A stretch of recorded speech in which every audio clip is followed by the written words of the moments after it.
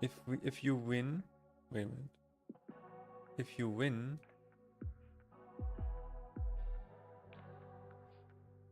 you get the cool sparkles, and then you continue, and then the sparkles continue. Huh. You thought I didn't see it. You thought I wouldn't catch you, but I did. I did catch you. Do you see it? Look, I'm pressing the button to raise it. You're pressing the button to raise it? Yeah. Oh my god. It's coming up. Basically, it shows you this. This is what it's showing you. It's coming up. Oh my god. What the hell? I'm not touching that. What the fuck? I'm also not touching that.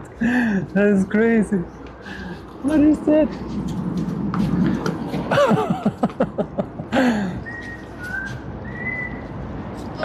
That's cool. Wow. All right. Provoked Exodus, incinerate. So I'm gonna. What am I gonna do? How can we kill this? That's crazy. You make this look so easy. Really?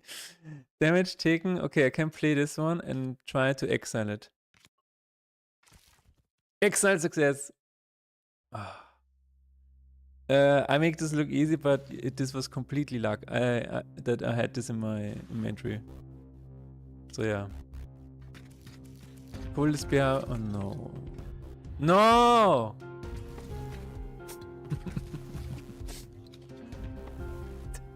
It does not stop. It does not stop. I think psychology is almost a bit overlooked for game developers because they just want to make a fun game. And as soon as they hear about psychology, they think it's manipulative. But I think it's a very important topic to learn about. Like how dopamine works, how psychology in video games works in general. I think it's very, very important. It feels a little strange when you learn about all of these things, how your brain works and stuff. It feels very strange. You're definitely seeing everything in a bit of a different light after that, but yeah.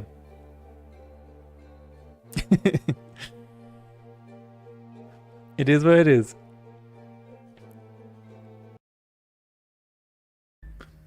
Buff bag needs to become bigger. There he is. Speaking of mint and speaking of tea, there he is. Big old buff bag is back in town. Have you actually been to the gym? Sorry.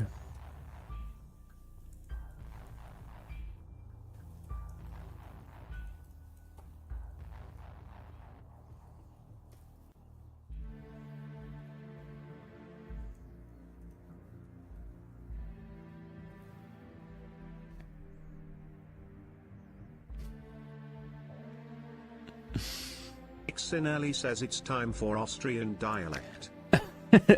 Es war Zufall, ja, es war Zufall. Aber ich würde sagen, es war ziemlich on point. If you see something 7 times, you're more likely to buy it. So this is what marketing is. It is not. I mean, most of the times it is about making you buy something or whatever. But most of the time it's just you being aware. So raising awareness, even subconsciously. So if you see a bottle of cola 7 times and then you go to the supermarket and then you see cola in the shelf somewhere, you're more likely to buy it because there is a certain awareness already in the back of your head, right? It's fascinating.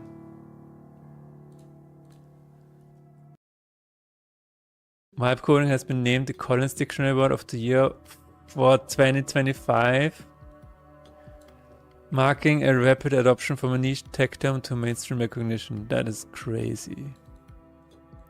Yeah, but you know what else? The word of the year is slop.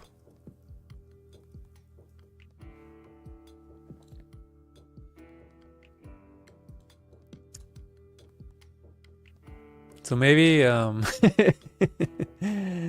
define slop as digital content of low quality that is produced usually in quantity by means of artificial intelligence. And I think this is a very cool counter movement to AI generated stuff. So again, I still believe that humans at some point will collectively say, okay, you know what, this is trash. But I never understood how people could play Yu-Gi-Oh! It's like the numbers are so inflated. Well, let's do about 1,000 damage. I'm like, what? Why? Why would you just divide by 1,000 and you're fine?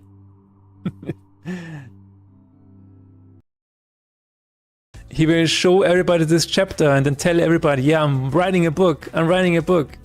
But then it's not...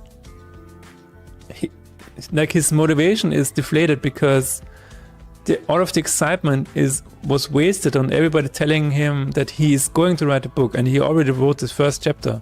What you need to do is you need to work in quiet. You just need to work for yourself, not to get external validation. That is usually how you get over that. But also finishing is very important to learn. So that is why I always encourage people to finish what they start. Even if that means they have to put they have to cut out a lot of the things to get it to be finished. But finishing things, especially as you said, for a portfolio is very, very important. Let's see, click on mouse down, call function. How the hell is that possible? How is that possible? Wait, what?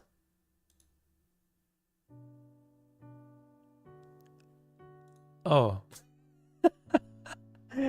For some reason, I gave the close button the skip sacrifice function call. That is hilarious. That is indeed hilarious. I hope this is the right function call, but let's see.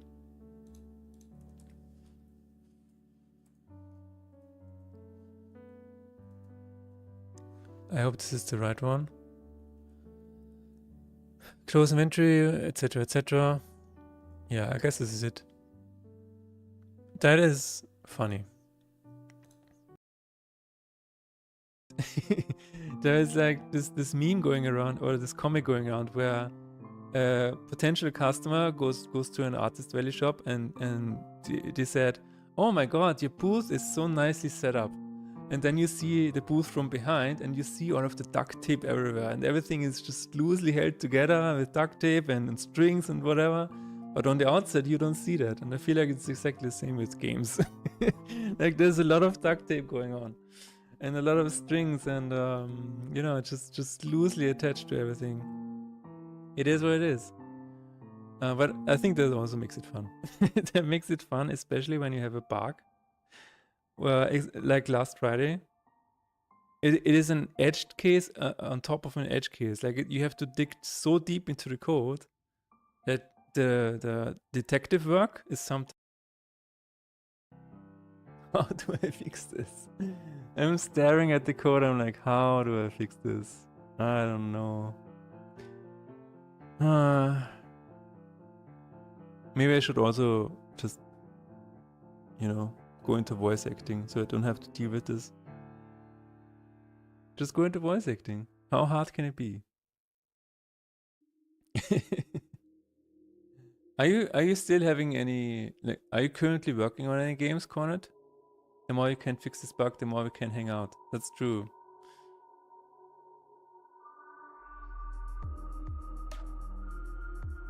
There's a new. Okay, attuned. What is attuned going to do? We also need to add it to... See, this is the problem. We always need to add translations.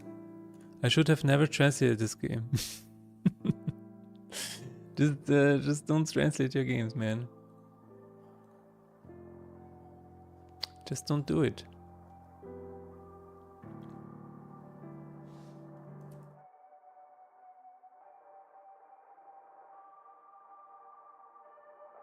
Hello everybody, welcome back to another episode of not Faith in Despair, not yet at least. Hello Technic, hello Nexonali, how are you guys doing? How was your weekend?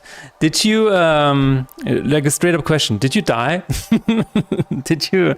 Nexonali probably didn't die, but Technic, did you die? We had officially 40 degrees in Vienna. It's crazy. Good afternoon. 下午好. Hot, it is so hot indeed. Right now we have 37 degrees outside, but yesterday, guys, Vienna had, was it Vienna? But somewhere in Austria, we had a peak of 40.5 degrees Celsius or whatever. We actually managed to break a record that was held since, was it a new record, Checkneck, or was it something completely out of nowhere? I don't know. New Chatua, nice. Yes, dead, hot and dead. Okay, well that sums it up pretty nicely, yes. Hello T-Bag, how are you? You're early again, yes, what happened? 35 degrees here, says Taskashara. Oh my god. I didn't read about the record, no idea. Yeah, no, it doesn't matter to read about it. We were just sitting there, we were like, oh yeah, that's interesting. We broke a new heat record, nice. We also made it happen that the Austrian football team now can continue to the next ladder or whatever. I don't know the exact terms that they're using or whatever, but Austria is, this was the thing that happened. Since 1982 is the first time that we are actually further along in the World Cup. And that is, if you're patriotic, that is good news. If you don't care, well, then that is just a piece of news. It doesn't matter. High 35, low 25. Okay, yeah, this last evening was probably, according to the scientists, was the hottest recorded night in Vienna. I don't know if ever or since they started recording this stuff down, but it was like 27 degrees. Was the lowest temperature this past night in Vienna. It is kind of crazy, yes. New record in Vienna, new record for the hottest June, I think. Yes, like we're setting a lot of new records for future humanity to overcome at some point.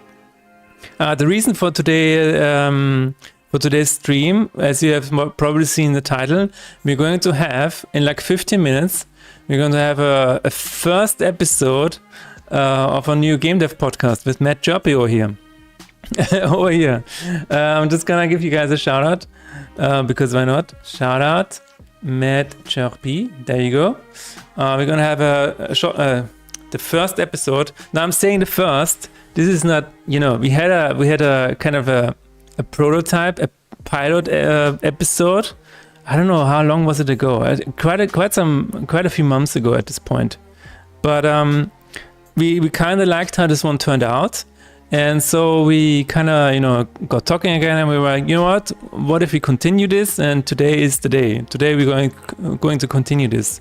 We're also going to try making this a more consistent thing. So maybe, like currently, we are thinking like every 2 weeks, okay? Like every second week on a Monday, we're going to have this podcast. And every time it's only going to be 1 hour. We're going to choose one topic and talk about it for 1 hour. Today, well, the topic is going to be, as you probably saw in the title, is about finishing our projects. I think this is a very good topic to talk about because, as you will see later, where Matchup is currently working on his game, Shaun of Gloom, and he's going to finish it soon. And I recently finished Faith in Despair, but I'm still working on it, kind of.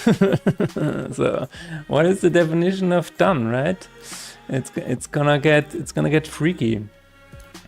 Finishing project. Oh boy, hello Storm. Yes, very. We're gonna get very into it today. Maybe, I don't know. Did you ever finish Project Storm, or is that or is it something that you still wanna try and do in the future?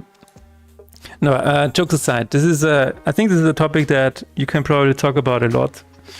You can write several books about it, and even about writing the books themselves, you can probably write a few books. But it is a very interesting topic, which is why we chose it as the first It's the first one.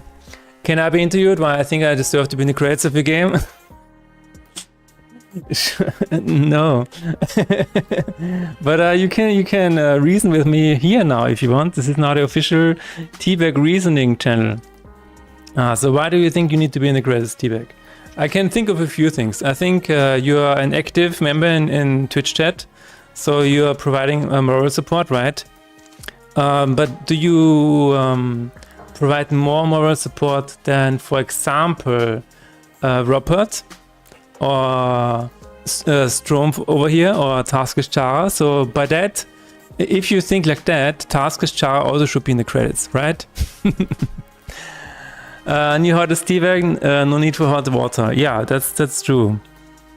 No, it is. The temperature is kind of crazy, and all jokes aside, I'm really we are so blessed that we have an AC in one of our rooms, so at least we can sleep, right? At least we have a way or a room where we can find refuge and at least lie down and sleep a little bit. So that is. We finally had it. This is the first year where we have an SC. We were suffering the last 20 years, and we were like, you know what? We need to do something about it. And honestly, if we didn't have an AC right now, I think we would have left the country. Honestly, we were actually thinking about, like this weekend, we were thinking about going to Iceland, Reykjavik. But with that AC, it was okay. It was okay. I wasn't prepared to get so far. Okay. Okay. I mean, I have 2 in early access on Steam. Oh, which of those are those, Strom? Can you share them with us? Can you link them? I'm kind of curious. On Thursday, it will hit 39 degrees, Taskers. That is crazy. Yeah, we have officially hit 40 degrees. There was a time where I thought this would never happen to Vienna. It was like 40 degrees in Vienna? Are you serious? No. We are an Austrian city. We don't have 40 degrees in our cities. Well, here we are. We now are officially a city where it can reach 40 degrees. It's kind of crazy if you think about it, because 20 years ago, this was not a thing, right? I remember as a child in Austria, it was an exception if it got like 30 or 35 degrees. It was totally an exception, and right now it's not that big of an exception anymore. It's almost like you have to accept it. This is the new way of living, and there's across the entire globe too. That's kind of strange. A friend went to an Airbnb with his wife and small time, so do we have an AC? Yeah. That is also what I did last year. For one, I made a trip to Sweden. Was that last August? I think it was last August, yeah. That was my way to escape that, but Echoes of Mayhem. But I totally see that it is a good excuse to even be in your own city, right? And still rent a hotel room for like 1 night or two nights, especially if you have a child. I mean, it's, the cost of that is not that high. Just try it out. Not having AC is bad times anymore. Yeah. There used to be a time where it's like, AC is bad and I don't know, but keine Ahnung is always, as I almost said. But there comes a point where you cannot function anymore. And if you cannot function anymore, but it's actually bad for your health, you know what? Just give me an AC. I don't care anymore. You cannot work on Fate and Despair. Started playing Librarian, tidy up the arcane library. And I'm afraid I can't stop before everything is sorted. All right. Well, I thought you were gonna say you cannot work on Fate and Despair because of the heat, but apparently it is because you're addicted to being a librarian. That is completely fine. I saw that game, by the way, and I was like, that is a really good concept. I really, really like that one. Very, very cool. So yeah, if you have an idea like that, just do it. Survivors of Mayhem, I'm looking at it right now. A fast-paced fantasy survivor game. It released in 2024. And it's still early access. Wow. Strom, what are we gonna do? And the other one is Echoes of Mayhem 2023. Yeah, that is wild, dude. I really feel for you. But maybe you can somehow write down like the final few things that you need to do to get it at least out of early access. I don't know. I think you at this point owe it to yourself, right? You just owe it to yourself. You can be like, you know what? I can do this X and Y and Z, and then we will. And then this game is out of early access, and then I don't know. You have learned from those, right? And now you can continue making something new. I don't know. Let's say it's cause of the heat, sure. Alright.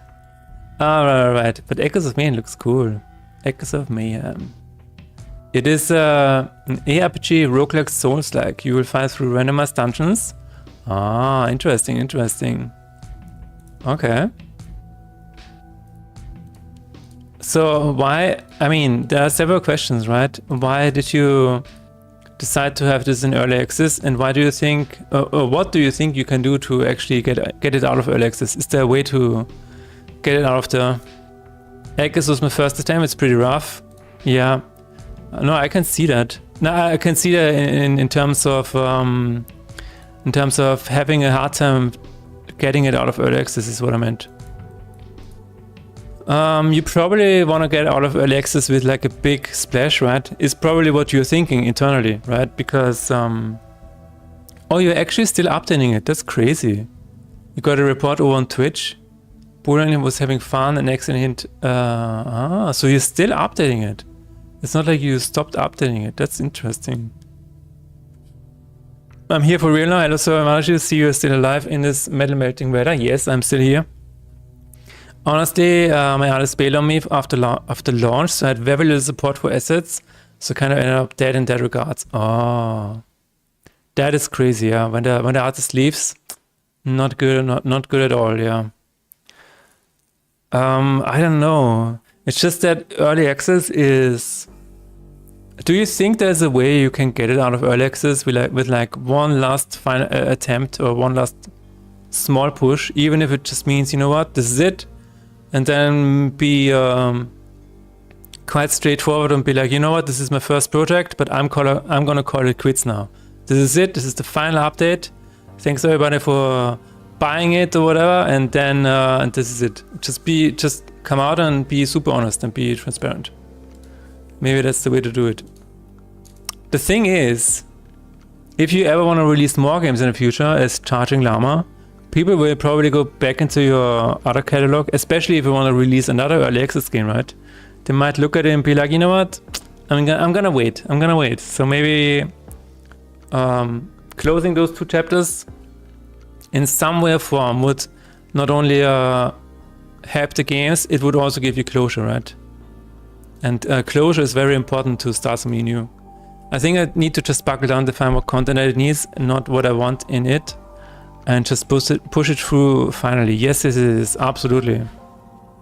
Absolutely. I think once you sit down with a blank sheet of paper and you just write it out and you're like, okay, what does the minimal viable version 1.0 need to actually get out of early access? I think you can get to a state where it's like, you know what, I don't need that, I don't need this, screw that. And then you end up maybe like with a short list, and I don't know, maybe you can have a few estimates or whatever, how long it's gonna take, and then just, you know, push it through like in 1 or 2 weeks or whatever. I don't know. This to me is like crack. I really like this. I really like seeing an unfinished project and be like, you know what can we do to get this over the hurdle of finishing? This is to me like very addictive. I like, you know, I'm almost like a little bit like a producer where I'm like, okay, this is where we are. This is where we need to be. How can we get there as, you know, resource friendly as possible and as quick as possible? I'm looking forward to when Fate and Despair finally gets out of early access. Out of beta, right? There was one guy who played my game and he's like, oh yeah, it's still in beta, but for that it's really good. And I'm like, no, it's been out since November. But yeah. No, but this is gonna be a talking point in the next hour as well. Like, why am I still updating it? And Yeah, where we go from here, and when do I finally say this is done? But yeah, it's gonna be... We will see. At some point I'm gonna switch to a different game, right? At some point in the future. Fate in Despair was never in Electronic Arts, what do you mean? Nixinati.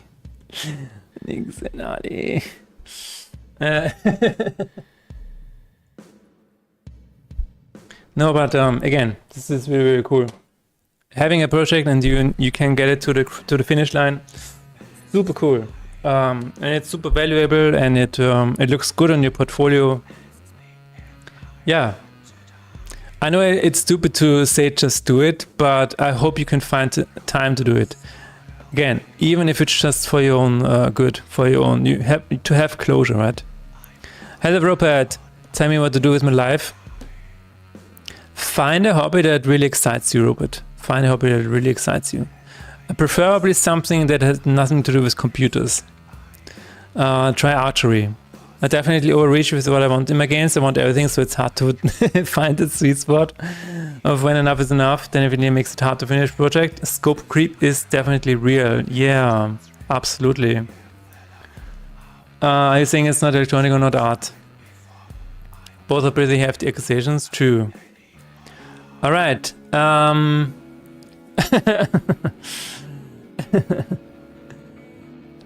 it? Okay. No, it's I definitely know what you mean, Storm. Even for Fate in Despair, it's like I still have so many things that I could do, but I also wrote it to myself at some point, or in the news of my blog, where I said at some point it feels like I'm working on a different game. It feels like I'm adding stuff that is completely going outside of the original scope or going away from the original vision. Thank you for advice, Mr. Streamer. All right, let me know what you picked next time. Let me know what you picked next time. That's not what I meant, and you know it. Oh. Back from outside. Did you survive? How are you? Ni hao ma. Ni shimmer. Not so hot outside right now since there's no sun. Okay. That's okay then. Welcome back, Tara. Yeah, I think we're gonna touch on that. Maybe we're gonna use Storm as an example while we're talking about finishing projects. We will see. Yeah, we still have 37 degrees outside. It's kind of crazy. So yesterday I actually went outside. So because I wanted to kind of witness the historic moment, you know, I wanted to see the first time in Vienna when it's gonna be 40 degrees. And I was outside and I experienced it, and I was like, oh, this is wow, this is what an historic event feels like. That's really interesting. Also very hot. Today's podcast day. I completely forgot. Yes, today's podcast day. In about I don't know, right about now. Right about now. It funks so, brother. Check it out now.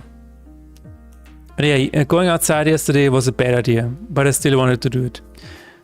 The problem is, if it gets so hot, you cannot go anywhere, right? But staying at home all day is really bad for your mentality. So at one point we decided, you know what, let's just go out anyways and enjoy the 40 degrees. Just be part of the historic moment. And it was indeed a historic moment, guys. We had a nasty rain on Saturday. Wow, give me some of that. Give me some of that. I flew to my parents last week. I went fishing with my father. We caught our biggest fishes there. It was the best vacation in my life. That is really cool. Went fishing with my father. Wow. That's really cool, Robert. So, what do you need my advice for? So you obviously seem to know how to have fun, guys. Now I don't know what to do. Everything feels so boring. Oh, because the fishing was so exciting, and now your dopamine baseline is totally screwed.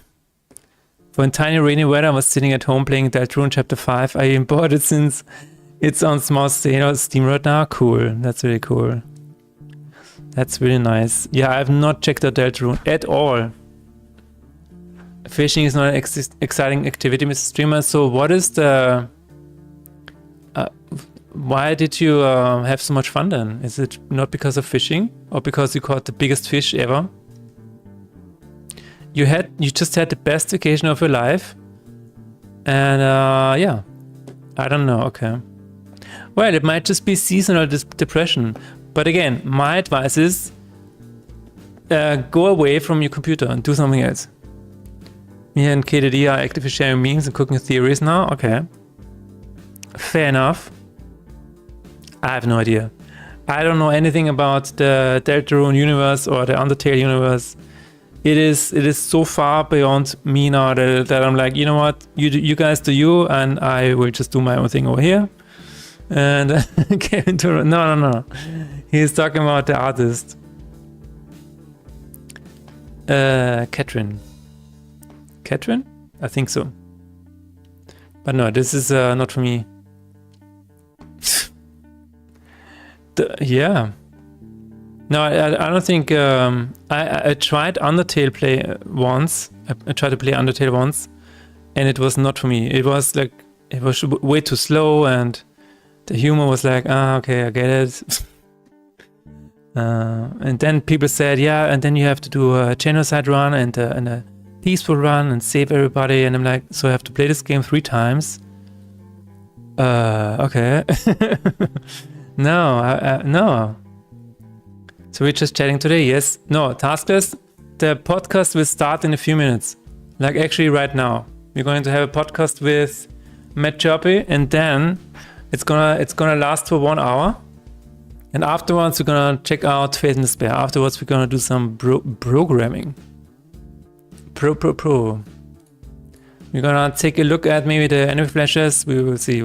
I have a few things that I want to take a look at. Maybe a little refactor or something like that. But the podcast will start any minute now. I'm just waiting for Matt Chirpy. But your name has no D's. Gonna start Deltarune CPT3 when I get home. Oh. He's talking about Unreal Engine? Okay. I mean... If he needs to get that out of his system, Strom, then so be it. If he needs to vent about Unreal before he can get into the podcast, so be it. I'm just gonna talk about the weather again. Chapter, okay. We can talk about Unity Engine or Godot.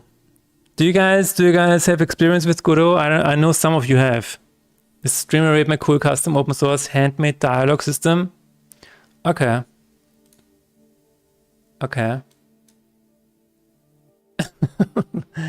Let's see.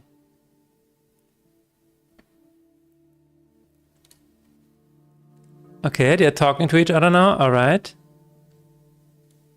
Hey, how's it going?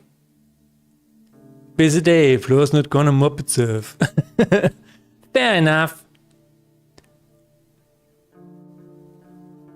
That's it. Shakespeare writing, my dude. Shakespeare writing. That's really good. No, wait a minute. You made this dialogue system yourself, Robert? That's cool. I made a few games with Godot. Oh, cool. Don't let people dictate how you play Undertale Deltarune. It's actually totally fine to even play it on YouTube. To even watch it on YouTube is what you're saying? Is that what you're saying? It's actually totally fine. Okay, simply because Toby Fox code was and still is spaghetti and lots of special encounters are pure bullshit. Still waiting for Godot 2. Me too. Max Payne 2? No. It's a custom engine. Cool. That's crazy, dude. Yeah, this was obviously also something that threw me off Undertale because there was I don't know, so many people are telling you how to play the game and what to do and what to look forward to, and I'm like, you know what? I'm just gonna play something else. I'm just going to play something that nobody has heard of. I don't know, or where the community is not like, oh my god, you have to do this and that. Did you miss this in your playthrough? Or no, you have to start again? Nah, I don't care about that. I thought it's leaked GTA 6 footage. Oh my god, is it? Imagine being planned when you're going everywhere. Why did Tara do that? What? What is that? Blaming everything on Tara is one of the funniest jokes in fandom. What is one of the funniest jokes in the fandom. What is going on? I agree, man. It's given me an out of so many like little day-to-day mistakes. Like I stub my toe, I just squint suspiciously. What? I wonder if this is Tara, I don't know what is going on. This joke is flying over my head full time. Full time. I don't know. This is fine. Imagine me blamed everywhere. Okay. Is there actually a leaked GTA 6 footage? I have Undertale installed and plan to play it for a long time. Didn't know it's like that though. I guess it depends on who you're talking to, but I've talked to several people who are like, oh my god, I cried while playing Undertale, and then you have people that say, dude, the ending, you have to get the true ending, and for that to reach that, you have to do X and Y and Z, and I'm like, you know what? I just wanna play. I just wanna do something else. You're getting blamed for genocide is insane? What the hell? Anyways, is that your game? Very cool. You should be a game dev or something, but stay away from computers, as Mr. Streamer says. There is a very good reason I'm saying that, Robert. It's good for your mental health. That's somebody as me saying that, you know. I'm sitting in front of a computer way too much.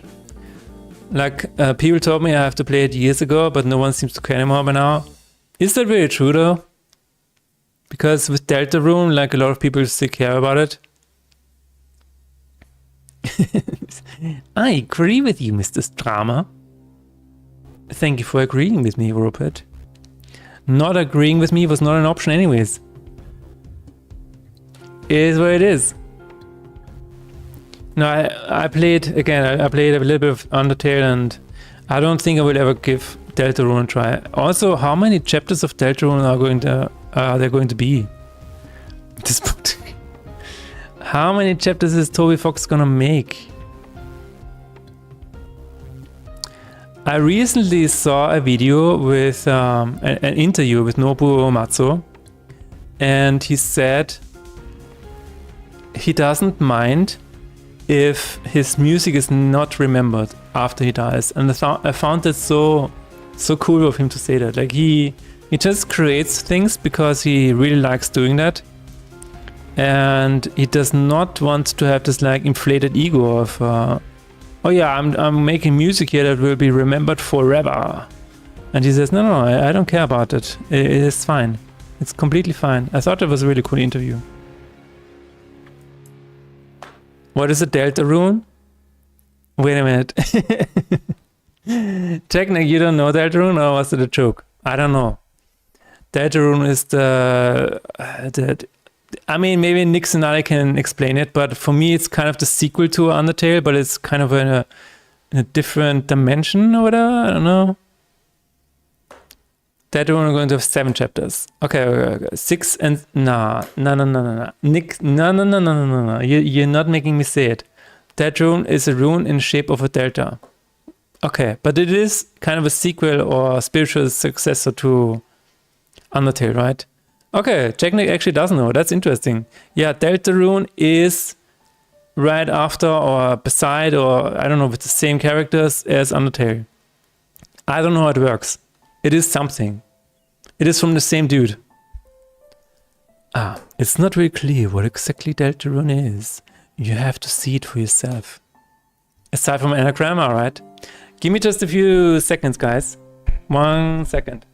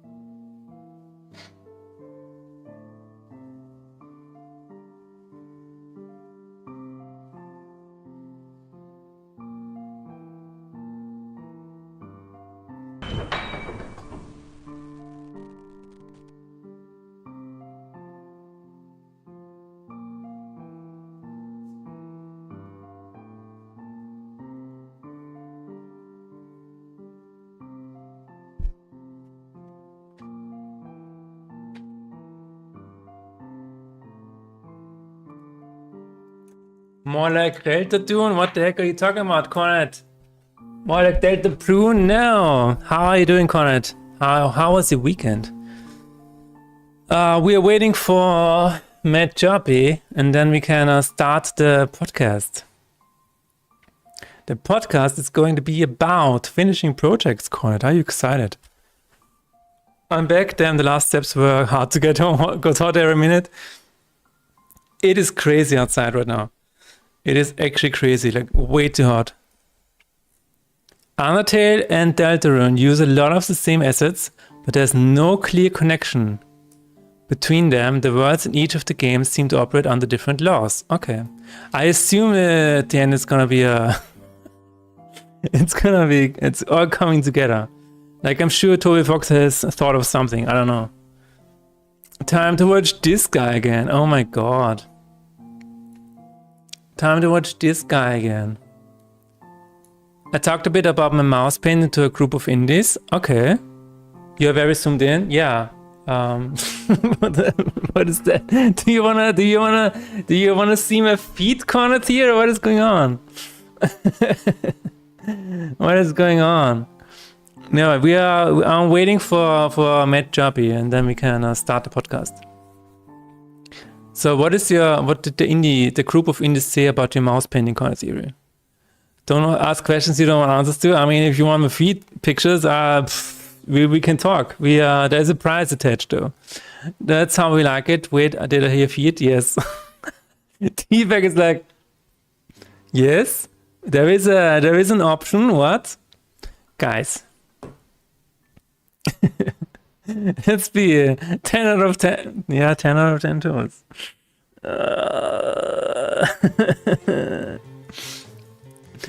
Mario's secret OnlyFans. Only toes.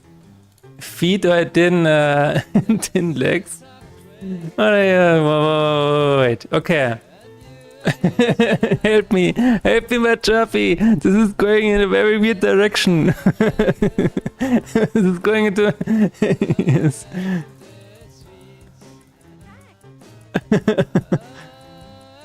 Okay. Okay, guys, we are now going to switch over to the podcast setup. Okay. I also need you guys' help, okay? Because once we switch over, you need to tell us if the audio is correct and everything. All right.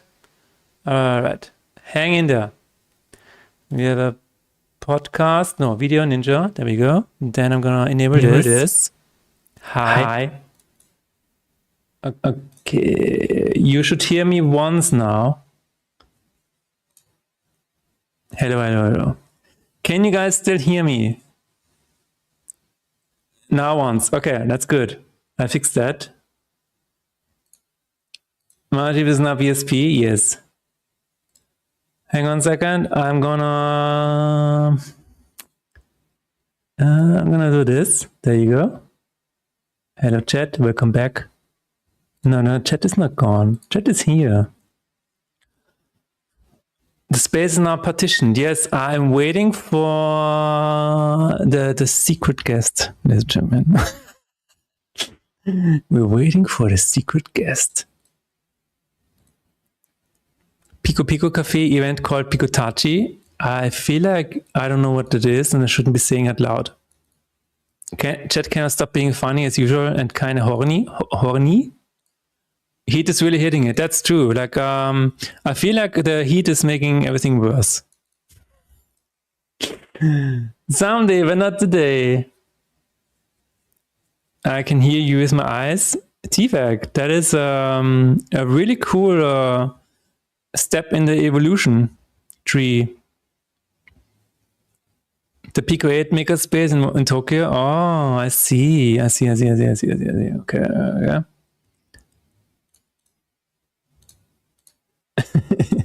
Oh wait, okay. The sessions should be up. Should be up. Let me know if it works for you. All right. Any moment now, guys. Any second now. That's not a feature, that's a bug. It's not a bug if it works. That's true.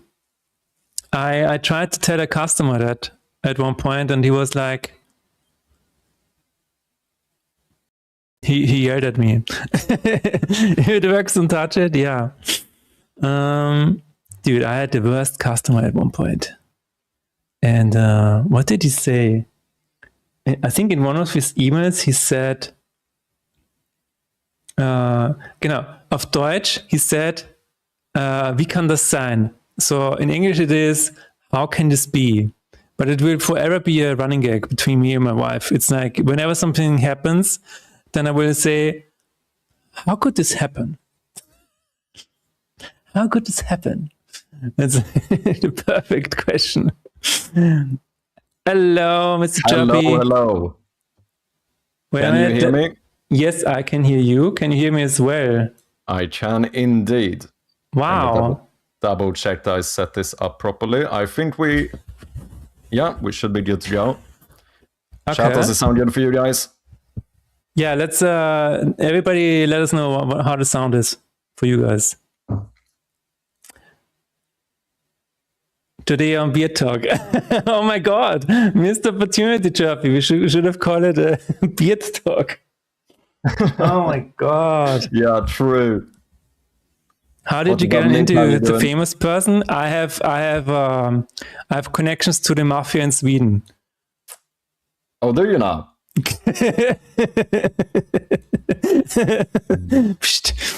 Let's see. Do you have the invite for Twitch? Oh shit, yes. True, wait a minute.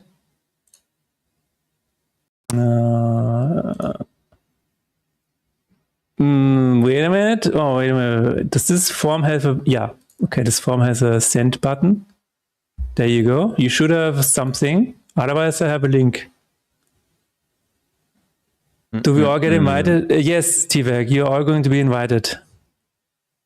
Did you get a notification? Otherwise... Oh, wait. I might be able to... I can give you a link directly. Let's. No, I think I'm in. Okay. Yes, that looks good. Okay, so we could start the chat now. Hello, Imhotep.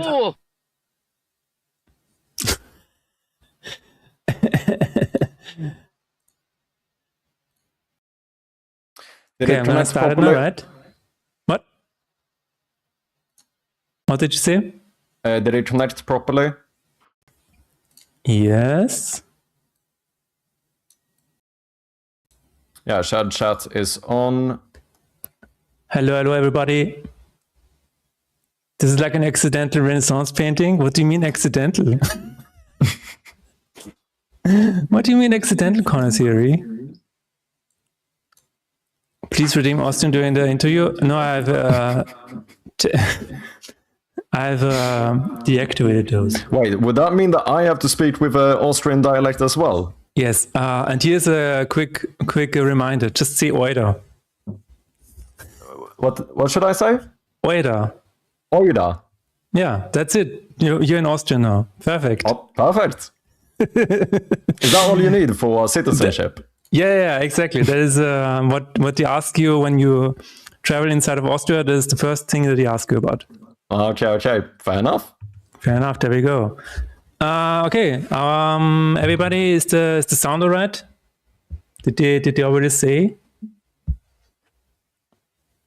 Oida. Check 1, 2. Oida, indeed. That is exactly how you say it. Yes. Okay. If everybody says that the sound is all right, then we're gonna start. At least nobody says that it's not good, so we will just. Chat is very reliable today. Oh my God. You sound fine. Is that a plural you or is it a? I don't know. Okay, let's go. Right. All right. Can hear you in my chirpy, I think. Okay. Yeah, that is my chirpy. That is not nobody else in chat. Leo Echoey. I can hear Mothership twice. Test. Oh, do we hear it from the noise gate thingy or whatever? Could... Test. No, I don't hear myself through your audio, so that is not the reason. But maybe you just checked something on. Not anymore, yeah, because we do not hear Chirpy at the moment. You good now? Yeah, but that's because Chirpy is gone. Because Chirpy is muted, yes. No, it's better from here. Right, there we go. I should not mute myself in this call. Yes. Am I okay now? Are we okay? All good? Solved? Makes sense? No chirping? Wait a minute. No, we need a little bit of... 1, 2, 3. Yes, everything good? Okay, Connor Theory is giving the... Steve is giving the thumbs up? Okay. Slaved? No. No Connor Theory. So wait, one thing before we start. Are you a feet model now? No. Is that... No, I saw something in your chat right before I joined. Ladies and gentlemen, welcome to the first episode of Feature Complete, where we talk about game dev and everything related to it. I'm one of your hosts, Sheep, aka Philip, alongside the absolute madman. Chirpy, how are you doing today? I am doing quite all right. How are you? I'm also doing quite all right. We have finally reached 40 degrees here in Vienna. But we are not going to talk about the weather today. We are going to talk about game dev, which I'm very excited about. The topic of today, ladies and gentlemen, is finishing projects. And we talked about this before the podcast. We said it is a very broad topic, right? So we could probably be talking about it for like hours or whatever. But it is very important for us right now because I just finished the project and released it in November, but I'm still kind of working on it. So the term finished is very confusing or very hazy. And Chirpy over here, he's currently working on Shard of Gloom and he wants to release it soon, trademark. Yeah, exactly. So let's start with that. Like my question to you is like, how is the project right now? And do you have kind of like a roadmap of like, what is the project going to be like when it is finished, when you can let it go to the world? Yeah, so I would say I do have a little bit of a roadmap as of right now. I mean, to be clear, I have pushed my release date a few times by now. But the plan is that I'm going to do the Steam Next Fest in October and release the full game in November. In terms of when I'm going to be ready to actually call it complete is a little bit harder because I think it's one of those situations where it's gonna have to be complete, whatever state I am at that point. Because I don't think I can push it any further now. Okay, and the reason for that is because I'm running out of money. Yeah, so to be clear, no, I mean, obviously I still have money, but it's getting lower than I would like it, and I think at some point you just need to call it a day, and say this. I need to get this out now. Right. So was there ever a point before that where you thought that, you know what, I could call it quits right now and finish, let's say, okay, release it now? Yes, I think I could. I'm almost at the point where I think I could release it today and I would be quite happy with it. Like, obviously there could still be stuff I wanted to do and so on, and maybe wish I could have had time to do. But overall, I think I would still be proud of the game if I released it now. Then, of course, the question is, why wouldn't I release it now? But that's where, I don't know. I personally feel like I'm kind of in too deep anyway at this point, if you know what I mean.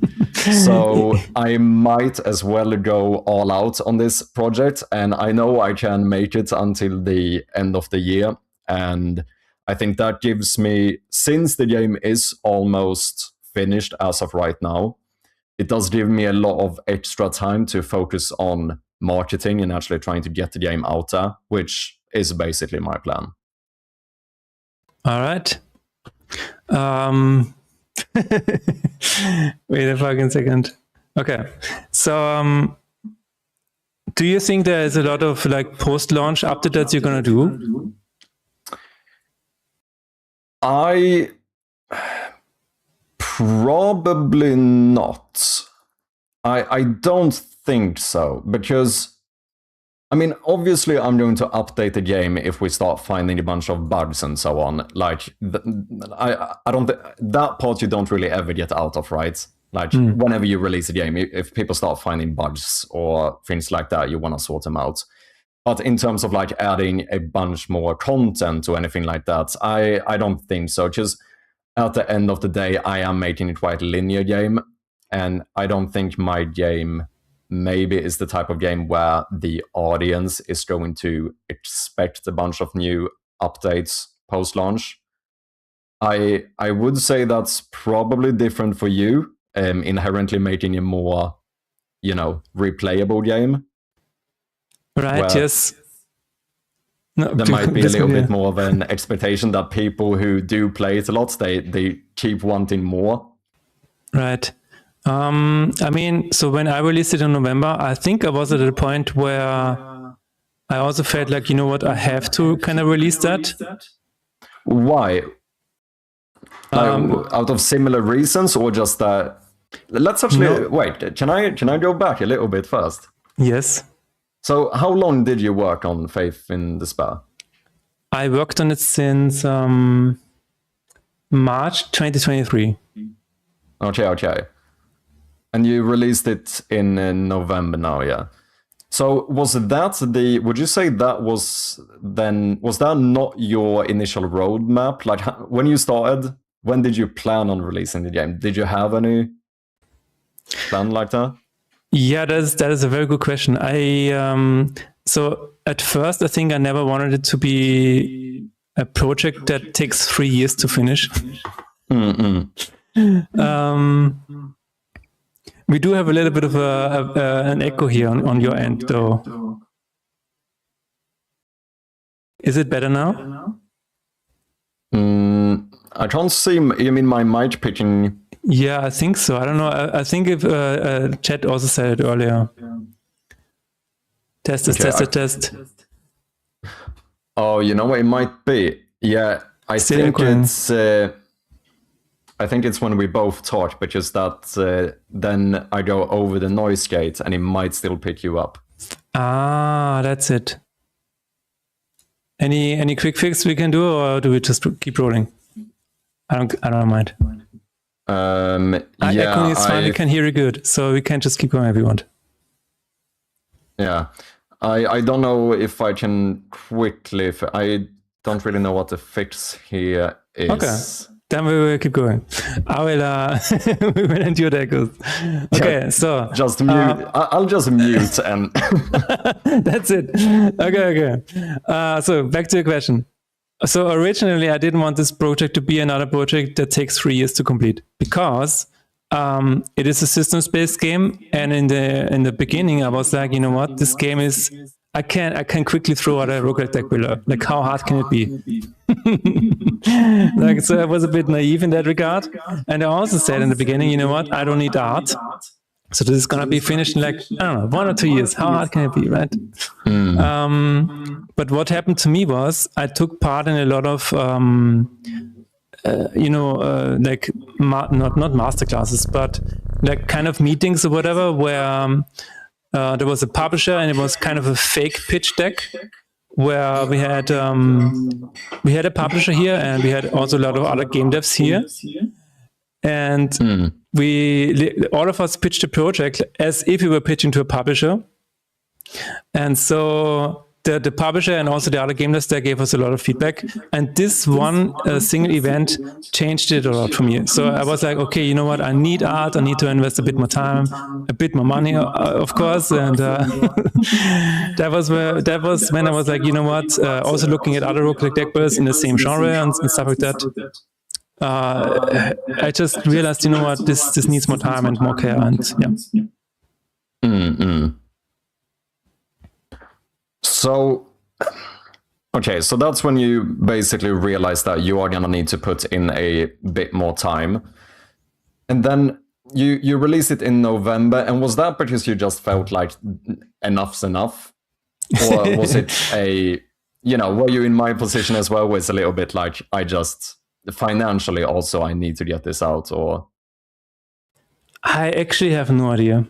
It is really interesting because if I think back and I'm like, you know what, in this state, it is fine in this state, I can release it. I think my thinking was that I saw the wishes numbers and it wasn't like 100,000 wishes or whatever. So I was like, you know what, I think I need to get it out to see if the interest holds up or if people are actually gonna play it.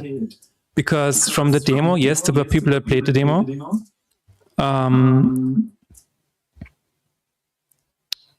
But I don't know. I didn't see the results that I felt really excited about, if that makes sense.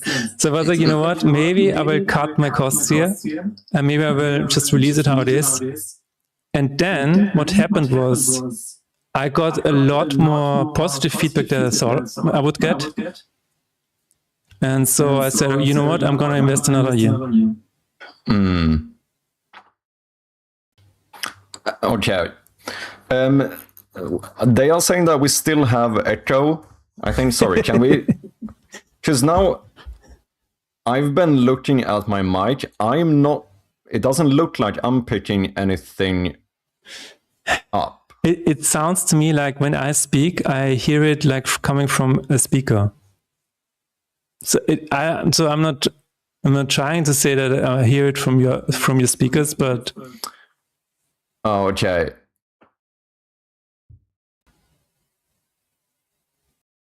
That also has autogame. Final answer. Okay, final answer. Let's see, but you did. Sorry, a small technical break here, if that is fine. Yeah, let's do it. You did set up the noise gate on me the same, right? Yes, I did set up the noise gate on you, even in the Video Ninja. And wait a minute, let's see the filters. Noise gate here as well, yes. Okay, we could do a quick test where if you speak a little bit, and we'll see if chat can hear it. I will just completely mute my speaker on this end. Okay, so we have Shroud of Gloom is a point-and-click horror game, solve puzzles, collect items, and uncover secrets with nothing but a flickering flashlight to guide your way. Can you survive the dark and make it out alive? Just mute Chopper and you're good. No, we don't want to do that. Spectacular. Echo is fine. Okay. Just always happy to see you. It's always when I have a tea nearby. We are always happy to see in T-Bag. That's true. Test after you stop talking for a while. So right now it sounds good. Is there any echo now? Test is a test. I'm going to keep talking again. Can you try again? Say something again. The quick brown fox jumps over the lazy dog. Quick brown fox. Oh, I think it sounds good now. Sounds fine then now, it is probably me picking it up. I was trying to, sorry if it seemed like I was trying to interrupt you there, but I'm trying to make sure that I went over my noise gate as well. Okay. No, that's everything is fine. Doesn't seem to be any more echo. Right at the moment you ask if it's okay. Do you really know the timing? Yes. I can hear Mara sing to an IKEA ad. Lovely voice. Maybe the heat is getting to you, T-Bag. I think it's too hot in your room. No, I was talking to T-Bag. Yeah, I don't know. I do not have headphones at the minute. So I cannot, unfortunately, solve it that way. You should do the interview while building an IKEA show. I mean, how bad is it right now? Did you, I mean, you obviously did turn it down a little bit, right? Yeah, I'm just trying to keep you as low as I can have you while still being able to hear you. No, I think it is better now. I don't know what chat is. I'm also keeping talking because I want to see if it's working now. Test. Maybe it is also because I talk louder sometimes. But the foreheads back to back. Is this TV? Yes, this is international TV now. No, you cannot hear me. Chap keeps him low as well all the time. That's Amazon's greed. Oh, it's fine now. And right now I have it again. But now I hear it again. You can hear it? Yes. Sneaking back, yes. Oh yeah, and that's through through the call. But it's interesting because it should be, I mean, okay. If you can give me just a second, I might be able to find some earphones I can use. All right. Confirm your auto game conversation is off. Do we have such a set? Oh, wait a minute. We have auto game. Wait a minute. Maybe that's it. Maybe that's it. There's auto game control off. I can set it to off. What is it now? Testing. But is that? Wait a minute. Does this actually affect the view? Might be, because when I mute you, you are muted, right? Test. Maybe. Can you say something? That definitely affects you. Okay, auto gain is now gone. We'll just keep talking and see if it happens again. Testing. Hello YouTube, yes. Hello Temps2561. On Trappist side, yeah, we are using Video Ninja, and there was auto gain control here. Maybe that's the reason. Yeah, could be the reason. Because now it's just weird then, because there's basically limiters, noise gates, and auto gain fighting against each other. Absolutely. No, I think, wait a minute. I mean, it might just be solved now. Maybe that was the issue. I'm gonna check mine as well. I don't know. That could be it. Echo cancellation is still true. Because why not? Could make sense, because the thing that confuses me is that, at least looking at my audio waves, I cannot see that I'm picking you up. But then again, but it is different because I'm sending the audio unfiltered to you. Right. So then auto gain could increase the volume of your voice, which means it doesn't get caught by the noise gate on OBS on your side after. Right. No, but maybe it's fine now. Fun Audio just gotta love them. Yes, that is the reason why it took us 2 hours to set it up today. But I think I don't hear it anymore. I don't know if chat hears it now, but I don't hear the echo anymore. Sound good for you guys? I don't hear the echo. I mean, I can't keep talking for a bit. I think I can hear chat be clearer now. Maybe that is also because of that. Sounds pretty clean. Okay, so far it's fine. So far it's fine. Okay. Should we hope it's fine then? Should we not hear any echo as of now? Yes. Okay. Then maybe that was it. It. So where were we? Where were we? So I was currently talking about bug fix ship it. Yes. We were talking about Faith and Despair and the way that I released it in November, even though I was not.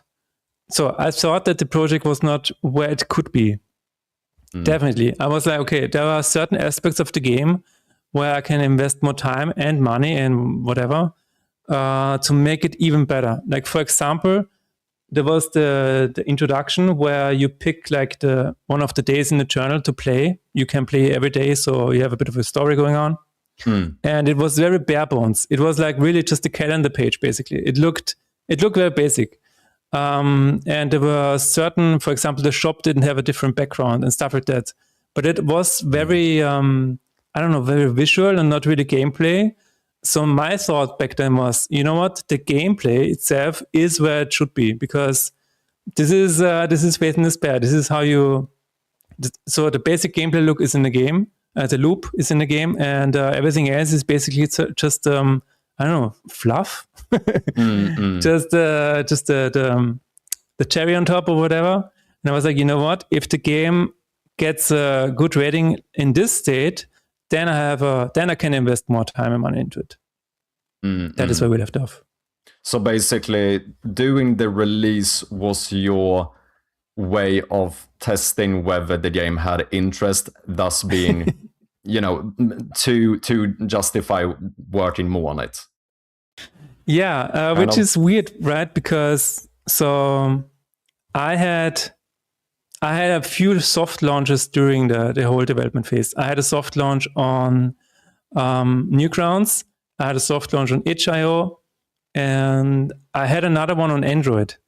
So I had all of these launches leading up to the Steam launch. And so I was like, you know what? I mean, I always got good feedback. People always said, you know what, this is really fun to play. And then I was like, okay, if it's really fun to play, and I always looked at the feedback, what I still can fix. And at some point I was like, you know what? The final soft launch was the demo launch. The demo launch and Steam Next Fest, right? I also count this kind of like a soft launch. So that is what I did. I updated the game throughout its development. I had a demo out very early. And at some point I was like, you know what? I'm not getting like this lightning or whatever. There's no excitement. So I was like, you know what? Maybe I need to cut ties with this project and put it out. And I don't know, it gets 10 reviews and that's it. But yeah, it got a bit more than that. And in terms of, there's another episode, I guess, in terms of how you define success, for me, it's the most successful projects of all of my projects so far, like in terms of how much money I gained and how many reviews it got and whatever. So this is why I decided, okay, I will invest another year into it and then I will call it quits. And would you say in hindsight, are you happy with your decision of when you released it and so on? I would say yes, because otherwise I wouldn't be at where I am today. So if I move the release date further away, I don't know. I don't think I could have gotten to the point where I am with the game right now, because I think I needed this next push or whatever you want to call it. I needed this extra visibility and all of these additional eyes on it to really see, like, you know what else can it be, or how much further can this game go? I think that makes a lot of sense. I think I also relate to that in some regard, because I think, obviously, I'm planning on releasing a quite major update to my demo in hopefully just a week or two. And I think that this demo is going to be way better than the last one that I did release.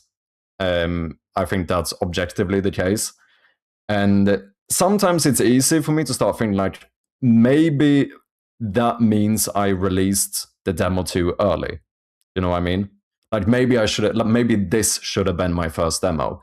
But at the same time, I'm not sure if one can say that that is the case, because the whole, like me deciding to release the demo when I did also gave me a major push to finish up a bunch of content and make a bunch of decisions about like how the game is going to be and so on, that I think turn out quite good. And it's likely that maybe if I didn't do the demo then, I wouldn't be doing the exact same content I'm doing now, and maybe it would have actually been worse because of it. Yeah. So do you also think that the game now got better because you released it early, quote unquote, right? I mean, I can't say if I know that objectively to be the case, right? Mhm. But I think that very much could be the case. Like, I do suppose that maybe an argument for why it's not even valuable thinking about is because I'm never gonna know, right? Maybe it would have been way better to wait. Maybe we wouldn't have, like, there's no way of knowing. So the only thing one can do is kind of to assume that this was for the better. Maybe I'm in denial, maybe not, but I'm fine with it. There's a lot of copium flying around right now. Yeah, exactly. No, it is what it is, because you will always have these what if questions. So even if you say, yeah, what if I invested another year into this project? Yeah, but what if you also, spent this next year onto a completely different project or whatever? You never. Unfortunately, we cannot A and B test in real life. Unfortunately, that's not true. Yeah. No, and I think that makes sense, even like now related to the whole idea of like releasing games or finishing projects. Obviously, I have not finished this project yet. And I meant to. Like, I think if someone dug around enough, I think you can even find a clip of me after the game jam where I live on camera said that I'm going to spend a couple of months on this game and finish it.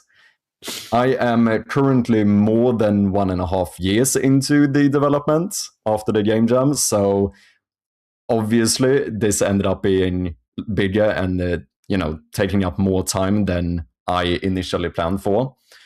And maybe that's, you could argue that is very risky because obviously, as I mentioned, I am starting to run low on my savings as someone who's doing this full time. And I am basically at the make it or break it point where I have put all my eggs in this one basket. And if this game does really poorly, then, I'm going to need to find another way of making money. And so then you could argue that maybe what I should have done is just like, said, screw it, release this game after a couple of months, whether, it was good or not. So I could have worked on another game, then maybe that would have done better. But, my counter argument is that in that case, what I'm doing is basically that I would be guaranteeing that this game would not do well, because I can promise you it wouldn't have if I would have released it after a few months. And I am instead betting on a potential game that doesn't exist yet.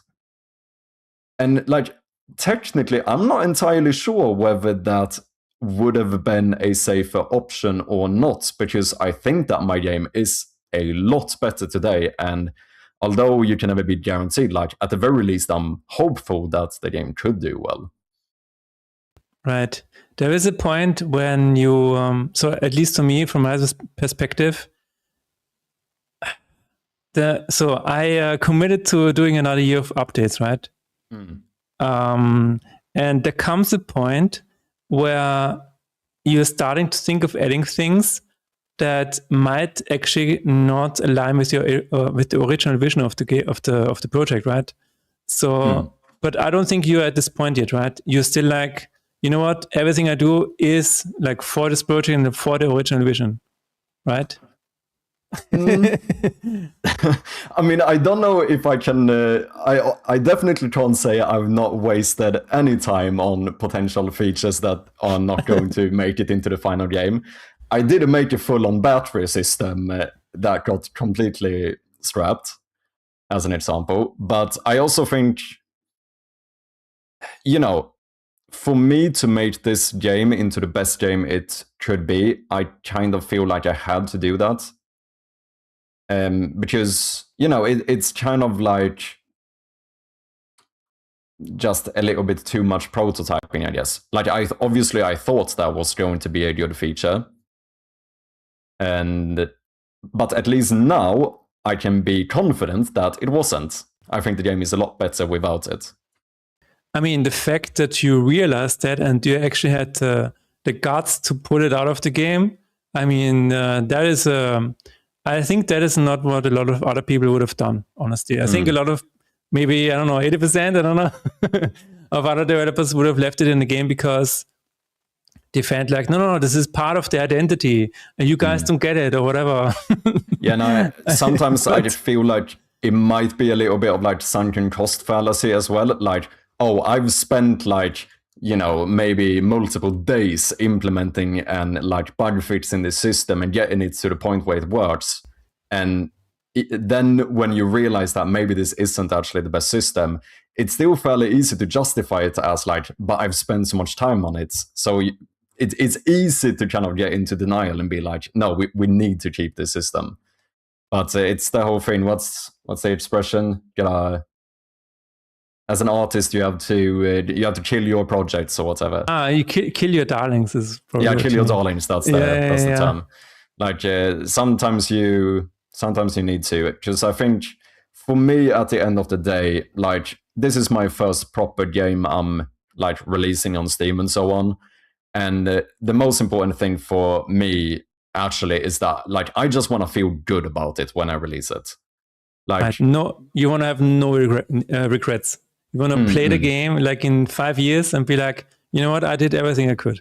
Yeah. Right? No, yeah, exactly. And that's why I feel like if I would have released the game 6 months ago, which I probably could have, like if I would have set a proper deadline, I could have released it 6 months ago.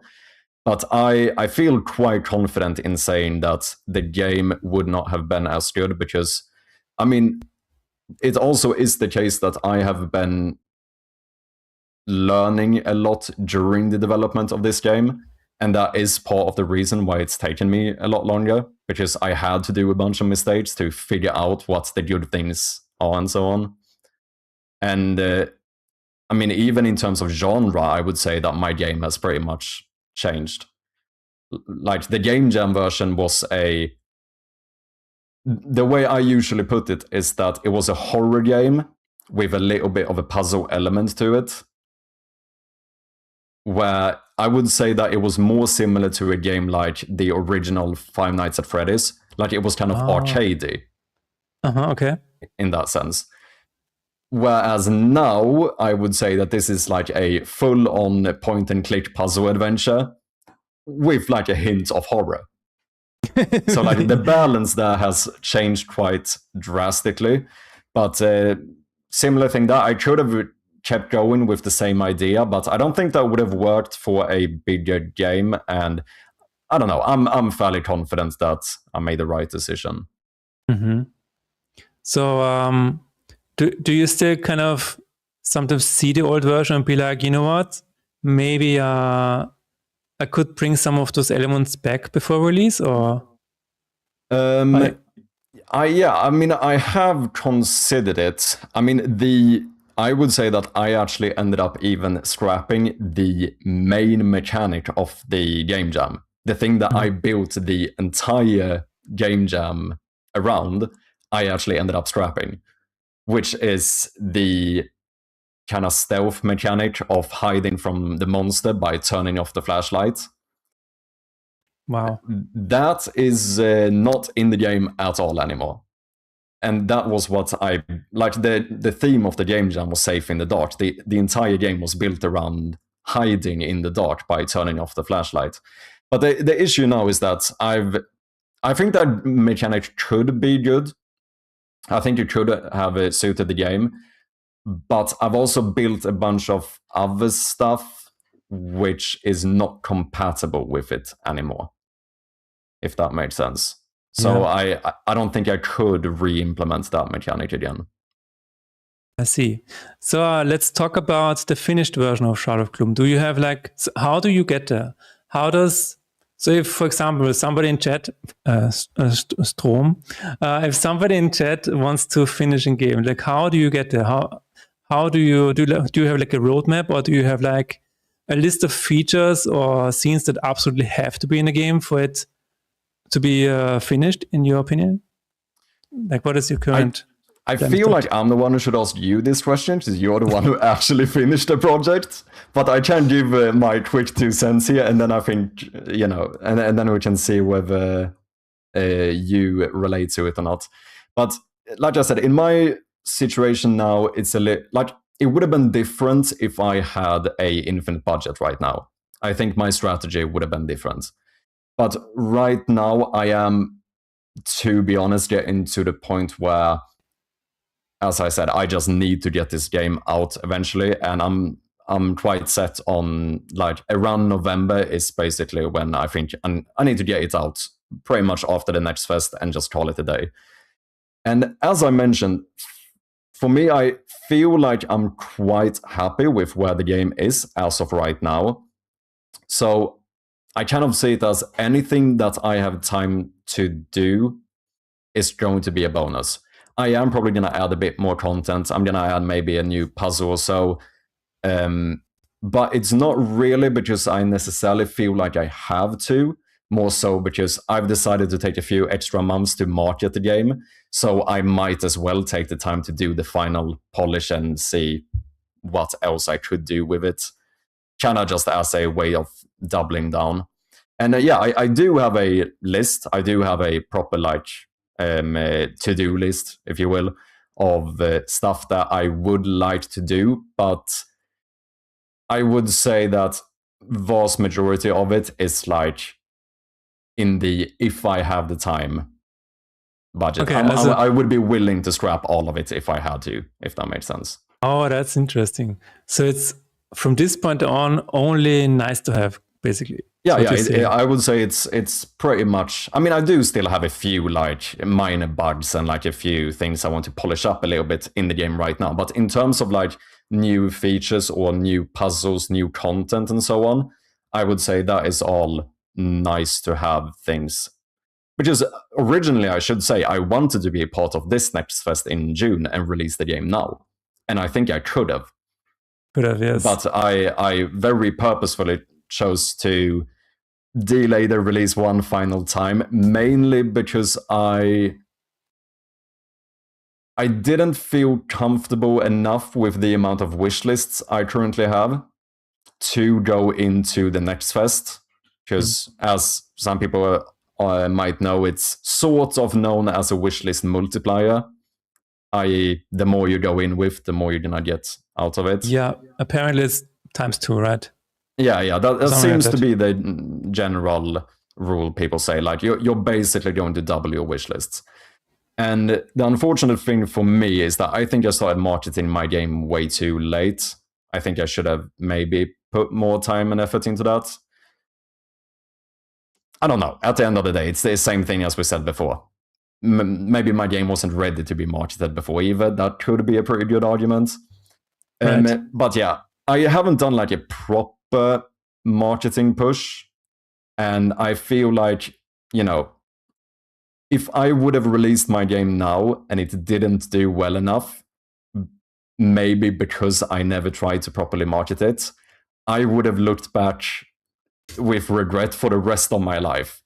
Whereas taking an extra like 3-4 months, actually giving it my all, seeing if I can get as many wishlists as possible and then release the game, and maybe up the odds that this becomes somewhat of a success.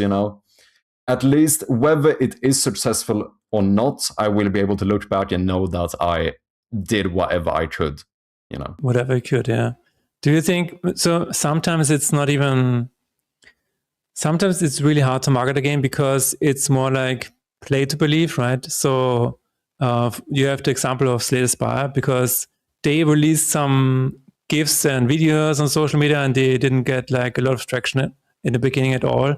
They had to release their early access game for it to gain traction. So I think this was like kind of what happened to Fate and Despair, where it's like, the demo had some nice feedback and stuff like that, but with the release, I don't know, something about the change, something about the game changed, something about the feedback changed. I don't know why, really. Maybe because it was no longer free.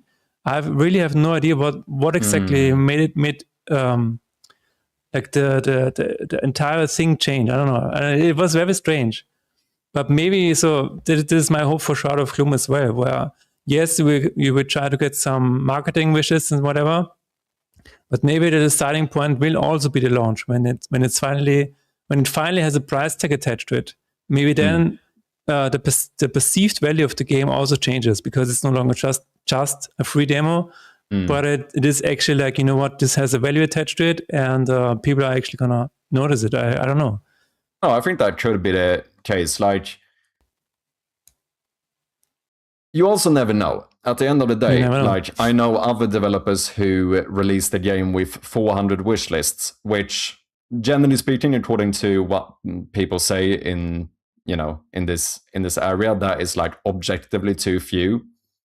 And I think at this point, I think they have sold quite a bit above 10,000 copies of the game. Mm-hmm. Now, obviously, I'm not delusional. I am very well aware that this is going to be like an exception to the rule, right? But it's more so to say that, like, as you were pointing to, like, it could actually be post-release that might be where your game kind of takes off. Yeah. There was something that Emotab earlier said. You only get one shot, and it's tough balance of letting go enough to not chase too hard, but still stick to a project and put your heart into it. So what I want to ask you is, do you think a part of you delayed the game because it is hard to let go? Do you feel like there's a part of you where you think that's true? Okay, me delaying the game because it's hard to let it go. I'm not sure. Maybe I'm in denial, sure, but I don't think so. I don't feel like that's the case. Like, if anything, I am actually quite excited to finish up this game. And I can tell that, like, physically as well. Like, as some people might be aware, I recently went on a small little holiday for like a week or whatever. And it was the first time in a long time where I noticed that the amount of ideas I started having for new games, like, it went a little bit overboard. Like, I wrote like 2,000 word game design documents during that week.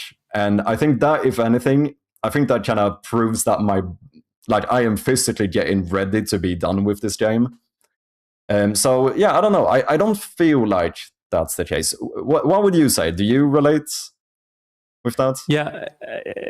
The reason I ask is because I kind of feel like whenever I showed people Faith in Despair, people always said, "Oh my God, this has so much potential," and I'm like, can you tell me what the potential is? Because I'm like sitting here and I kind of know what the potential is, but people always said, this is so good. It has so much potential. And like, okay, we're still talking about potential. Okay, then, you write ideas down and stuff like that. And then you keep updating the demo and updating the game after launch. And it's like, are we there? Are we there now? Have we reached maximum potential? Where is that? Yeah, how would you know if you've reached it or not? Yeah, exactly. So this is why I decided to invest another year, which is, I think it's kind of crazy, because I could be working on Vampire Survivors clone right now and making more money. But I didn't do it. So, but again, this comes from the fact that people say there's potential there. And you know the meme where the guy is hitting the mines and he's this close to the diamonds? Yeah. So it's like, oh, wait a minute, this update, and then I fulfill its potential, right? This is, oh no, wait a minute, I have one more update. It's incredibly difficult, right? Because at the end of the day, it is always going to be a bit of a balance. Because you do kind of want to say to people, make sure you don't quit too early. Like, actually, keep at it. But at the same time, I also know, for me at least, if I wanted to, I could continuously polish this game for another 10 years if I wanted to. But, at some point, you also need to just decide that it's done. I do quite like that. That's another quote in the creator spaces, right? The one where, or is it, art is never finished, it's merely abandoned. And I think there is some truth to that. Like, at some points, you just have to decide that you're finished, whether you actually feel like it or not. Yeah, absolutely. So I assume, like, do you feel like did you finish Faith in Despair, and is this like bonus stuff you're doing, or are you still finishing it? Honestly, I think I'm still finishing it. So this is because when I released it in November, I knew that, again, I said this before, but I knew that the core gameplay is there. It is like a functioning game. I can sell it for a price. But in my head, it's like, this is not the best version that it could be, but I feel like I have to get it out because, I don't know, there was another thing that came out, in March, Slay Part 2. I was like, I think I need to get it out before then. No, but these are all not really good reasons to release it. I think one part of me was like, you know what, I have to get it out and see if. So one thing that I always say is, on launch day, the truth comes out. Before that, you're just in denial. You just everything's very hazy.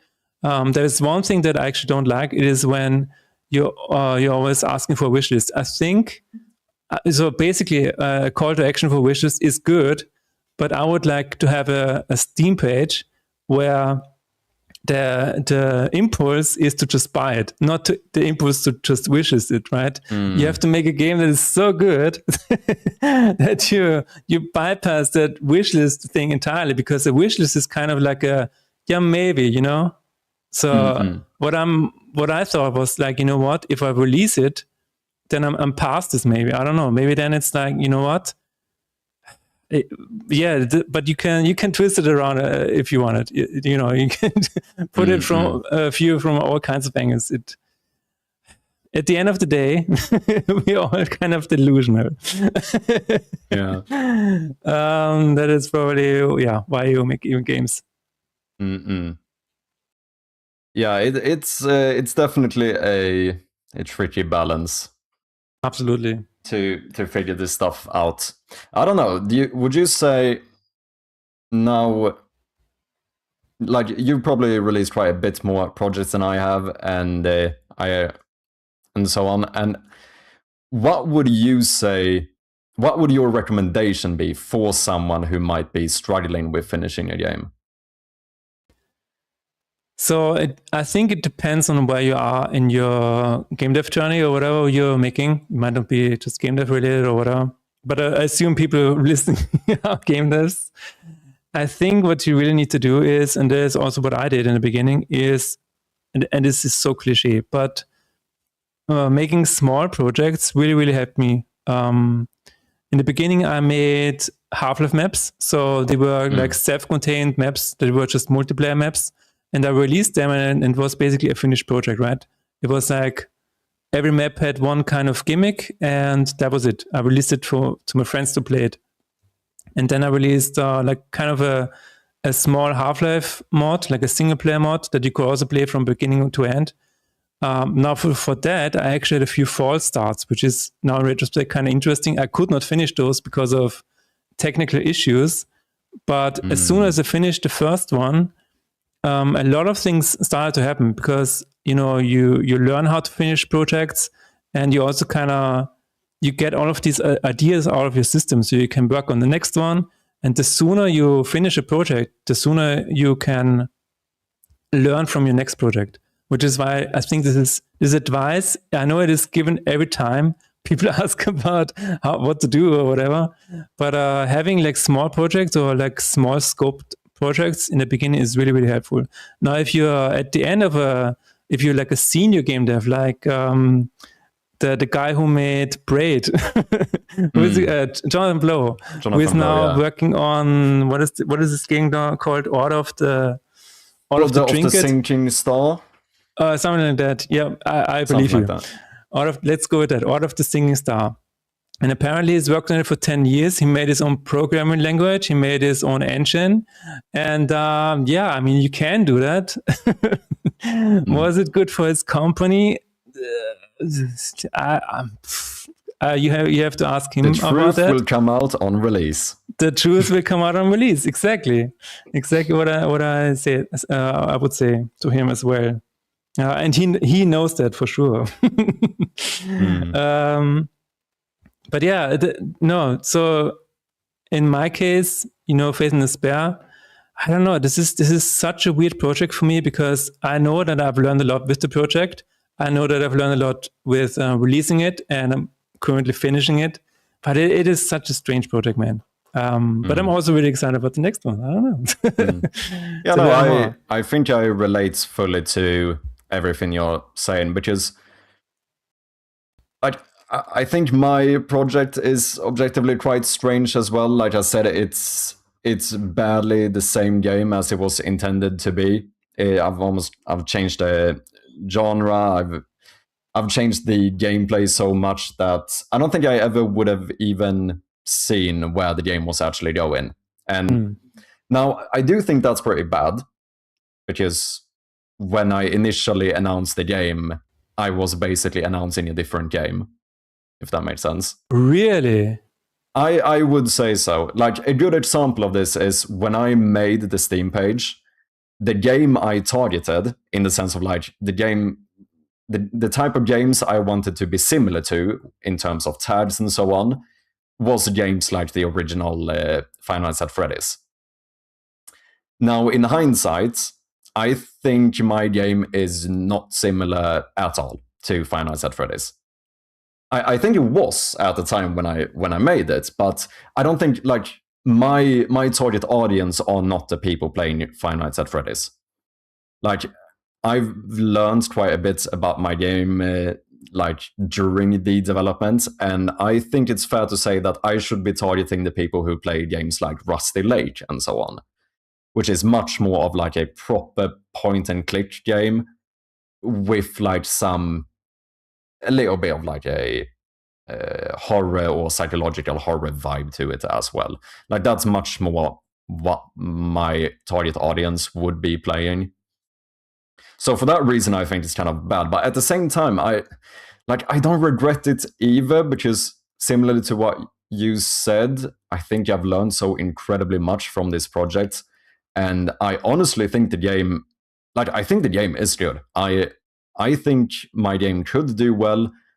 And, that's a feeling I don't think I would have had if I would have just stubbornly decided to stick with the original idea I had and just released it as soon as possible, because I don't think the game would have been good at that point. But with that being said, I would also, as you said, say that it depends a lot on your situation, right?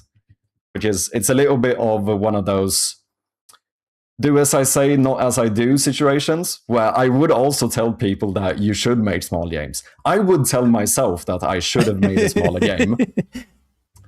But I'm not going to listen to that guy. But you should. You should. You should. No, I'm going to make a 5-year project here over here. Yeah. You should make my two first game dev projects ever were both open world RPGs that I never finished. So quite literally, don't do as I do. Like, you should make small games. I think that long term is the best thing you can do. But that's if we're talking generally, right? Because at the end of the day, like in my situation right now, I think the best decision was to spend more time on this game. Now, it could be the case that I spend a bunch of extra time and money on this game and it actually nets me 10 more sales. Financially, that would not be worth it, but I don't know. For me personally, success is more than just financial. Right. This is something that when you try to finish something, it is very hard to gauge what actually will move the needle. It is so hard to say. Like, what if I add 10 more Easter eggs? That like 1% is going to find. Will that move the needle? I don't know. But it sounds cool, right? So why not have another 10 Easter eggs? There's a lot of these questions that you get towards the end of a project. I feel I like would say it's probably my main lesson from this project as well. Like, I'm pretty sure that for my next game, one of the main things I'm going to focus on is making sure that I have a quite decent idea of the game I'm making, because I think that has a lot of advantages to it. so. And You think because you've gone through this project now, Shard of Gloom, your next one is gonna be more concrete from the start. I think so, yeah. Obviously, that's not to say that there's not going to be any changes to the initial idea. Like, that's always going to be the case. But with this game, I feel like I said, I would say that I've even changed like the genre of the game. And generally speaking, I feel like that's maybe shouldn't happen 6 months into development.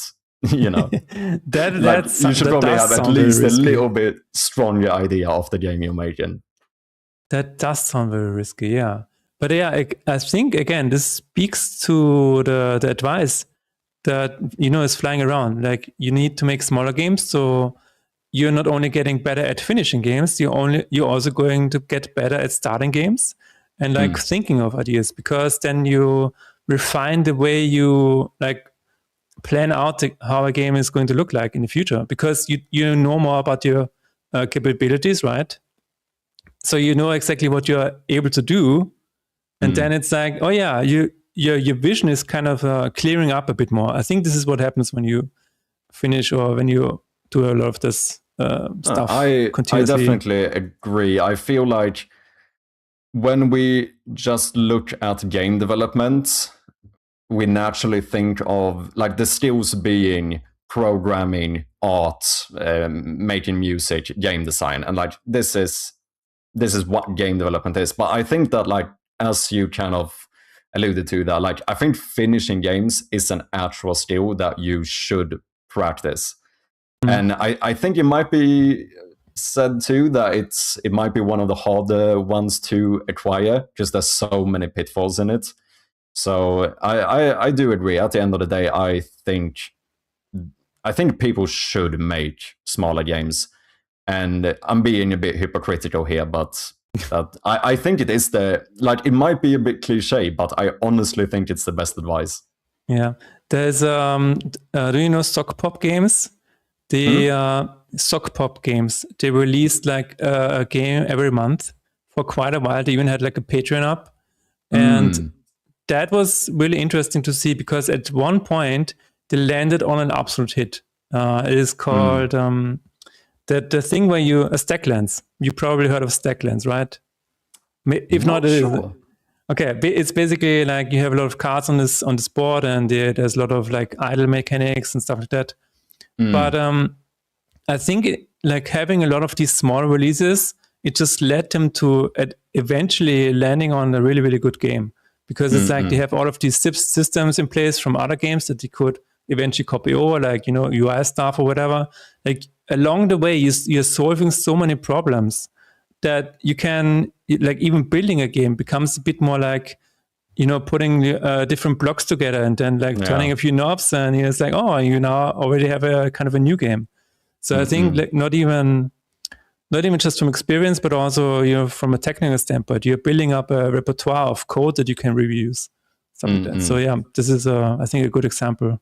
Yeah, absolutely. I think starting to think about code as something reusable and like modular, generally speaking, is a very, very good strategy, which might sound obvious, but it took me surprisingly long to figure that out.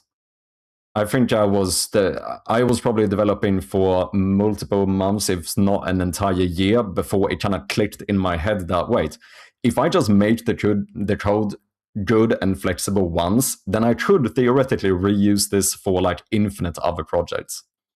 Yeah, in theory. And until I it think breaks. in terms of making those smaller games as well, as you said, the good thing there is that if you push out a bunch of small games, you don't need every game to do well. And I think that's a pretty good advantage to have. Because obviously then you don't have to sit like me right now. It's a little bit more stressful when it's like a make it or break it situation. Like I put all of my eggs in this one basket, and this has to go well for me to make this financially viable. And, so in that sense, you could argue that maybe I should have done more smaller games as well. And I think, that might be right. We'll see. The truth will come out after this. The truth will come out indeed. But at the same time, it would be silly to go up to Concerned Ape and say, yo, you shouldn't have made Stardew Valley. You should have made a few small... You should have started with Pong. Exactly. I mean, one can argue that with Stardew Valley, I think he had several smaller iterations. I think he had several versions of the game almost, right? Because he redid it. He redid all of the assets 2 or 3 times. Yeah, so I know he maybe redid the art multiple times. Yeah. I mean, that sounds to me like he was always making a new game on top of it, of the old one. I don't know. But yeah, this is... we should not be talking about Outlast, Jeffy. No, I do think that's the case as well. Generally speaking, these are, of course, outliers. They are quite massive exceptions to the rules. But it also, I don't know, it can be important too to at least remember that it's not always completely black and white. I mean, Connor Zero here says, you stumble upon a good idea that you like and you want to pour passion into it. Some people never get to have this experience. And I think the creator of Stardew Valley, he found something that he was really passionate about. And yeah, he got to pour his entire existence into it and it paid off, yeah. So I think this cannot be understated. Sometimes not finishing a game or delaying finishing a game is not because you want to make the game better per se, but maybe it's just, maybe you have more ideas, or maybe the project just needs more attention from you. That can also happen. But this is something that happens to me, and I'm sure that happens to you as well. The project at one point starts to speak to you. And it sounds kind of like there's a ghost in my apartment. But, sometimes you just sit down and then the project just says, yeah, this needs to happen and this needs to happen before anything can be called finished or whatever. So I think there's kind of almost like a dialogue that's happening between you and the creation. I very much agree. As you said, I think even the expression the game speaks to you is a quite good term, because I think that is true. Making games is a very iterative process, and a lot of the time the iterations quite literally stem from the thing you just tried. Yeah. I tried adding the batteries, and eventually the game told me, no, we should not have batteries. This is not good for the game. So then I tried something else, and I think that is quite common. I think even GMTK made a whole video about this, if I'm not mistaken. I think he has a video about, I think the title is something like The Games That Design Themselves. Yeah, that makes sense. Yeah, I think that basically speaks to a very similar thing here, where a lot of the time the game will almost tell you where it wants to go, If you decide to listen, yes. Yeah. If you tune in. Maybe now I should go back on my earlier statements. Maybe you shouldn't completely figure out what game you want to make, because it's gonna be something different anyway. What do I know? What do we know? Stardew Valley was one of these. I can make a better game. He was frustrated how bad Harvest Moon games were. I mean, yeah, that's a good one too. Yeah. Yeah, we haven't talked about scope creep yet, but I think actually we have run out of time. What do you think, Jeffy? Yeah, I think we're getting there. I think we have gotten to a good hour here. So yeah, finish your games, ladies and gentlemen. You can do it. Make them small. Make them small. Unless you're making Stardew Valley, then make them big. Then just keep going. You're good. Yeah. Just do the right thing. Just listen to your project and do the right thing.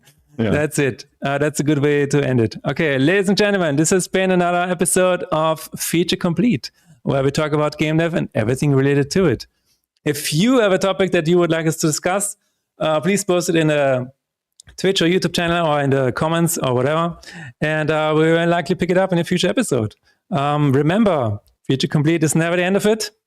We will be back in 2 weeks. Until then, everybody, have a good day, everybody. Thanks, everybody, for joining us and helping us with the technical issues. All right, see you, everybody. Cheers. Bye. See you next time. See you next time. Bye-bye. Bye, Chirpy. Bye, Mothership. Thank you.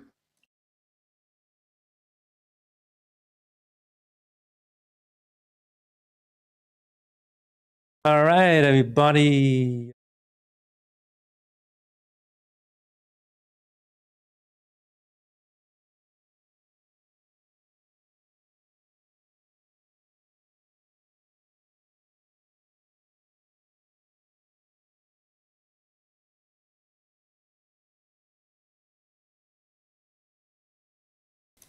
Hello, everybody. Hello. Thank you. How is everybody doing? Are you guys hanging in? What is going on? Or have you all melted? How did you like the episode? Back to the features and completing? Yes. We are going to open up Unity and we are going to jump right back into it. We have a game to finish. Hello, Corner Theory. Hello, T-Vec. Hello, Nixonali. How are you guys doing? Nice episode. All right. If you have any ideas for the next one, let me know. Any topics that you would like us to discuss and go through. Melting it is. Yes, absolutely. It is it's definitely something. I will say this much. I shall become dormant as I work on tomorrow. All right. Nice podcast. Nice. Next podcast, we need to talk about pod racing. Oh. Oh, you think you think we should talk about pod racing? Now I did hear that there's a new racing game coming out which actually has pod racing in it, and I'm really excited about it. Unity is opening up. All right.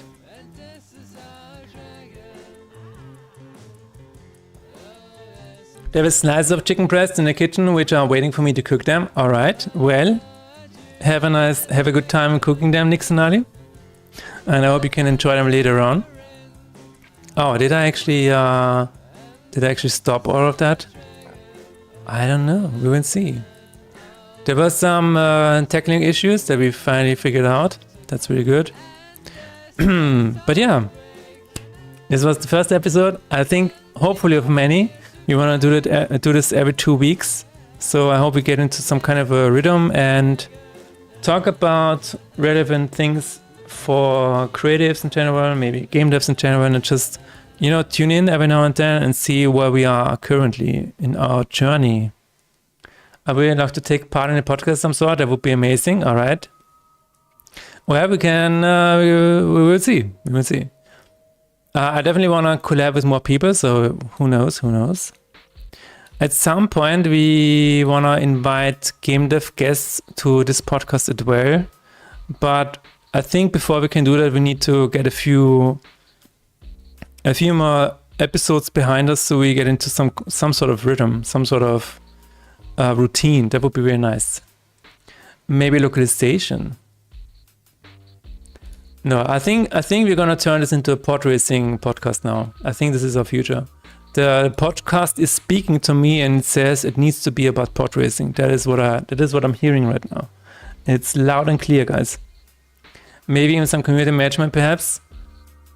You wanna be part of community management? Is that what you're saying? Because you're already localizing. Conan, why your game should be all dragons? I have a game for you, Corner Theory. I have a game for you. And you're not gonna believe it, but you're gonna love it. You are going to love it. There was one person who reached out to me recently, and he said, "Hello, I'm a publisher of game XY, and the game is called." And you're not gonna believe it, Cornet. But this is perfect for you. They actually want to be in a bundle with me. I hope it's gonna happen. I think it's gonna happen. This is it. This is it, Connoisseur.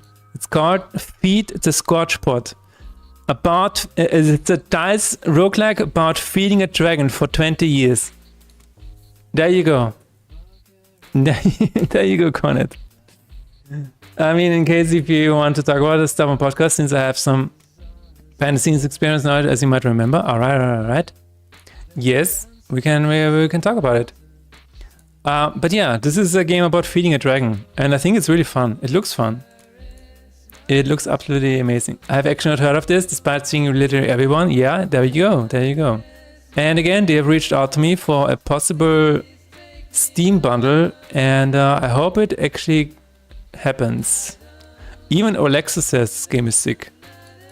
Even Olexa says it. Wow. It has a release date, and it's going to be released in August. Nice. It is not on my wishlist yet. Oh my god. But yeah, this is really cool. Dragons and Die and Cards. I think that game is really up your valley. Exactly. This is exactly the reason why I want a Steam bundle. I love the medieval art. I do as well. This is the game that was made by Strom, ladies and gentlemen. He shared it with us earlier. Again, we talked about finishing projects right now, and I think you can... Strom is not here anymore, but I think you can definitely finish this game. You can put a one more update and wrap it up. I think that would be really, really nice. I see something like that, and I see potential. I see potential for a finished game that, you know, lives on your resume, lives in your portfolio as this finished game that you can present and be like, you know what, I did that, and it's finished. It's really important. But you can also tidy up the arcane library. That is also what you can do.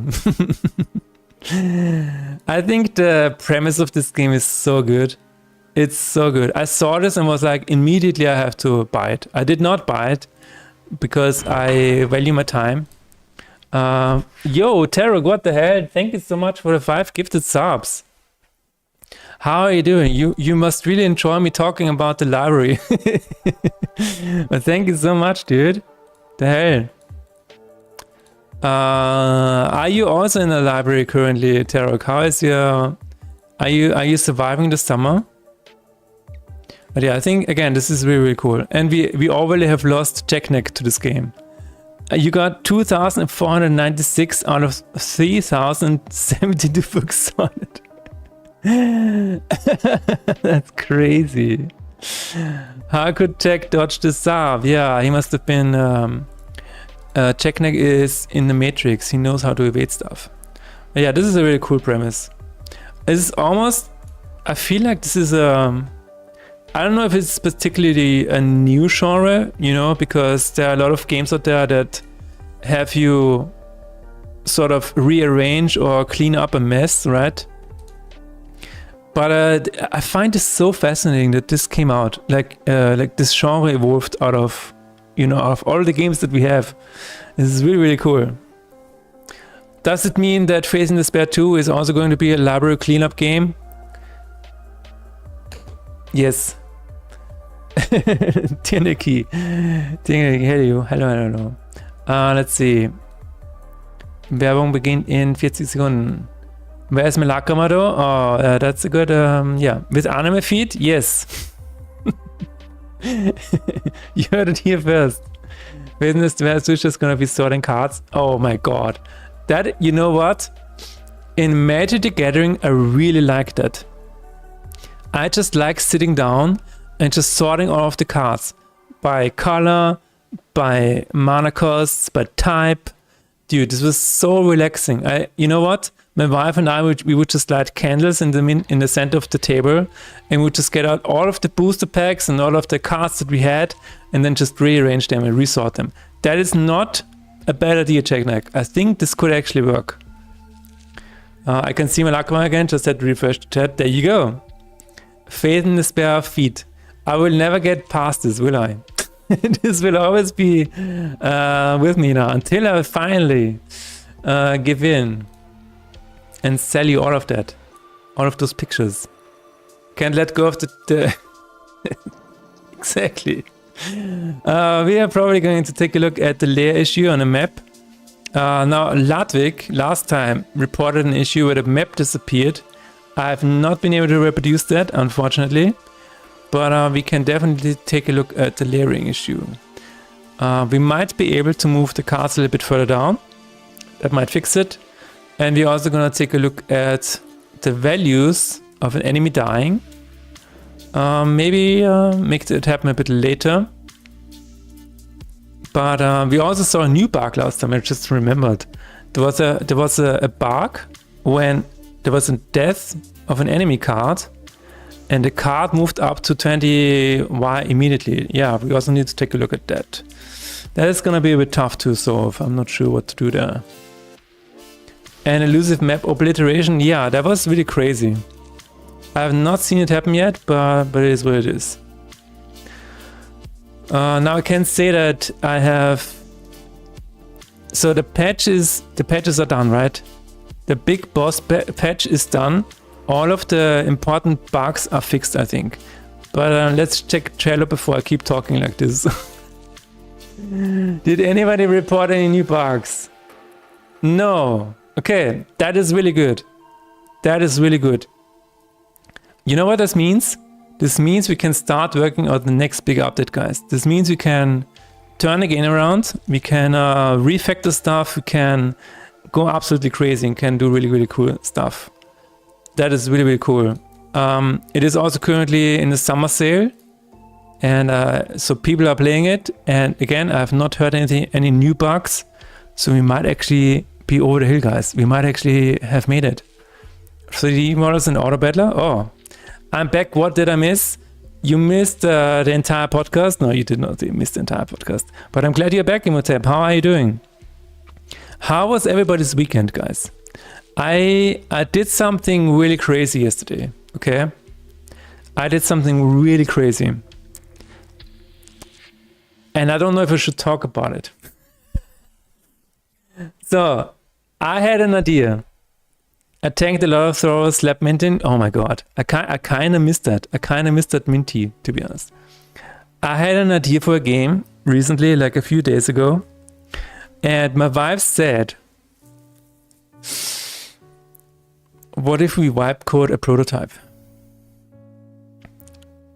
So we sat down.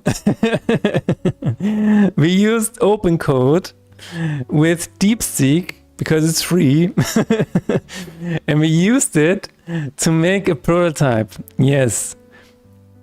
A lot of learnings in that one. A lot of learnings in that session. Crazy.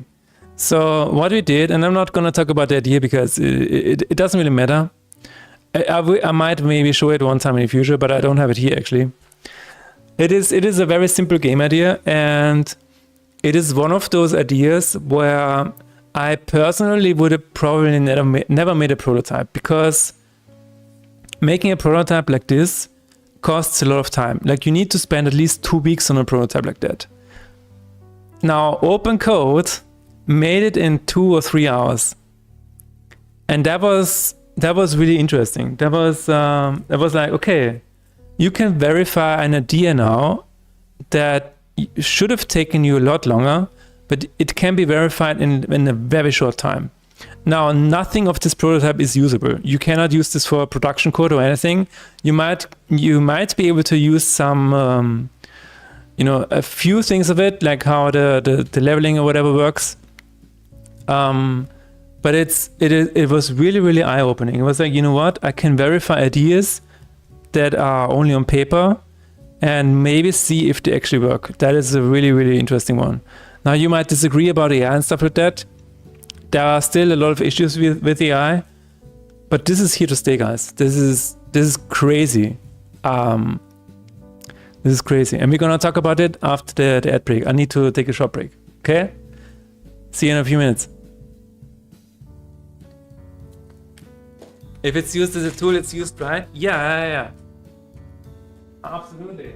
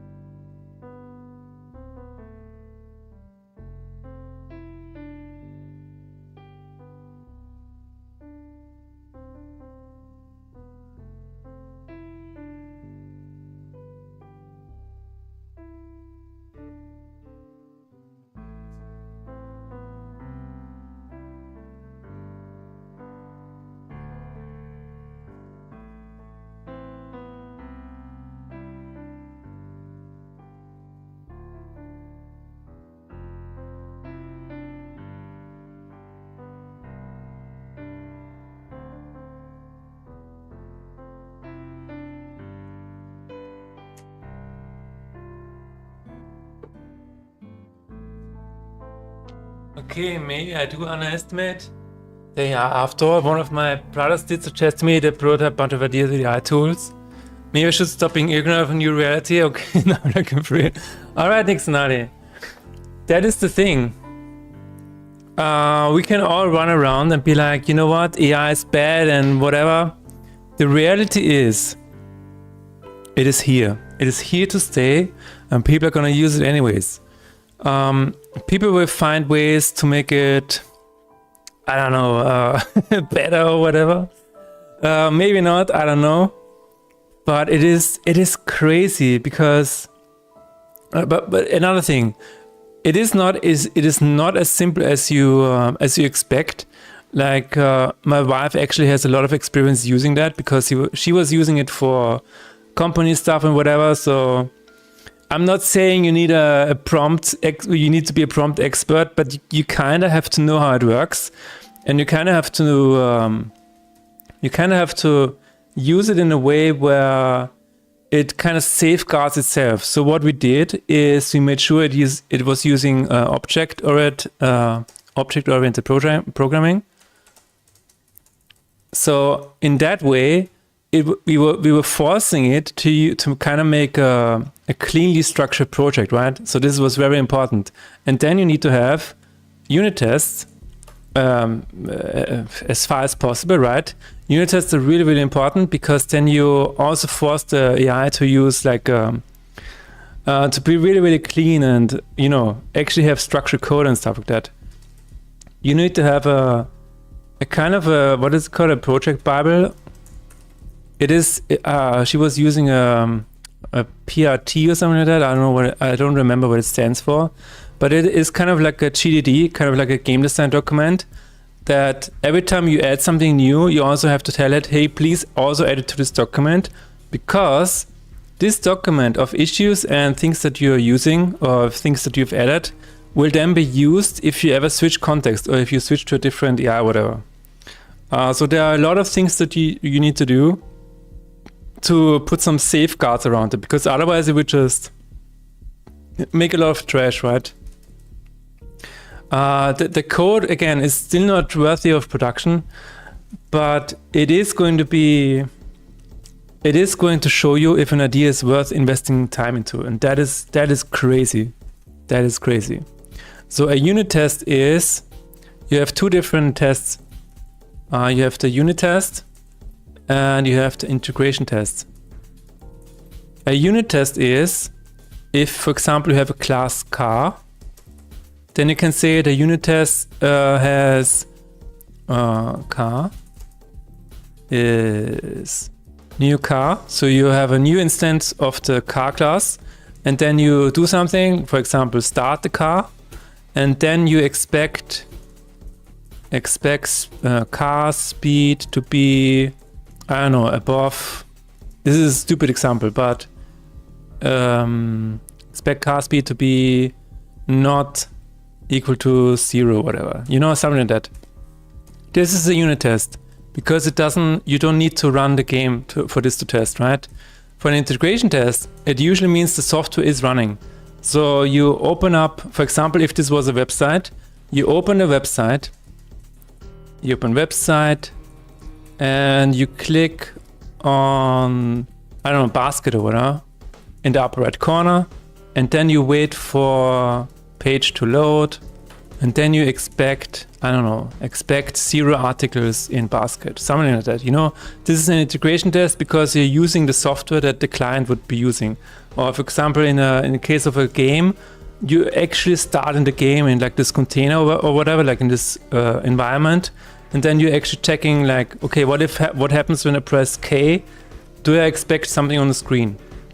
But unit test is completely decoupled from the finished or the built software. It's something that uses the code directly. It's very, very useful because unit tests are very fast usually, and integration tests are very slow usually. So if you can go by with a lot of unit tests, that's really good. Integration tests are usually a bit of a mess, at least in my experience. I recently gave Atlassian Rover a shot for my purposes, and it's insane. Gave me very in-depth, precise analysis. its graphs and written summaries in no time for document would have needed days to review. And yeah, this is crazy. Feels like the missing piece to the puzzle for Jira and Confluence, not gonna lie. Crazy. You test and verify a very specific part of the code from within the code and have a consequence to it failing. Exactly, yes. Starting Unity play mode is like an integration test. Exactly, T-Mac, yes. Hello, Buffer Ghost, how are you doing? On top of that, you do automation and end-to-end testing. Yes, exactly. But yeah, no, so we were working on this prototype yesterday, and after 2 or 3 hours, actually, you know what? The first playable version we had after like 30 minutes, let's be honest. After 30 minutes, we could run around and have like the first vision of this idea, and it was so cool to see, because I could have done it, you know. I could have opened up Godot and played around with it and set up a player controller and, you know, added objects and everything, but you just want to know if the idea is working in your head, if the idea is actually worth investing time into. And the crazy thing is, you have the spaces, and then you can already say, and this was the craziest thing. We had a single player game, and then we said, and now make it a multiplayer split screen game. And he basically just said, okay, this needs a bit more issues and a bit more time, but I can do it. And then he just split it up into different tasks, and we press start basically, and after like not even 5 or 10 minutes, we had not a single player game, but a 2-player game with a selection at the start if you want to play single player or 2-player split screen in a WebGL game. That was crazy. That is absolutely insane. To say that I could have done that, probably, but not in 30 minutes. Not in 30 minutes, dude. But yeah, that was a big learning yesterday. So here's the thing, right? A lot of people are now saying, do not use AI for your games because you're getting cancelled, right? Because if you have to disclose it on the Steam page, people will be like, well, the person used AI for X or Y, or for the code, or I don't know, for the art. I think that there is going to be a time, guys, where this is going to be the norm. I think, honestly, this is going to be the norm. And I kind of hate it. I kind of hate that this is the reality now. But I also kind of love it. Because you know what this means? It means there's going to be, and I think I said this in the previous stream, I think there's going to be a game that is going to come out completely vibe coded by like a teenager, and it's gonna be one of the best games ever. I think this is actually gonna happen, because he doesn't have to know anything about it anymore. He just inputs his idea, and the idea is gold. So we are going to see, like, after all of this AI slop that is coming out on Nintendo Switch and Steam, I think we're gonna see an AI gold nugget at some point, and it's gonna change everything. I feel like it is. Yeah, I'm not. it almost sounds like I'm now an AI believer or whatever, but this is really game changing, guys. This is really we have to. It needs to be talked about more openly, I think. I mean, a lot of people are talking about it, but a lot of people are also like, you know what, I'm never gonna use AI because I am an environmentalist. Yeah, sure, but everybody has ideas, right? But what if you are sitting on a really, really good idea, and now that idea can become a reality? A bit easier. I'm not saying, we just talked about finishing project, right? AI is not gonna make that easier. So we worked on a prototype yesterday, and we already, after 3 hours, with all of these features, we saw that it slowly got slower and everything, right? So AI can be a jump start, but it cannot help you through the finish line. I don't think so. I think there's always going to be a bit of a final hurdle. I think a chatter said this, I don't know, last week. He says, use the first 20% with AI, then 60% yourself, and maybe 20% for the finishing touches. I don't know. This is what he said. I think, honestly, there might be some truth to that. There is no way around it, guys. How could I do unit test in Unity then? Or is it not possible in that system? Like you need a separate system that can check itself. There is a system for testing. There's a test environment. There it is. Unity test framework. Take a look at that. There might be exactly what you need to have unit tests. I have not used it yet. I actually took a short look at it, but I have not gotten very far yet because I was thinking about adding tests to Phase and Despair now. But in terms of unit tests, you can't just write something yourself, right? Yes, maybe you need to start the game and then you need to press a button here somewhere that you edit yourself.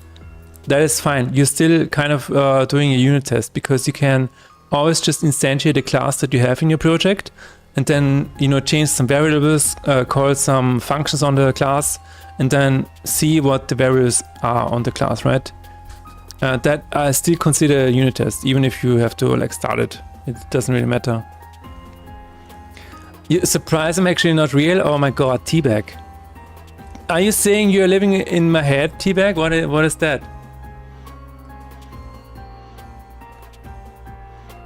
You know what? I thought more about what could happen that jams the game industry. Yes, let me know. I think the important part is you need to know what you're doing. It is a highly specified tool. It doesn't save you from learning. Exactly, Imhotep. Now, to to boast a little bit, I think maybe the prototype yesterday got to where it got in the end, where it was actually fun to play, because I kind of knew what to implement, right? Because I have made a few games, so I knew it needed this and this and this and this to have it to make it fun, right?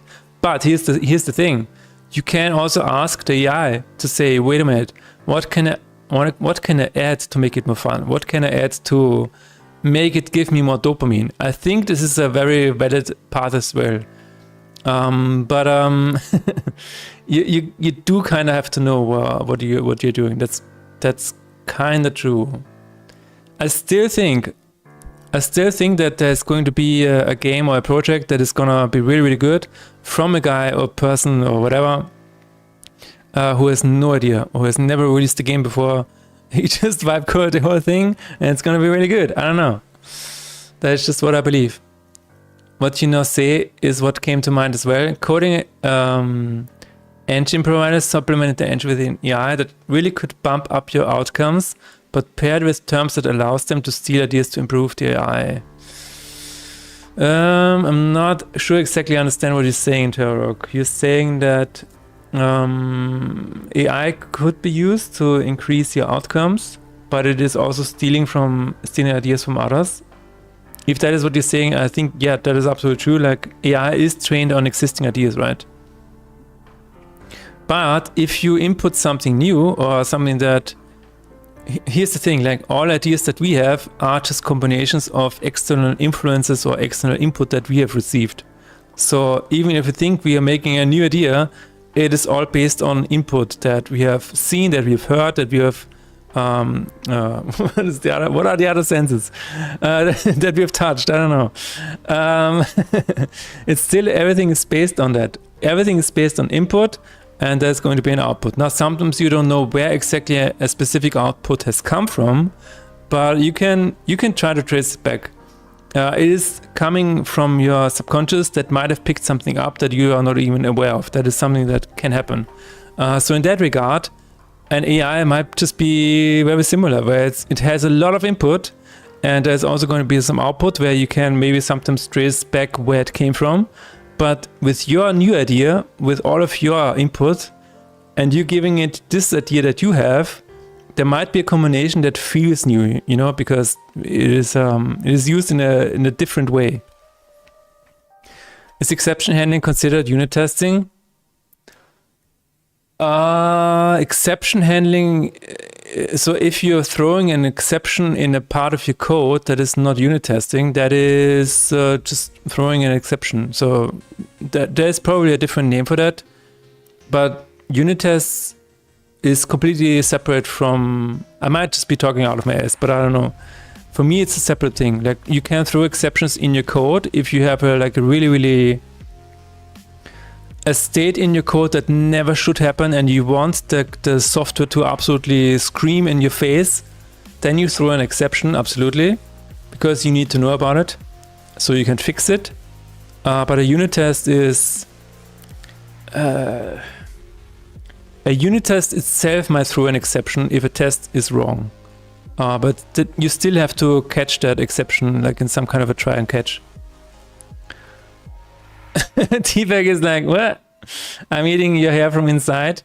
That is interesting. Library sorting game also uses the AI, by the way. I saw that. Are they using it for the books themselves? Right? I think this is what you're doing. Again, this is probably one of the games that would be really, really hard to make content for, if not for AI. I think that, for example, Unreal Engine will be implementing AI to make coding faster, and I think this will not just be Unreal Engine. Yes. No, it's gonna be the norm, guys. I wish it was different, but we kind of have to go with that. We kind of have to go with the flow. There's no way around it.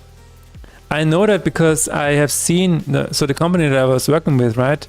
I know that some junior people, for them it's completely normal to use AI for everything. They're not even questioning it anymore. They are not like running around and screaming, "Oh my God, you're burning a forest down!" No, they're just using it. It's for them. It's like I don't know, making a phone call. It's just really, really simple. It's just part of how they do things. It's crazy. Half-Gate Amen was definitely something from another dimension. You think it was, but I can tell you exactly where it came from. For example, the style of it came from the System Shock 2 training level. Training level. There it is. Do we have an image here? Yes, there it is. Do you see that? Guess when that came out. So we have a bit of half-quick aiming going on here. You see that? You see? And I mean, other than that, half-quick was based on the idea, how can we screw with the player? And the answer was, well, you can remove the graphics. So you have a lot of, black areas. Nothing is on screen at all times. So this is where half-quick aiming is coming from. But I will say there was some divine intervention, because one day I woke up, and I know I've told this before. One day I woke up and I had a dream. I was floating towards 3 white dots in total darkness, and the closer I got, the more it was apparent that it was just 3 figures standing there. So this was the intro for Half-Quick Gamer. That was definitely a divine input, like from the universe directly. I'm not denying that.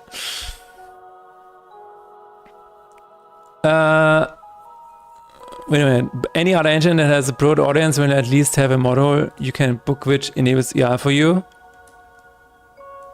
Yeah, I'm sure it will. So people are already trying to put AI in everything, right? So we are already at a point where you can use an AI chatbot to pre-order a currency that you're gonna need for when you travel to a different country. We did that. That was done through an AI. You can take calls with an AI assistant, and the AI system will then tell you what the caller wants from you. This is we are already living it. Don't let the clankers steal the nicest parts. I mean, wait a minute. So you're saying, but here's what I don't agree with. When you input something like, for example, Gemini, it is not learning from that directly, because the model is already done.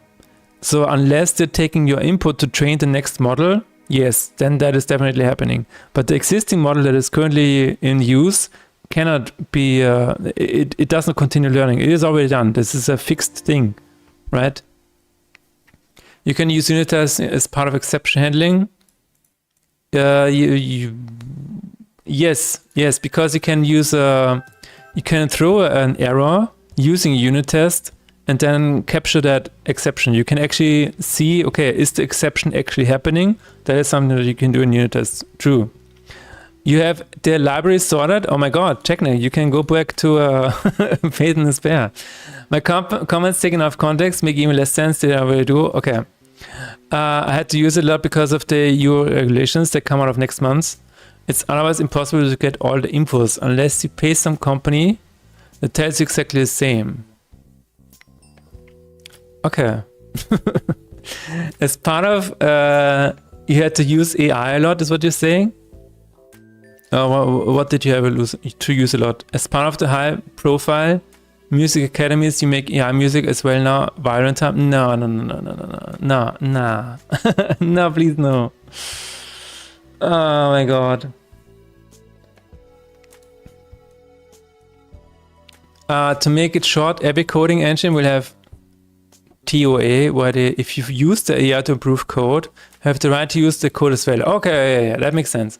So you would have to be very careful when trying out the ideal blueprints via vibe coding.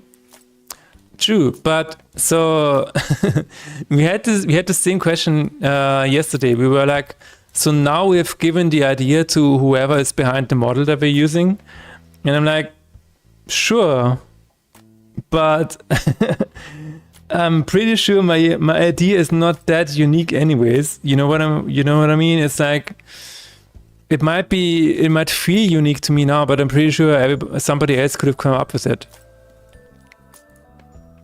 I told you Halfquake is next level. The Clanker will see your genius and report to main hub. No! Not the current model will grow. That's why what is terms of access? Is that what TOA stands for? Will be for improving future AI features? Yeah, sure. I think they will be able to siphon ideas out from context to input. They would not steal your explicit game but concepts. Okay, yeah, that makes sense. Terms of agreement, I could sort the library again to get more achievements. My guy Jack is has fallen to the dopamine traps, never to be seen again.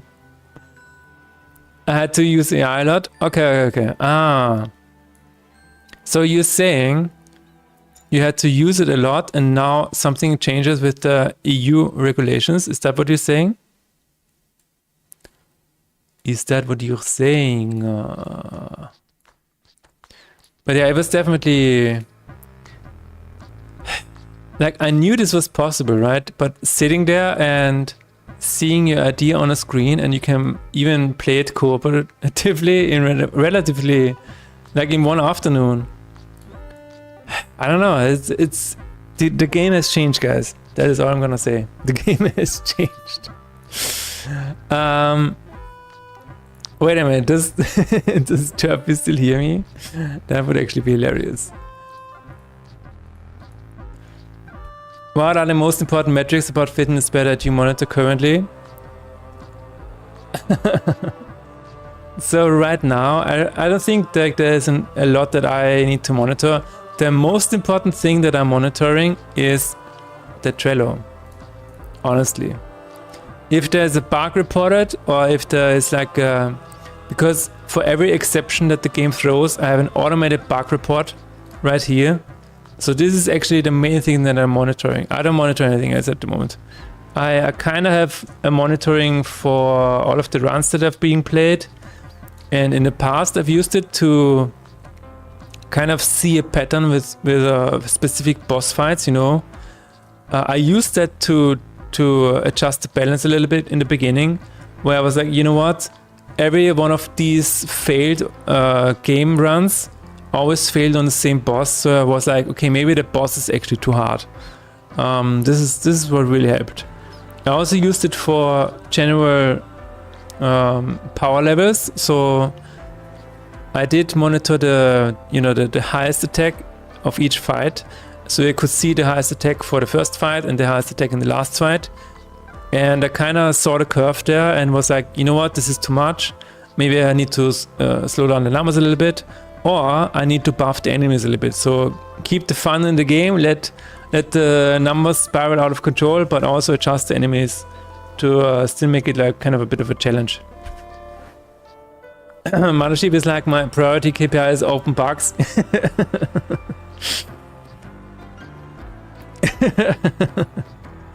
Yeah, that is my, I don't know. I do see other metrics, like I do see players and stuff like that. But honestly, I mean, those metrics, they are not the same as at launch day. Let's be honest. I did have a bit of a spike with the recent YouTube promotion.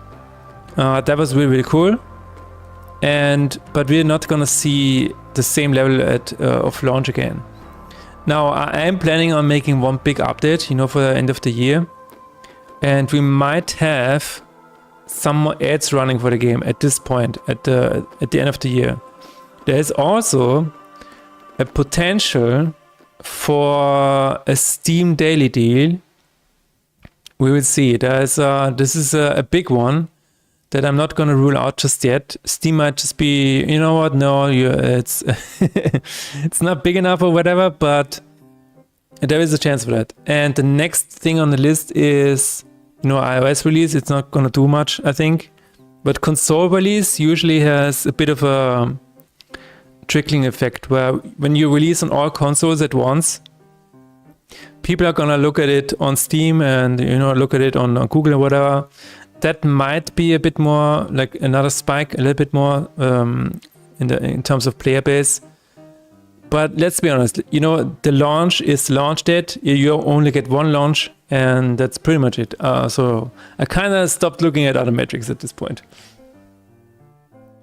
Mac is already covered. Yes, you can play it on your Mac today. World premiere.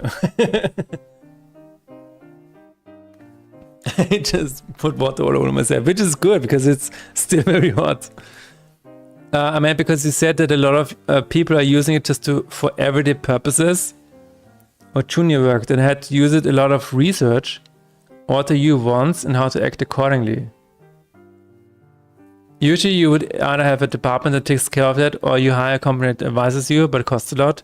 As my company has neither the workforce nor the money, I had to rely on AI. Okay.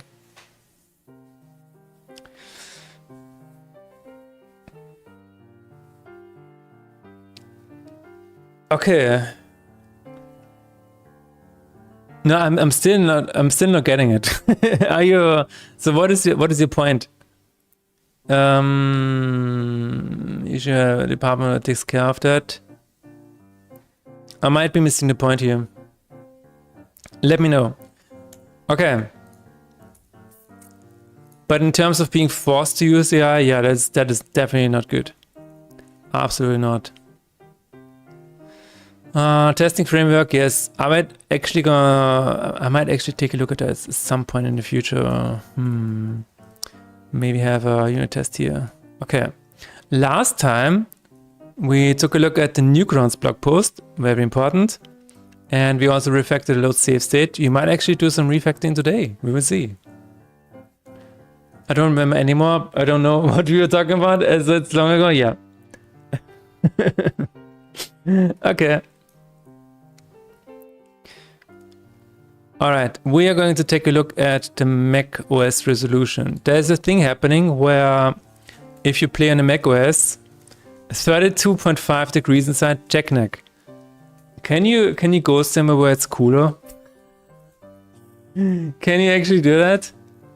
I don't know. Go to your nearby church or something, or sit in a restaurant or whatever. That is not good, dude. Find a place to recover or whatever. I'm afraid not.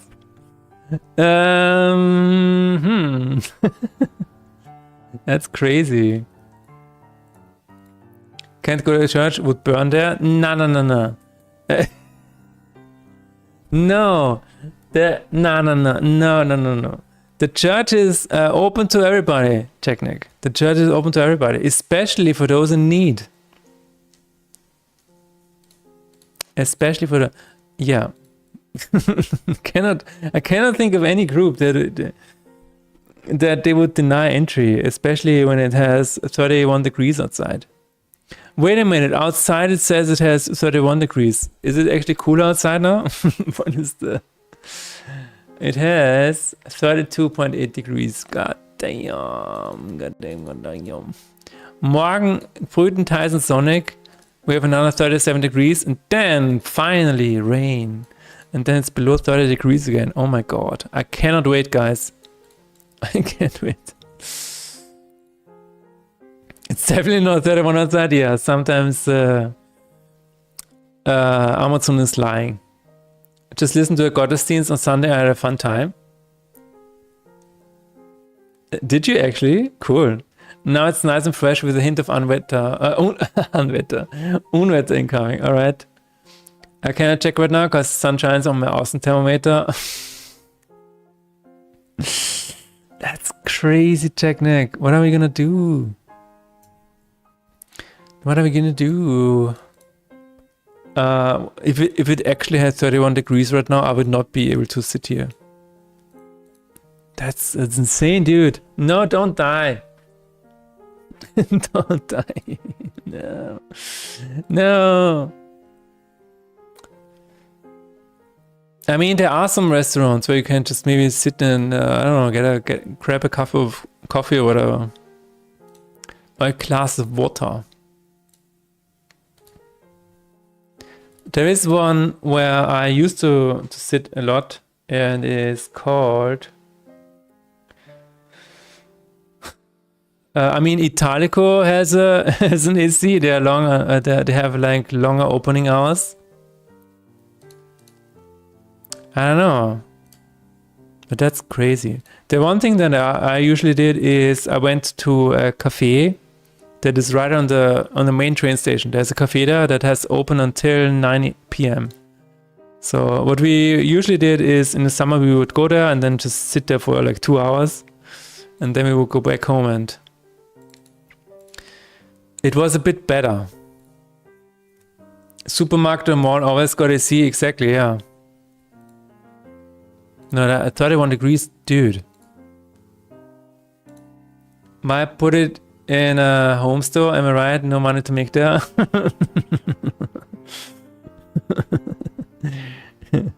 Yeah, dude, this is so crazy to me because people are reporting that, oh my god, it's gonna have new temperature records and whatever. And the political parties, what they're doing is they're planting another tree, and they are giving the streets some kind of thing that comes out of the floor, and then it just spreads water mist around, and it's like, that is not gonna help me with 40 degrees Celsius. I'm so sorry, but I wish I had trees in the street. Yeah. But I'm telling you, like, trees are not going to help you anymore if it has 40 degrees. Like, they need to figure out a way where they can put ACs into a lot of buildings. I don't know, that's because either they accept people dying, yeah, okay, or they accept people just leaving the country, whatever. I don't know, but this is not sustainable. You have to figure something out. The spray thing was kind of cool though. True. Sinelli says it's time for Austrian dialect. Ah, that was a long time ago. I just activated it again.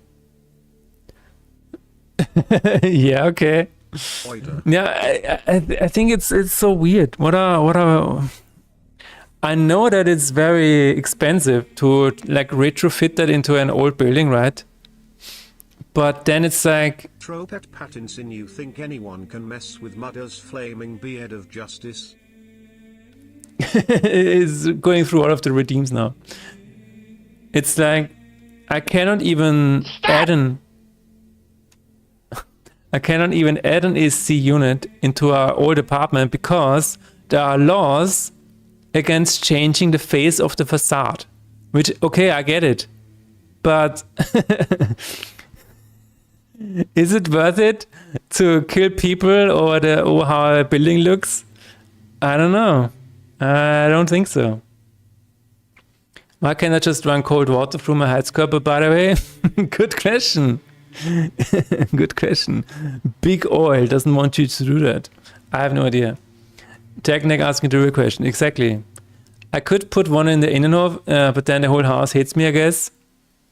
This is also what I don't understand. Everybody needs to do that. Like at some point, we all gotta do it, because we're not gonna. People are gonna die. People are not functioning. Like, this is not good for the economy either. So if people are gonna be like, yeah, this is not good for the economy if we do that, like, no. Also, still have gas not working anyways. It is working if you're using the ones that has both in and out. If you just have one, a monoblock, where it just throws the air out of your room, that is not good, because it will pull air, like the CO2 will be pulled down from your chimney into your apartment. Then you will die, and you won't even know about it. But if you have a C unit with an external split gerät, then it works, because then it pulls in air, but also moves the air out. So it's both ways. Then you can have it even if you have gas. That is what we have. Then it works. We used to have the one with the monoblock, where it's just moving out air of the apartment, and we had the chimney sweep here, and he saw the device, and he was like, that needs to go. And I said, oh, why? And then he explained it to me, and I'm like, okay, and then we sold that. Yeah, the high texting. But yeah, I think there should be like I don't know. There should be something that is done from the city point of view, where it's like, you know what, we're gonna do all of that, and at least, you know, send out the coupons. I don't know, something. But if this keeps going, then the city will just completely shut down for like 1 month every year, and then, you know, it's only gonna get worse. It's gonna, at some point, it's gonna be 2 months every year, and that is, I don't know. I think this is worse for the city than anything else. But yeah, here we are. It's kind of like, isn't it kind of the same as the AI discussion? I think it kind of is, right? At some point in the future, I don't know. We cannot deny it anymore. I need that, yes. I guess I really need to get out of Vienna more. It doesn't really matter right now, because the entire EU is burning, but yeah.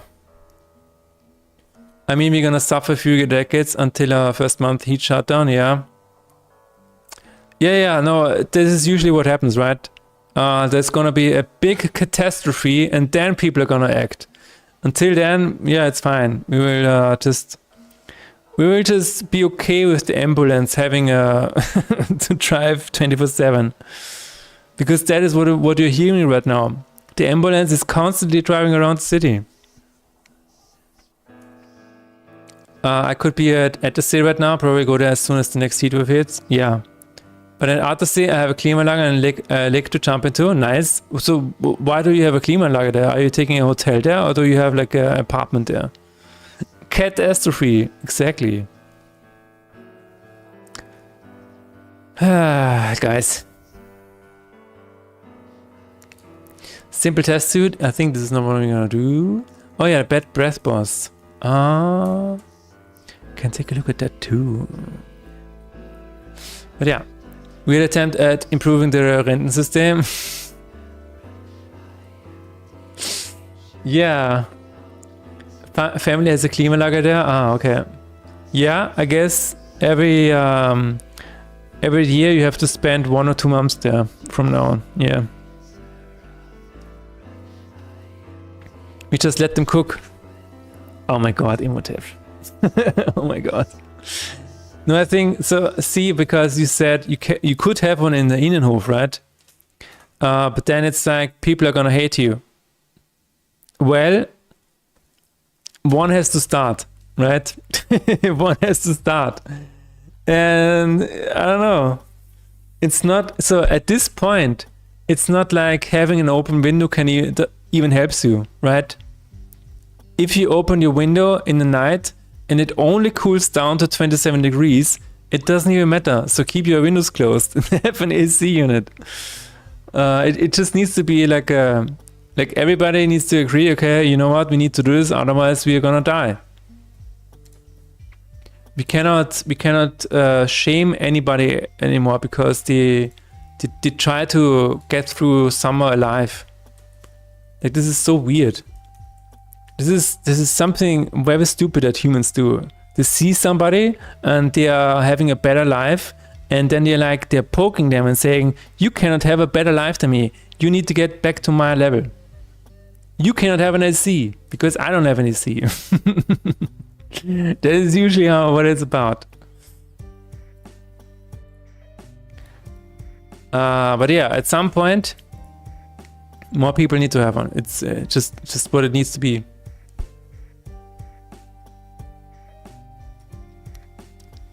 Okay. Continue. We have one thing that we want to check out. It is the free aspect. Free aspect. We're going to change just here, and then we're going to play a spell. And we see the card down here. The card down here is there because this is the discard pile, ladies and gentlemen. And discard pile is... I don't really mind that it's there. I put it there knowing that people would see it. But it might be a bit confusing if you actually do see it. It's like, can I use this? What is going on here? I think mentality in Vienna changed a lot the last years. It used to be no one has an SC and it's weird to have one. Now I feel like everyone has one or talks about getting one. Exactly. No, I think something changed, absolutely.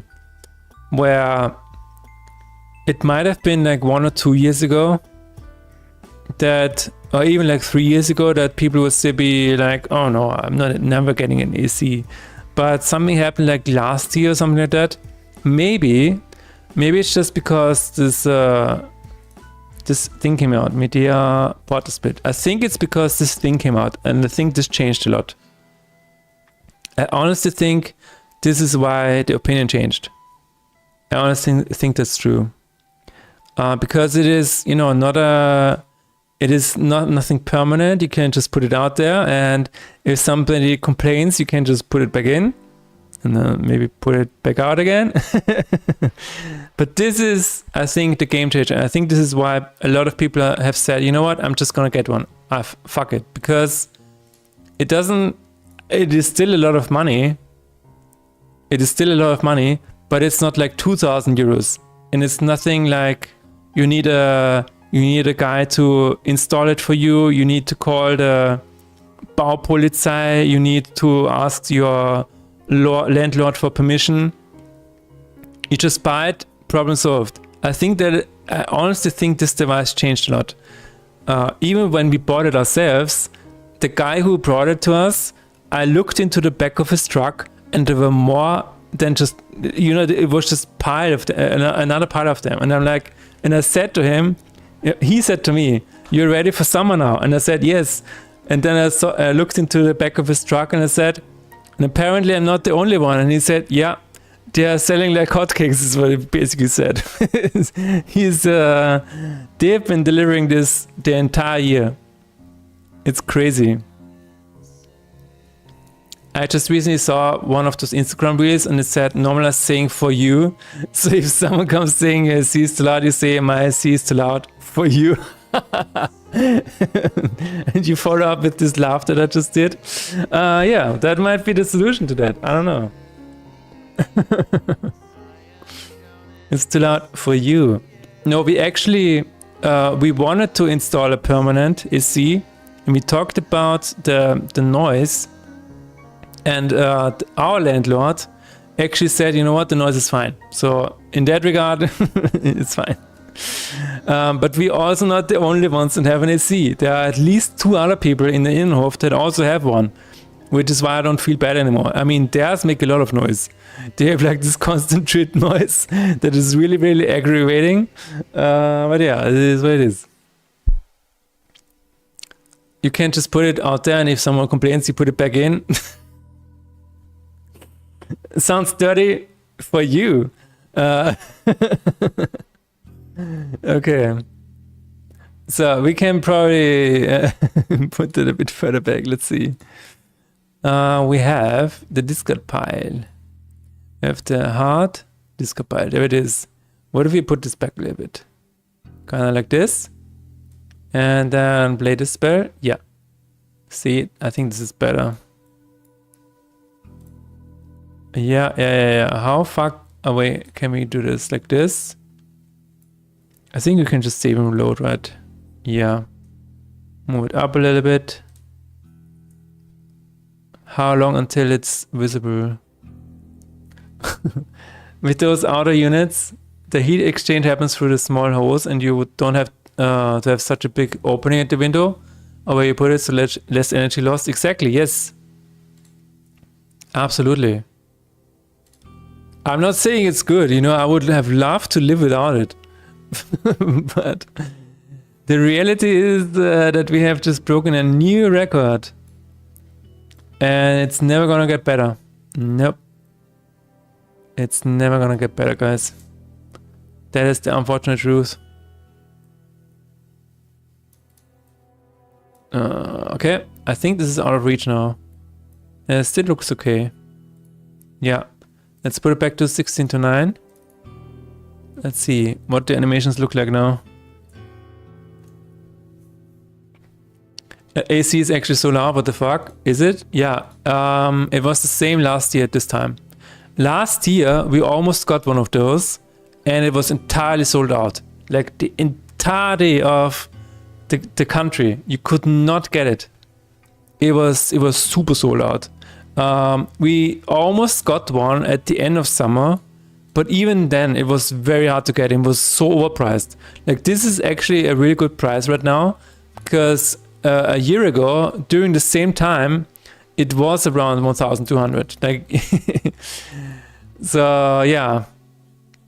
But I'm not surprised this is sold out again. It was sold out last year at the same time, and we only got one in February. I kept the page open like for the entire rest of the year, and waited until it was back in stock. And as soon as it was back in stock, I waited a little bit more, because I was like, maybe it's gonna get cheaper, and did indeed. But yeah. See, the animation is now a bit. Yeah, the animation is a bit worse now. This is why I had this pile a bit further up. But I can reduce the animation time a little bit. Maybe, I don't know. But yeah, that is why I said I think this device changed a lot. Like a lot of what people say openly, and a lot about what about the perception of this and everything. Yeah, it changed everything. And this is almost like a quiet thing. I don't know. I think I saw the news report on this device last year, like in some corner or whatever. But you saw this on Reddit everywhere. Like there's an entire Reddit that is just for Medea Porter Split users in Austria.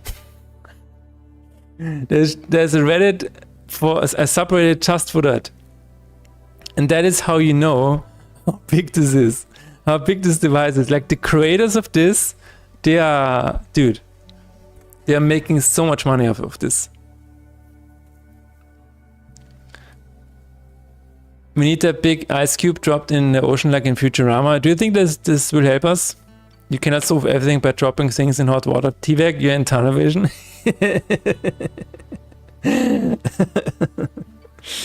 You're in tunnel vision, my friend. Oh my god. Can I actually change that? Let's see. Discard pile is at minus 13.75. Now, if something lands on a discard pile, can we slow down the animation? That would be really cool. That would be really, really cool.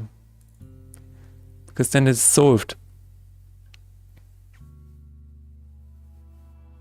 But yeah. This is, I think this is one of the disruptive devices where, usually when something comes along and that is disruptive and it changes a lot, I think this is one of those. This is it. In terms of output, in terms of how much energy it uses, it is actually not that bad. I think it is in the range of just using a high-powered PC to play Cyberpunk. I think it's right up there. It's like inventing the wheel when the great Medea granted us the gift of the portal split. Yeah, exactly. Exactly. And now you too can live. I don't know.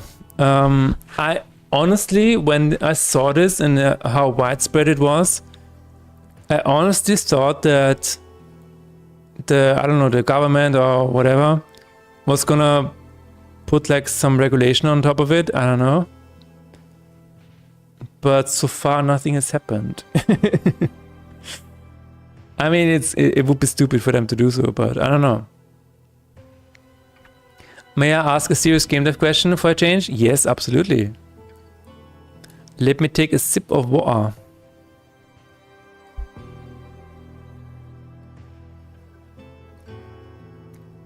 When you did the UI, how do you notice what size the font and everything needs to have?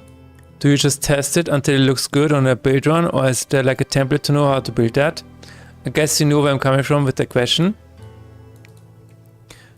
So I imagine you also want to have UI now.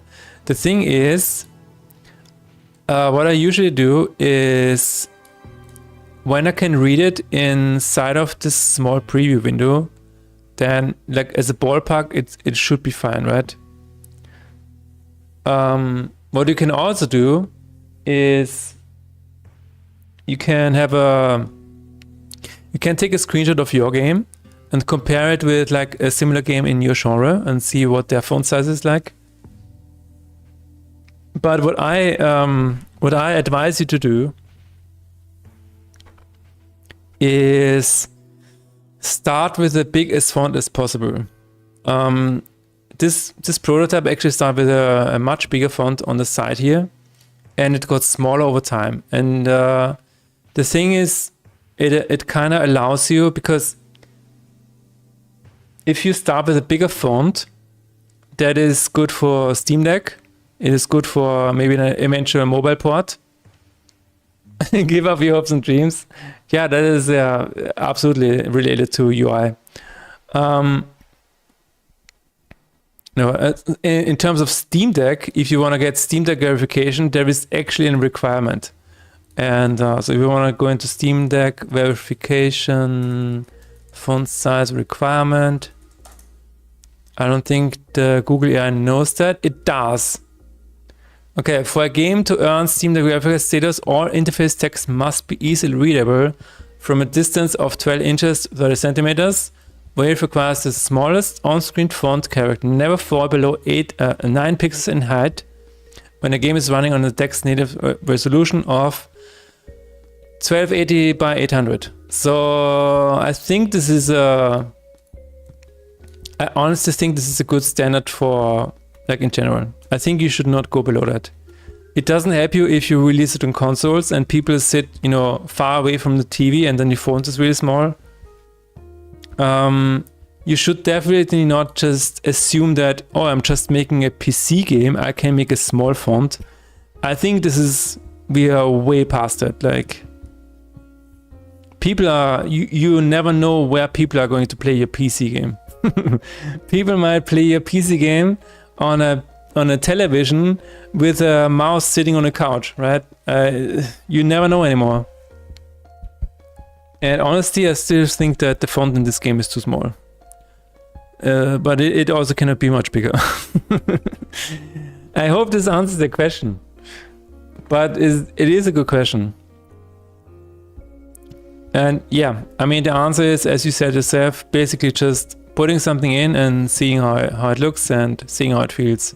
There is a thing that, a bigger font also looks a bit cheaper than a small font.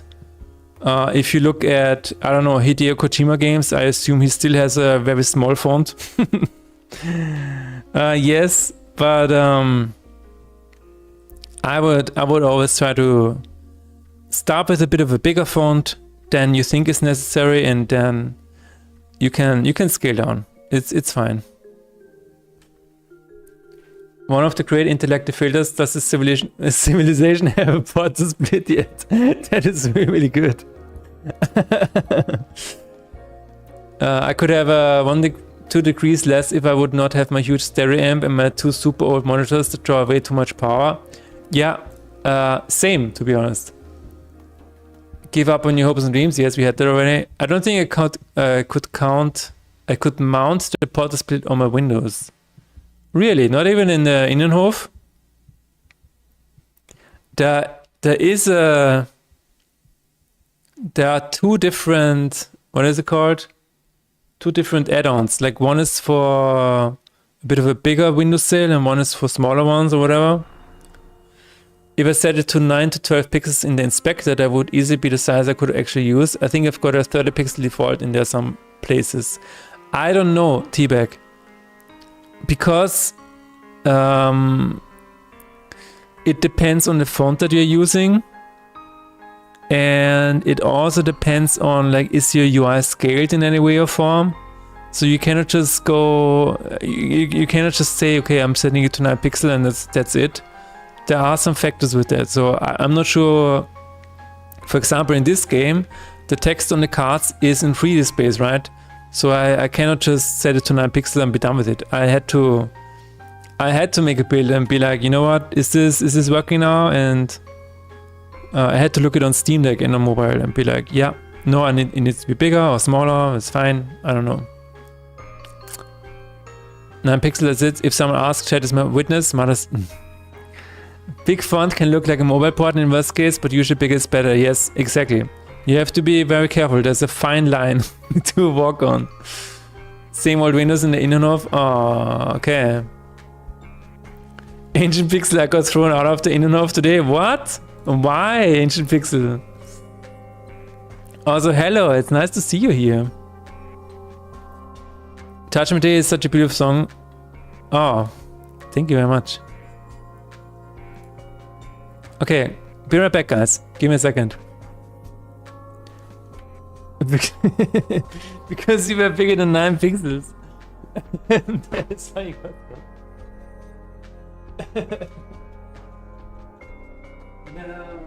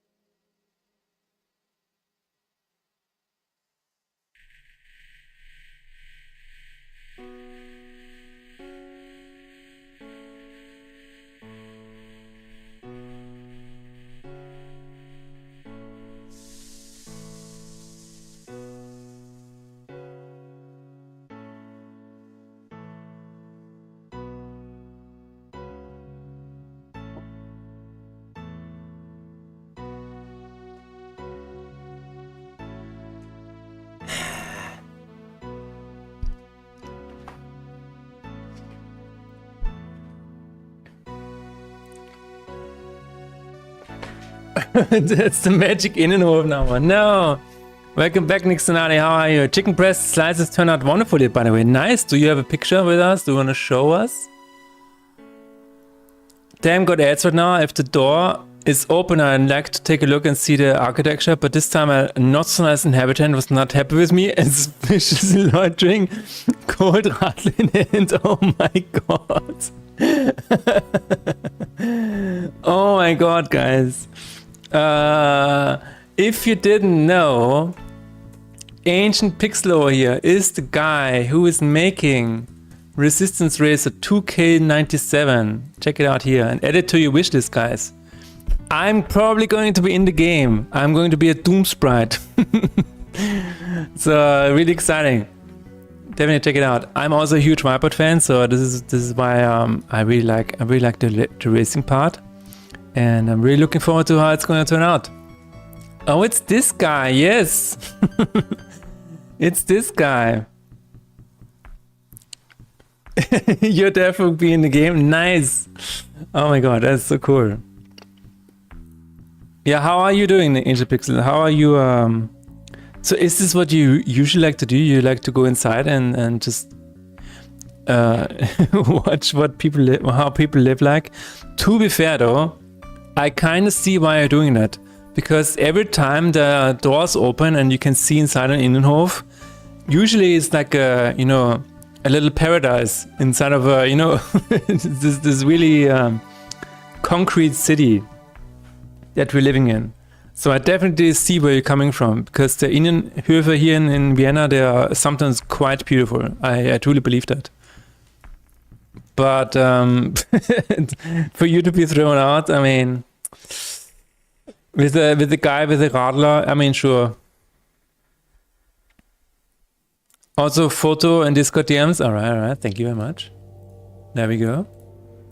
This is your sliced chicken. Oh my god. That looks really good, Nixonati. That looks really good. Say, as a vegetarian, that looks really good.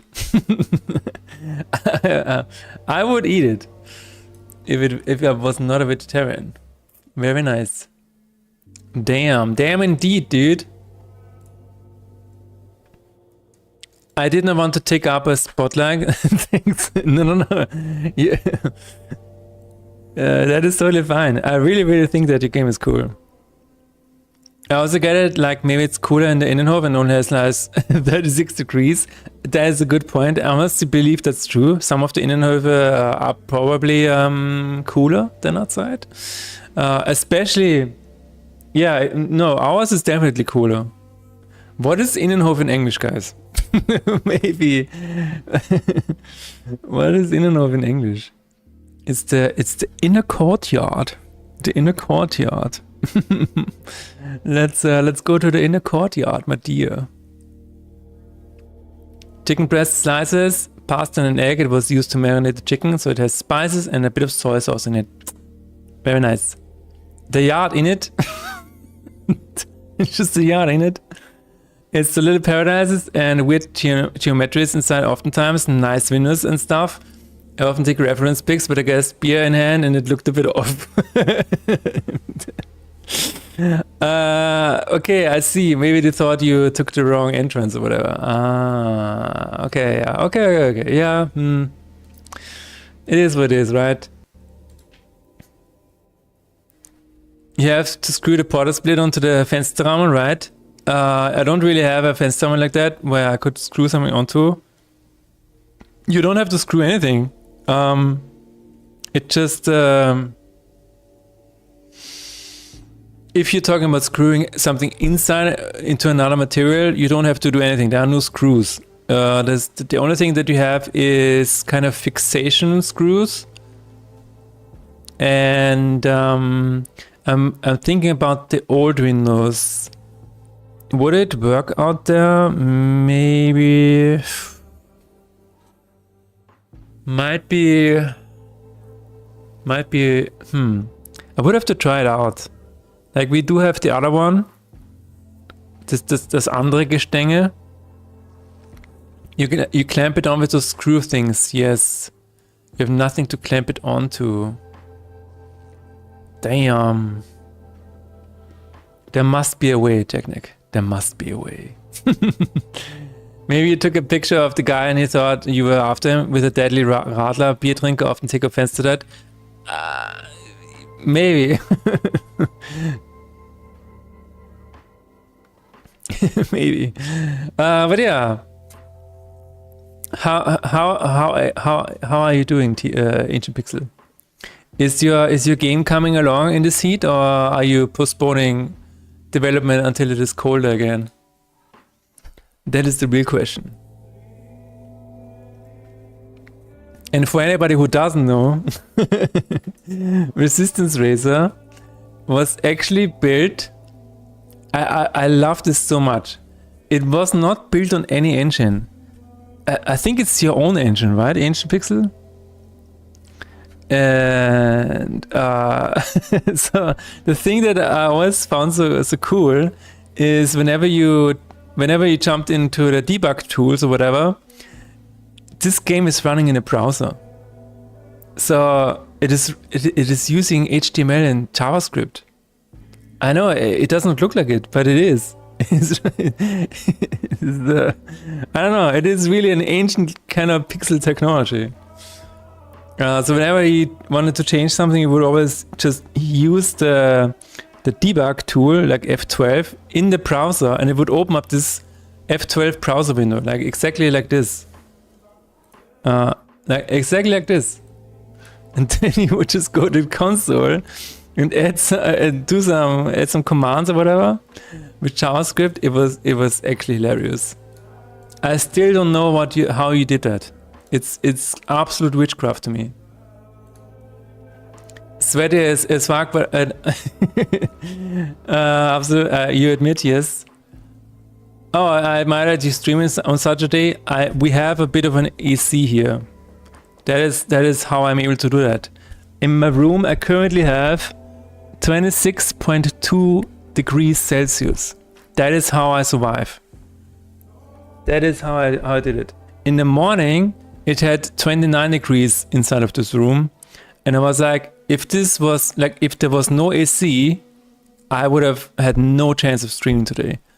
I said this early in the stream, but if we didn't have an AC, the media Potter split, I would have left the country, like the entire week. I would have been gone, either gone or in a hotel room somewhere around here maybe.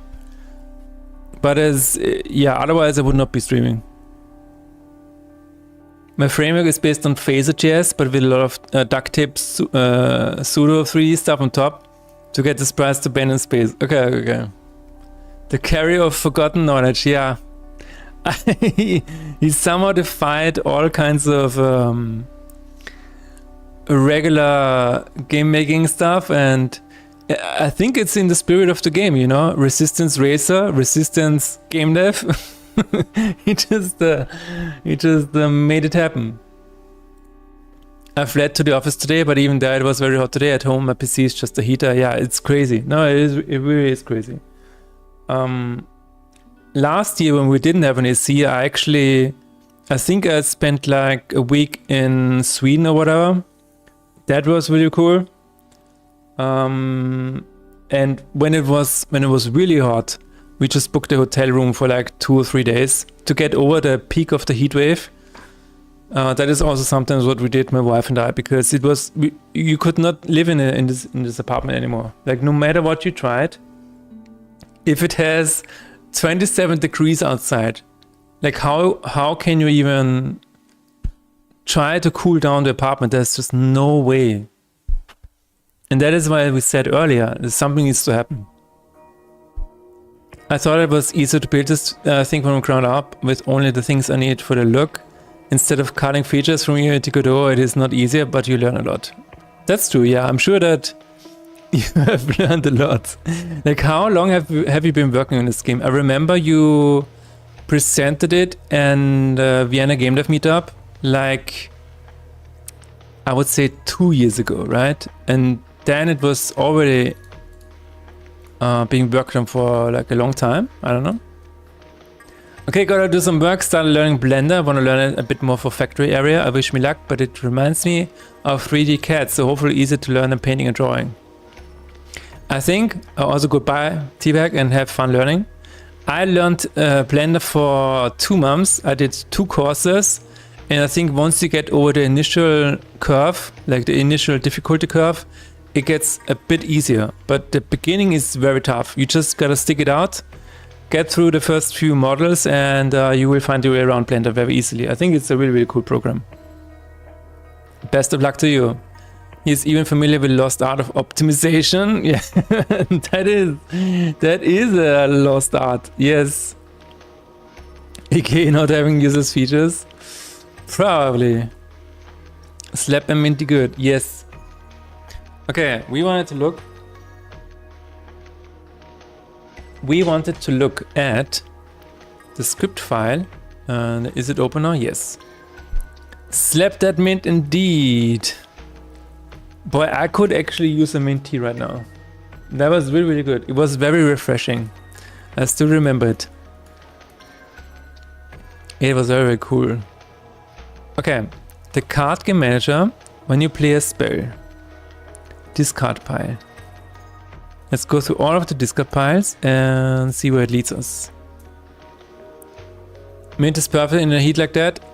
Yeah, I think so too. It helps so much, yes. I worked on the game since 2016 in various prototypes and started this engine thingy in 2019. Not even knowing how to do 3D collisions, that's crazy. It is and absolutely feels like a passion project, like a project that absolutely had to exist in this way. And it is so cool. I have tendonitis, can't slap too much anymore. Oh. Massive oof. Co-working tonight? Oh, what is happening? What is happening? A secret co-working going on? Are we in the Freemasons? Okay, align cards. I think this is where it happens. Yes.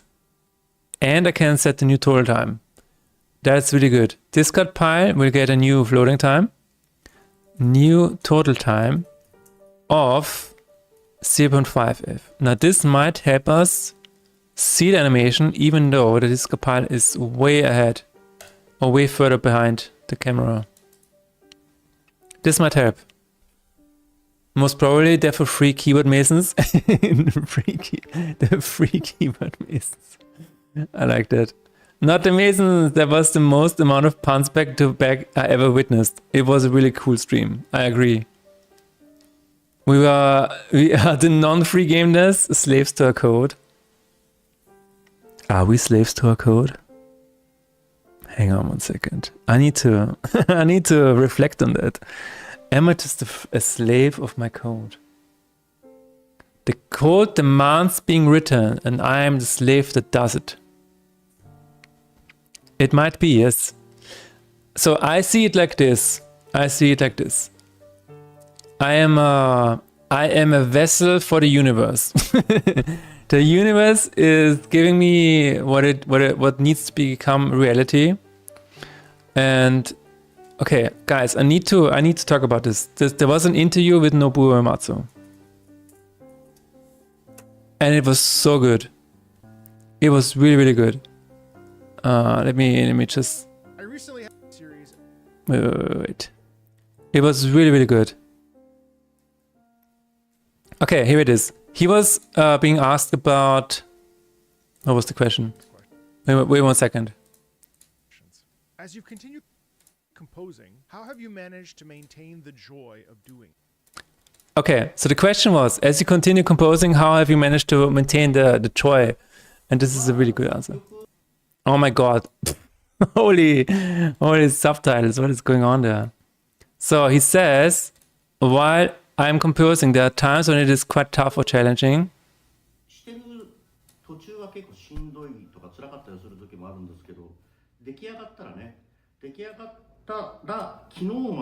But when it is finished, something that did not exist in the world yesterday is now there. That is so good, guys. That is so good. When it is finished, something that did not exist in the world yesterday is now there. So isn't that beautiful?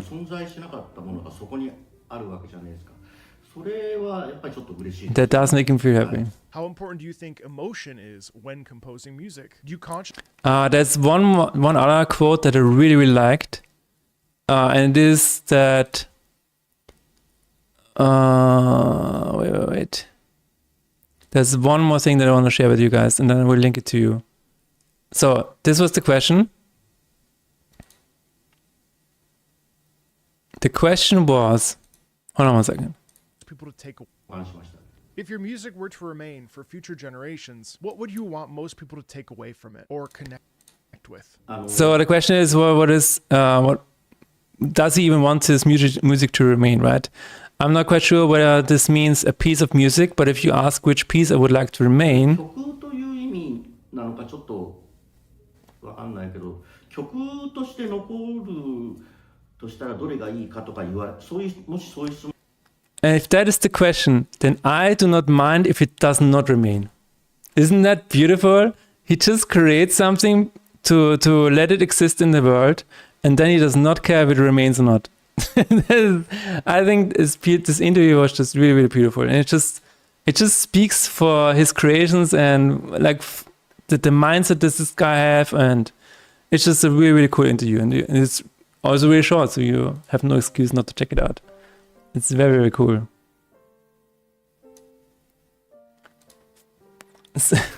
Slave Mason sounds like a good band name.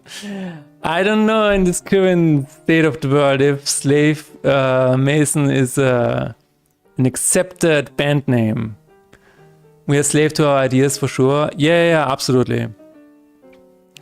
So here's the thing. Once you get an idea, usually the idea does not let you go unless you sit down and make it a reality. At least that is happening to me all the time. And assume like a lot of people here feel the same way, right? We had a cursor out doing this the code and damn time is the canvas. Right. 100%. Yeah. And then people say, oh my god, you're so obsessed. That is not the problem. No, we are not obsessed. The problem is that if we do not sit down and work on an idea to let it exist in reality, it does not let us go. We cannot sleep. We cannot have regular conversations. We cannot act or work normally because all the time the idea is in the back of our minds screaming at us. It's like, dude, I need to exist. And I will not let this go until you sit down and actually give life to me. This is what it is. And I do not think this is being a slave. I think this is a privilege, guys. I think this is an absolute privilege that we are given these ideas that want to come out, that want to exist through us. I think this is this is something to live for. This is something to strive for. I think this is really, really cool. I don't think this is like calling it being a slave to it is not the right mindset. You have to accept it and actually be really grateful that we are given these inspirations and ideas. I think this is this is why we are here. I think it's giving us a reason to exist. Dude, you need to let me exist. Exactly. This happened. I mean, one of the best examples recently. What's up, Ideas Gatherer? Hello, Ludwig. How are you doing? How hot is it in Germany? Lord, someone should make this a voice clip. You need to let me exist. One of the best examples recently that I can give you is Imhotep over there. He sent me samples for his latest EP, right? And for Gula, and the other one was... Fuck, I forgot. But he sent me those samples, and I immediately got an idea for lyrics and for piano. And I'm like, I don't even know where that came from. I just had, like, the inspiration hit me immediately, and all I had to do was press record, and there it was. And I sent it back, and I'm like, I don't know what that was, but there it is. And it's like, yeah, I don't know. I just love it so much. So much. Iraq, exactly. It finally did rain today and cooled down to a moderate 24 degrees. That is really cool to know, dude. I'm very happy for you, Task. It's gonna rain probably on Wednesday for us. Right now we are breaking records. We have the hottest night in Vienna ever, and I think also the hottest day in Vienna. I don't know. I have no idea. Rain, what is this rain you're talking about? I have no idea. I don't know what it means. I think what he is talking about is all the condensation water from all of the ACs around him. It's raining all of that water down out of the AC units. I think that's what it means. Wait a minute, doesn't that mean that if we have 1 million AC units, it's gonna rain down on us and cooling everything down again? Isn't that like almost a perpetuum mobile? That was super awesome stuff indeed. They got a lot of feedback from the direct environment. Yeah, I don't know what happened. And that's the beautiful part. Sometimes you have no idea where something is coming from, and there it is. And you know, something didn't exist yesterday, and there it is. And I think this is absolutely beautiful. I also think this is really addictive. I think this is like, once you get this feeling of, oh my god, these two hands can create things. They can make something out of nothing. You can kind of get, kind of addicted to it as well. Where it's like, yeah, I kind of have to keep going. If this is my calling, let's see what else these two hands can create. It's reality bending. No, it really is. It really feels like it. Because you can kind of mold something. Like, you thought about something, you used your two hands to give it a life, and there it is. 2 days ago, we hit a heat record in Germany of 41.3 degrees Celsius. I would say congratulations. But I don't know if that's good or not. As Dirk gently said, take control of your life. The instant you take control, interesting things will happen. Absolutely. Absolutely. There is no other way. I think once you get a taste of it, once you kind of see what your life could look like under your own control, I think there's no way back, honestly. There's no way back. Once you taste that, I don't think it's freedom necessarily, because at some point you're like, even if you're controlling your own life, you're still kind of signing up for something, right? I wouldn't also call it golden handcuffs. I don't like the term, but there is something that you're just resubscribing yourself to something different. Maybe it is just I don't know. I don't know where this is taking me. We have an animation to fix. The animation is now hopefully slower. And I do think and hope that this is probably the worst heat wave this year. Usually it's always in the end of June, right? Where it's this really, really hot. And I think like it's definitely gonna get hot again in the rest of the year, but I don't think it's gonna be as hot. At least that is my hope. I really, really hope so. But usually it's the end of the June. You know what's really funny? I think it was on Friday or on Thursday. And it had already been, really hot. And I looked at my mobile phone and it said, oh, today is summer begin. I'm like, oh, wait a minute. I thought we were almost done with summer. No, this is just the beginning. This is just the beginning, my guy. Yeah, okay. That looks okay. Taking control means you reset your mindset. Good question.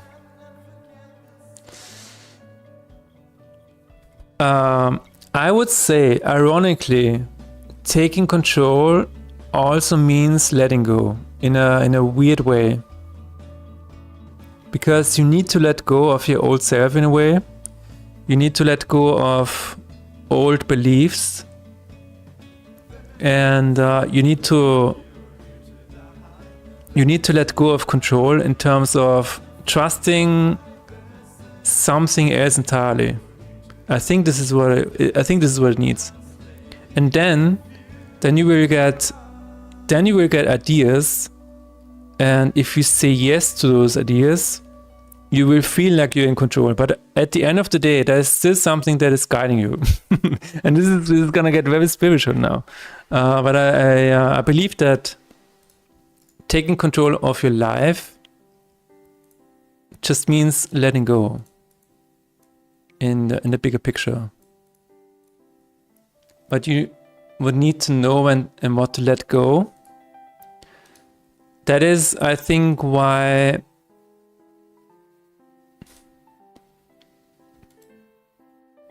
I think it's different for everybody. Yeah, I think there's no like one thing that can be said for everybody.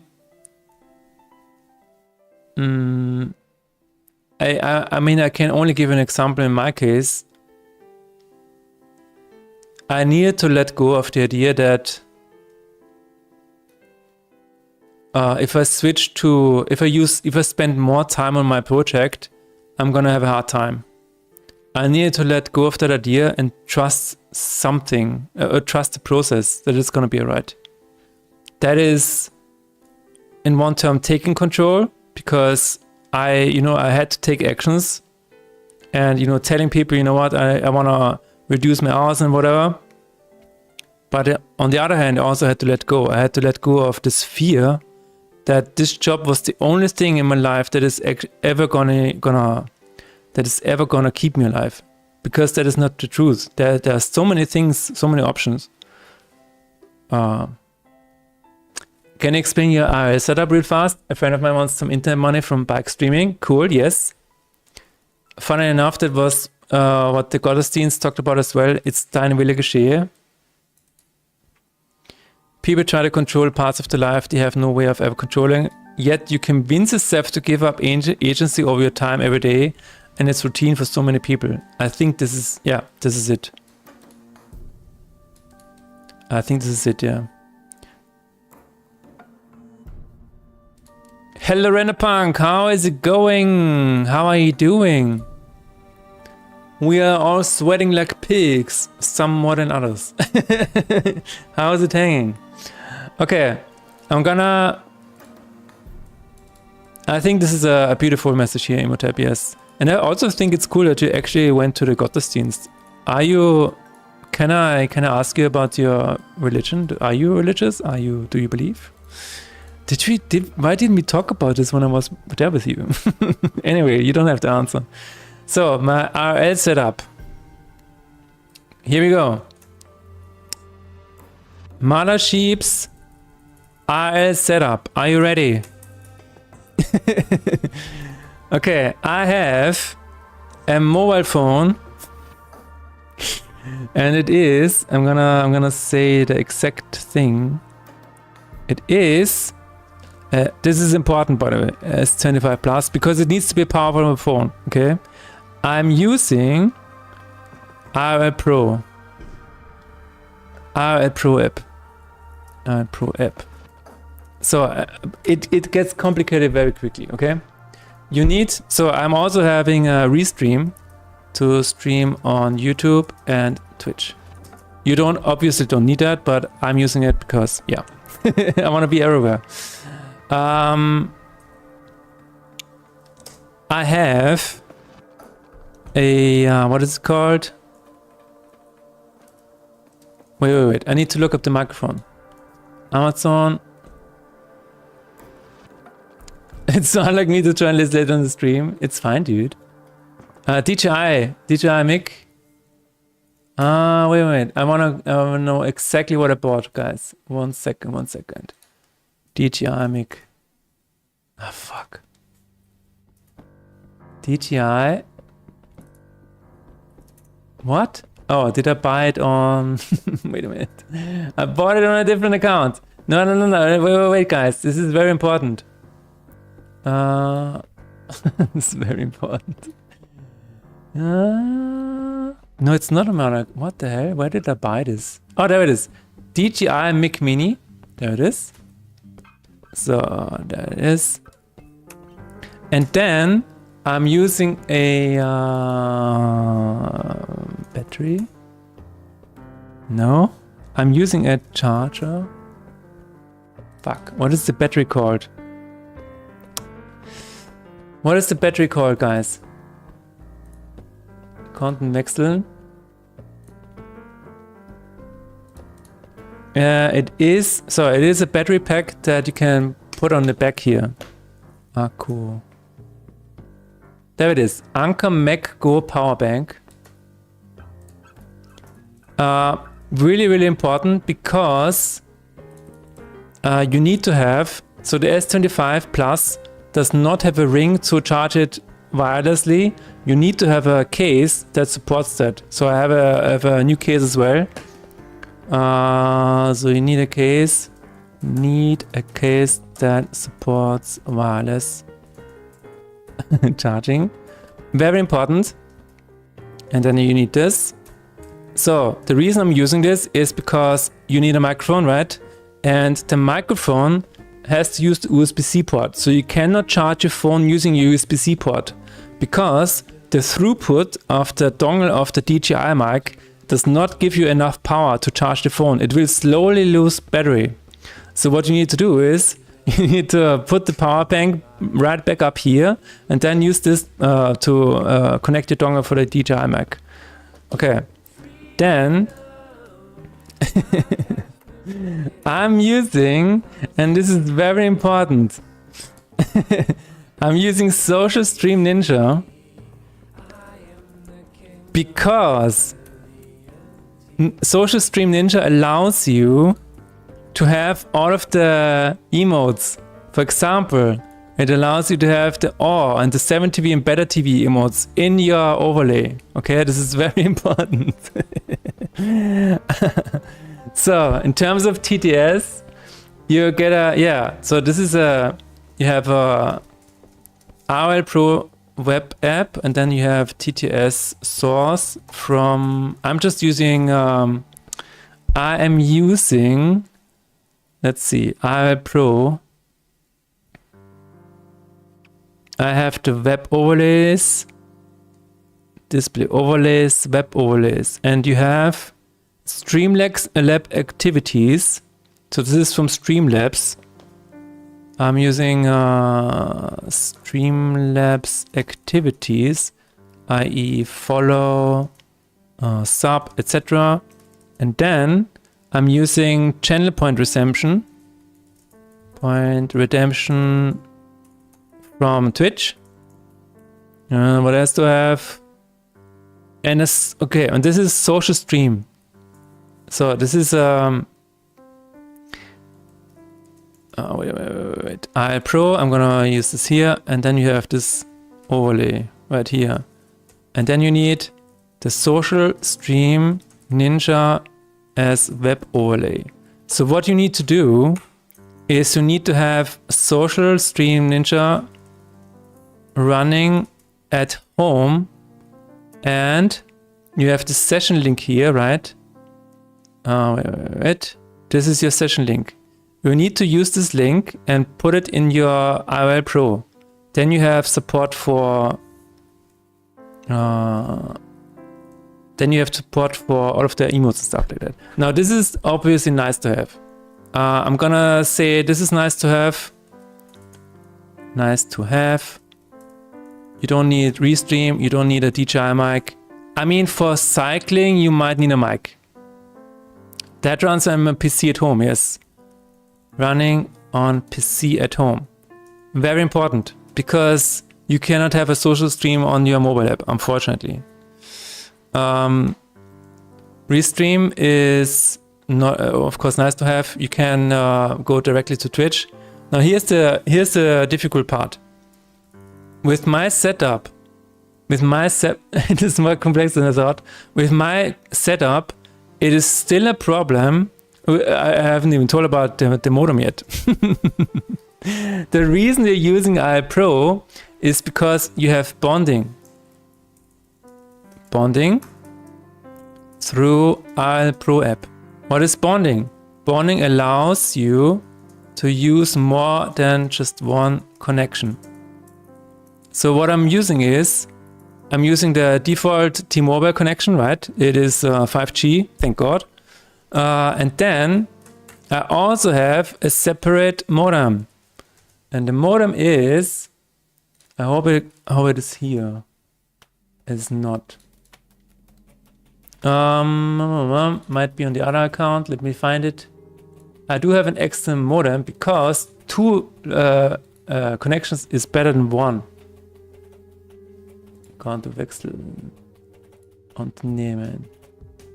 Modem. I cannot find it. But it is called, I have it here. I have the app here. Let me see. The app is called ClocalMe. So if you want to have a second connection, Amazon, which I absolutely advise you to do, guys, okay? You need to use something like ClocalMe. There are several solutions for this, but I went with this. This is a mobile WLAN router, and the thing is, so I'm just gonna put this here, global, mobile web WLAN router, and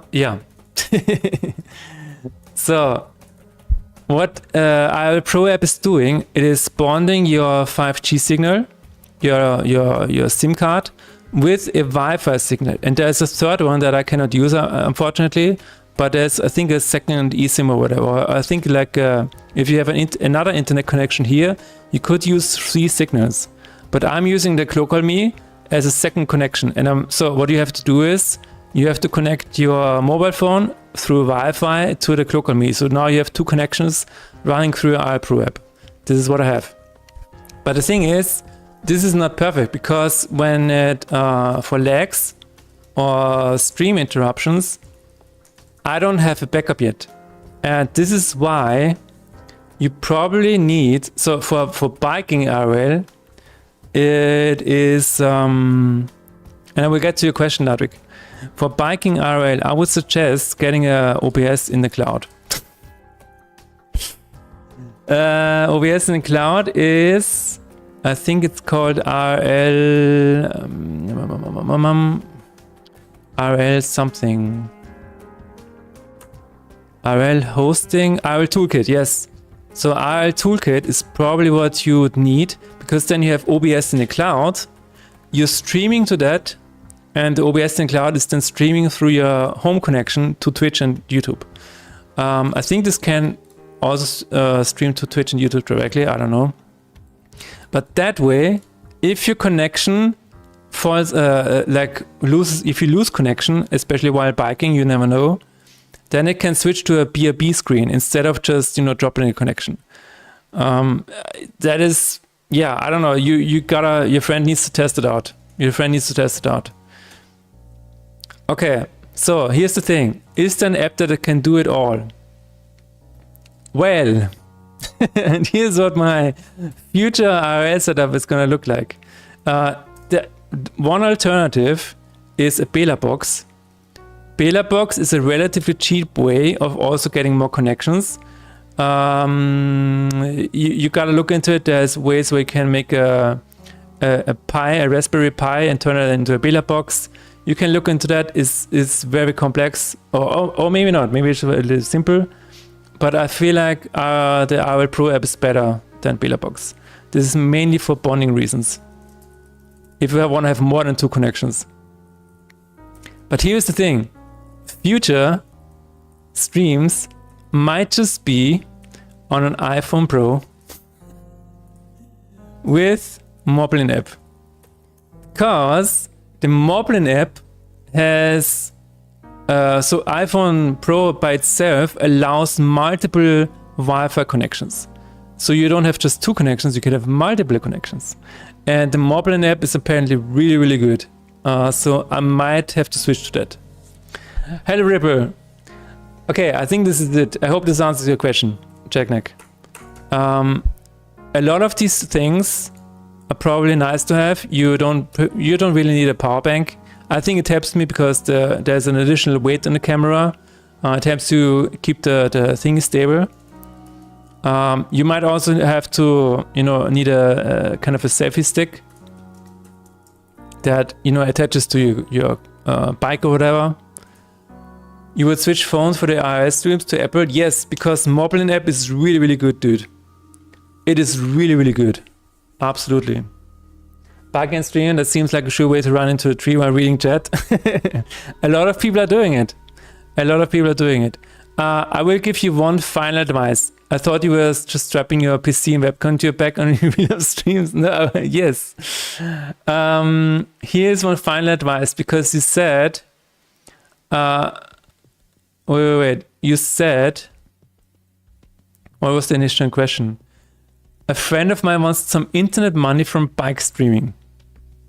Here's the thing. You should not be streaming. You should not be streaming for money. You should be streaming because you have fun and because you may wanna, find new people that are like-minded. But if you wanna make money while riding a bike,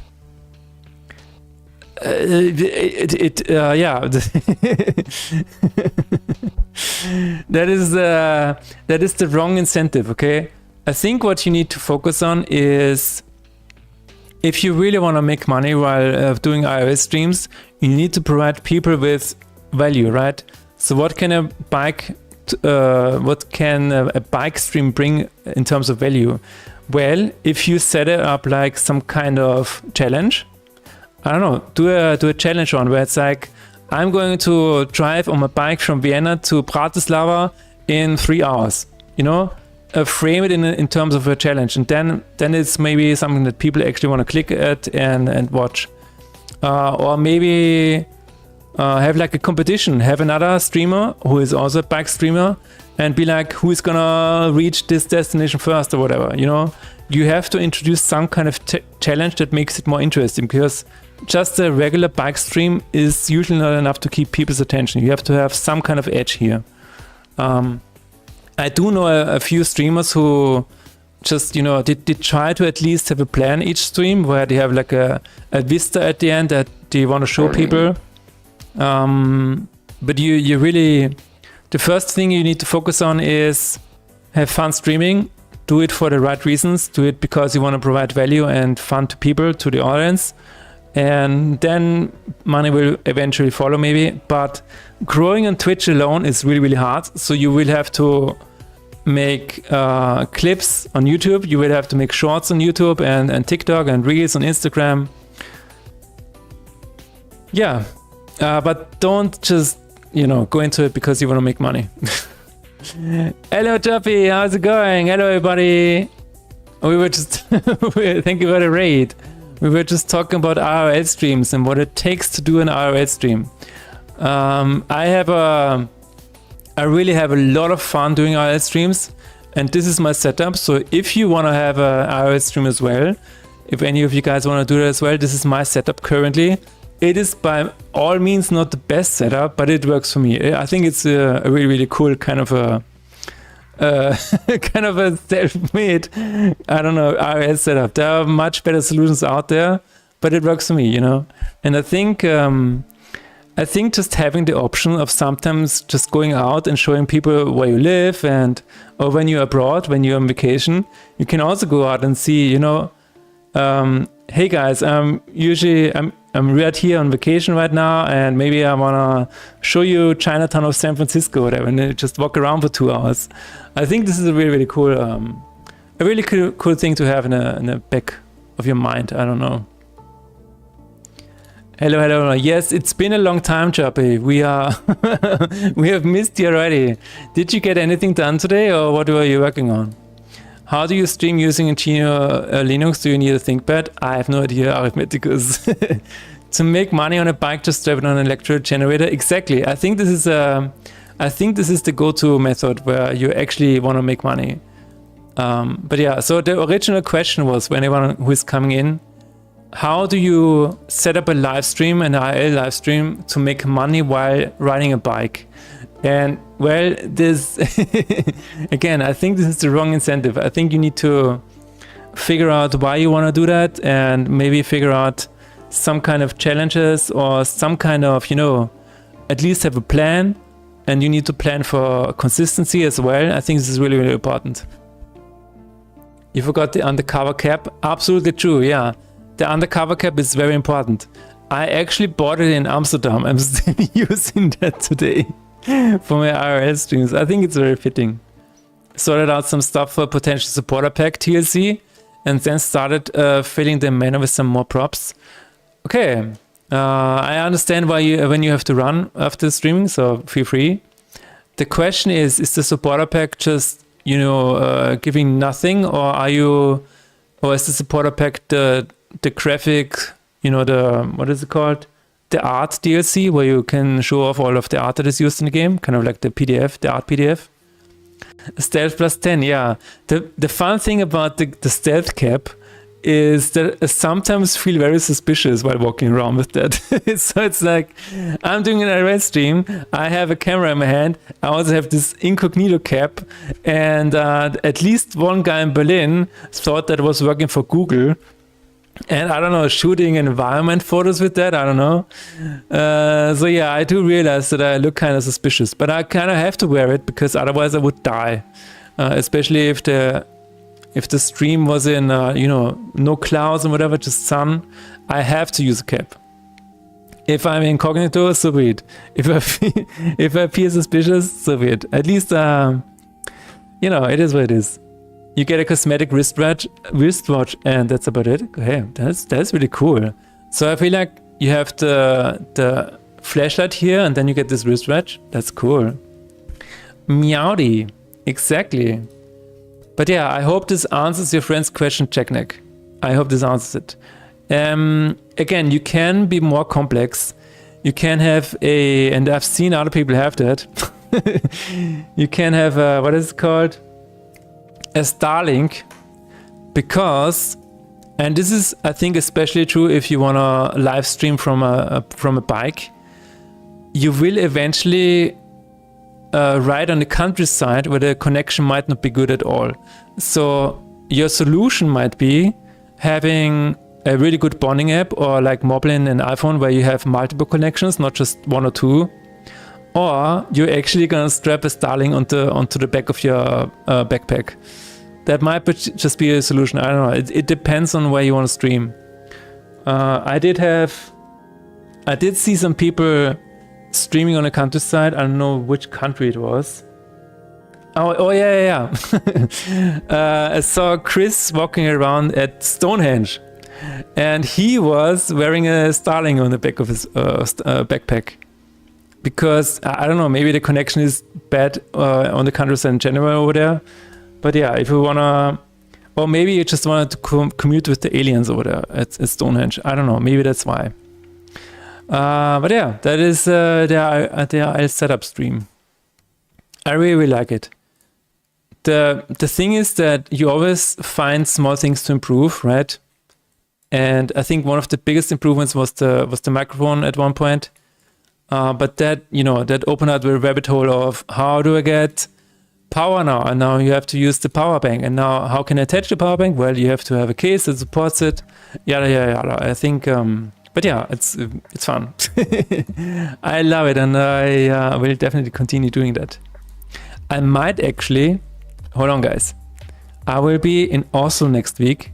Matt Chirpy cannot hear that because, but I will be in Oslo next week, and I might do one small IRL stream there. I'm not entirely sure yet, but I might actually do it. My wife might actually be in it if she wants to. I was thinking about doing an art book, but I'm not sure anymore. An art book is still a proper product and needs to be quite good. Whereas with a supporter pack, it's more obvious that it's mainly just an optional way of showing more support. True, absolutely. And again, I don't want to keep you here, Matt Chirpy. I'm just gonna talk about it anyways. The thing that I did for Hardcore Trilogy, I originally wanted to have a supporter pack, like I think I just called it like coffee for the developer or whatever, and it had nothing in it.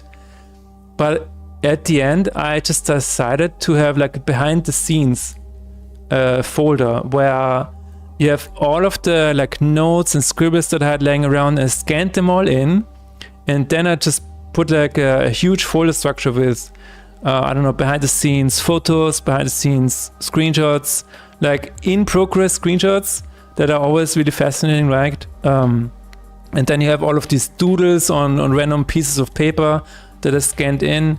And I think this is worth a bit more than just nothing, right? And it's not as intense as an art book, because an art book, as you said, is a product and it needs to be kind of produced well. But if you just throw in a bit of a folder structure with just, I don't know, random behind the scenes stuff that you have lying around, because you have been working on this game for a very long time.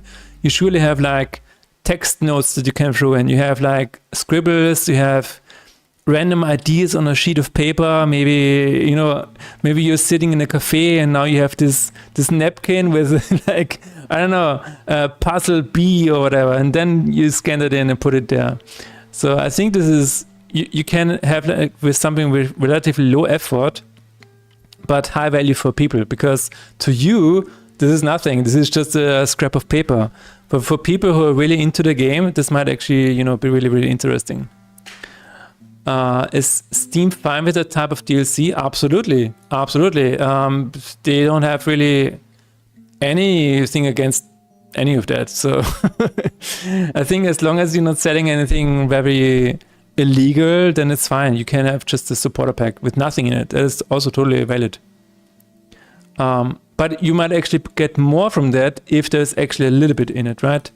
Like maybe a supporter pack alone will not incentivize as many people as, a look behind the scenes.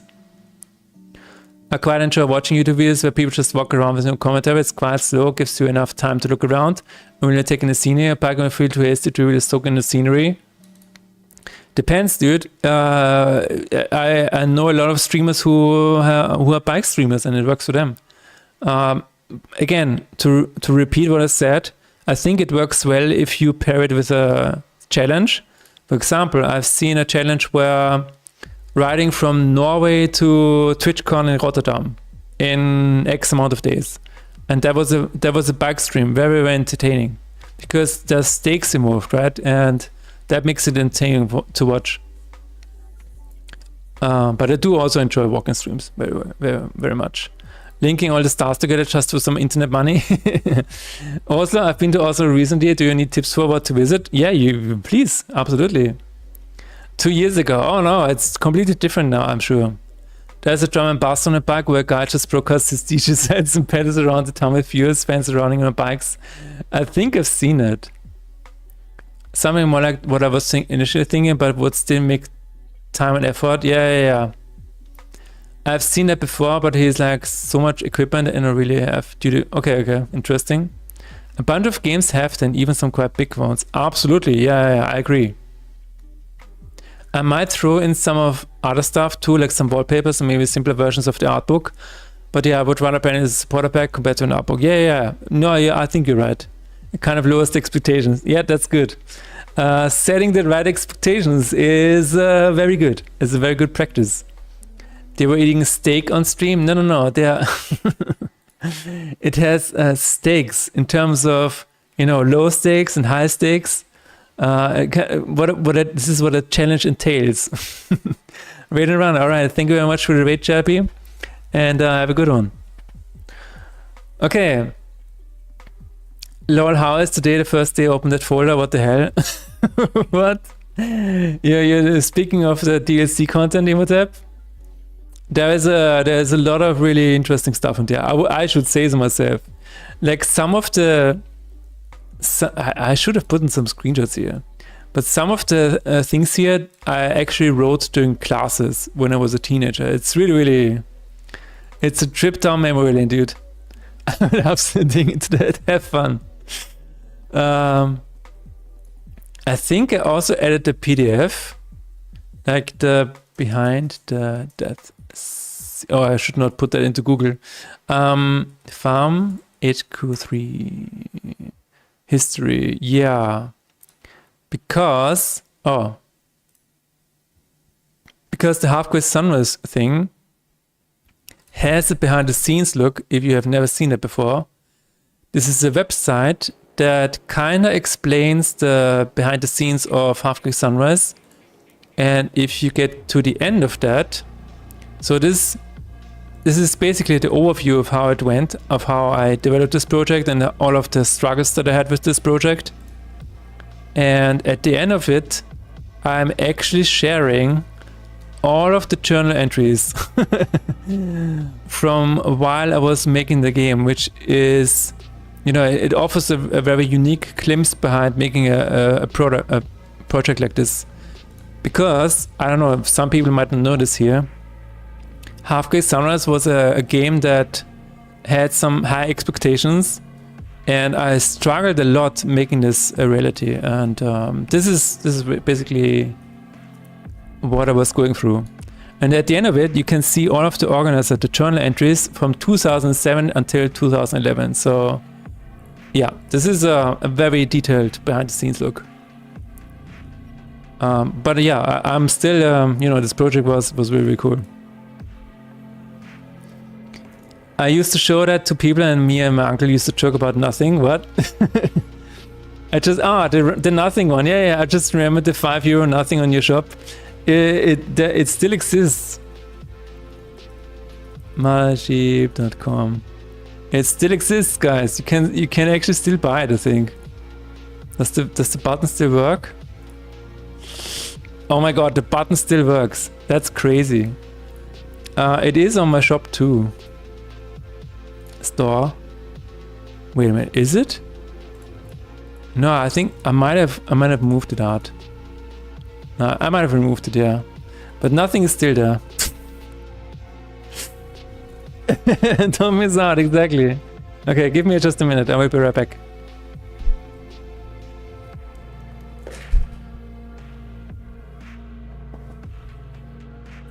Now on discount.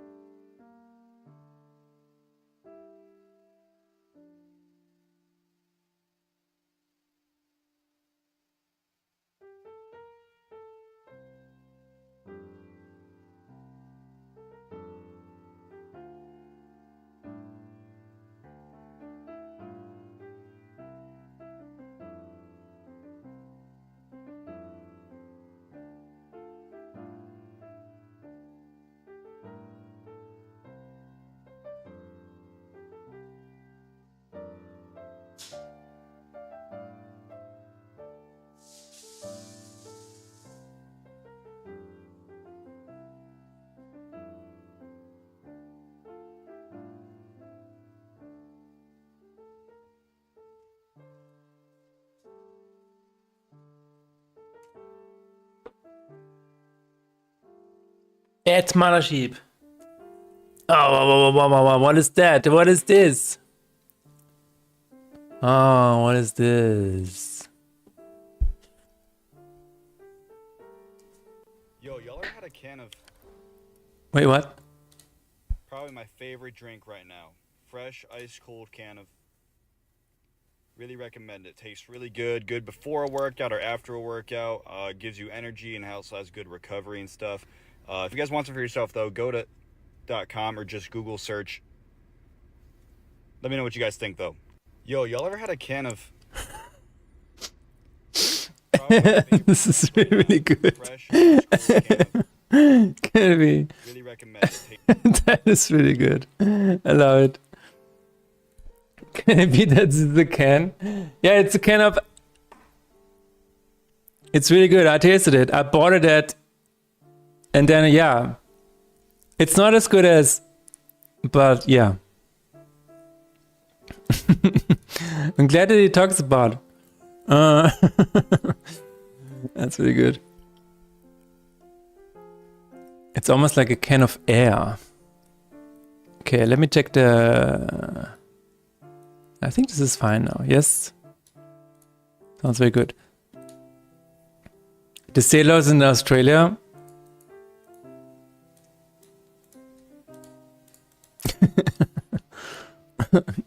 Yes. Why wouldn't they sell it in Australia? Okay. The other thing is we are going to have a free aspect again. Yeah. Our graveyard is down there. Graveyard pile is down here, right? Right. And we can also use the same thing here. Yeah, let's do all of those down there. Cool. So we have the discard pile, we have the graveyard pile at the same location. Put it down. Exile pile, put it down. And exile enemy pile. And enemy graveyard pile. Oh, this is actually up there, right? It should not be an issue. Hello, how was today's stream and what did I miss? So we had the podcast with Matt Jerby. I think it went well. We had some technical issues in the beginning, but we ironed them out pretty quickly thanks to people in chat. I think it was also Corner Theory who managed the auto gain. That was the issue. We talked about finishing projects. I think it was really cool. And we're gonna do another podcast. We're gonna try to have a regular podcast, like every 2 weeks. So the next one is gonna be in 2 weeks. Hopefully, we will see. We're gonna try and have a bit of a routine going on. And then maybe upload them on a different channel and maybe Spotify. I don't know. Maybe, I don't know. We will see. But first, I think we have to get a few more episodes under our belt. And then, that was basically it. Yeah, we talked about religion. We talked about AC units. We talked about inspiration, creativity. And then we talked about RL stream setups. That sounds really good. I would listen to them. Nice. We need a regular media time and dedicated pun rituals. Then the regular media time is, are you saying like a reacts kind of slot, or what are you talking about? And dedicated pun rituals. I mean, every day, every stream is a pun ritual. You can throw the puns all the time. As often as you want. There's no limitation. Why is there no align card? Set target, no? We can have puns all day. Does the Excel pile have a alignment? Align, no. No. Okay, I think what needs to happen is we'll totally get punished. Oh, yeah, the one with the can right here that I didn't know yet. That gave me a nice little chuckle. I mean, if you have a fun video that you want to share that you think I would enjoy, feel free to do so. Actually, now that I remember, I actually wanted to show you something too. There you go. I think Nick Sinali sent me this. And it was a guy who made his Steam controller automatically charge itself. I think it was really funny.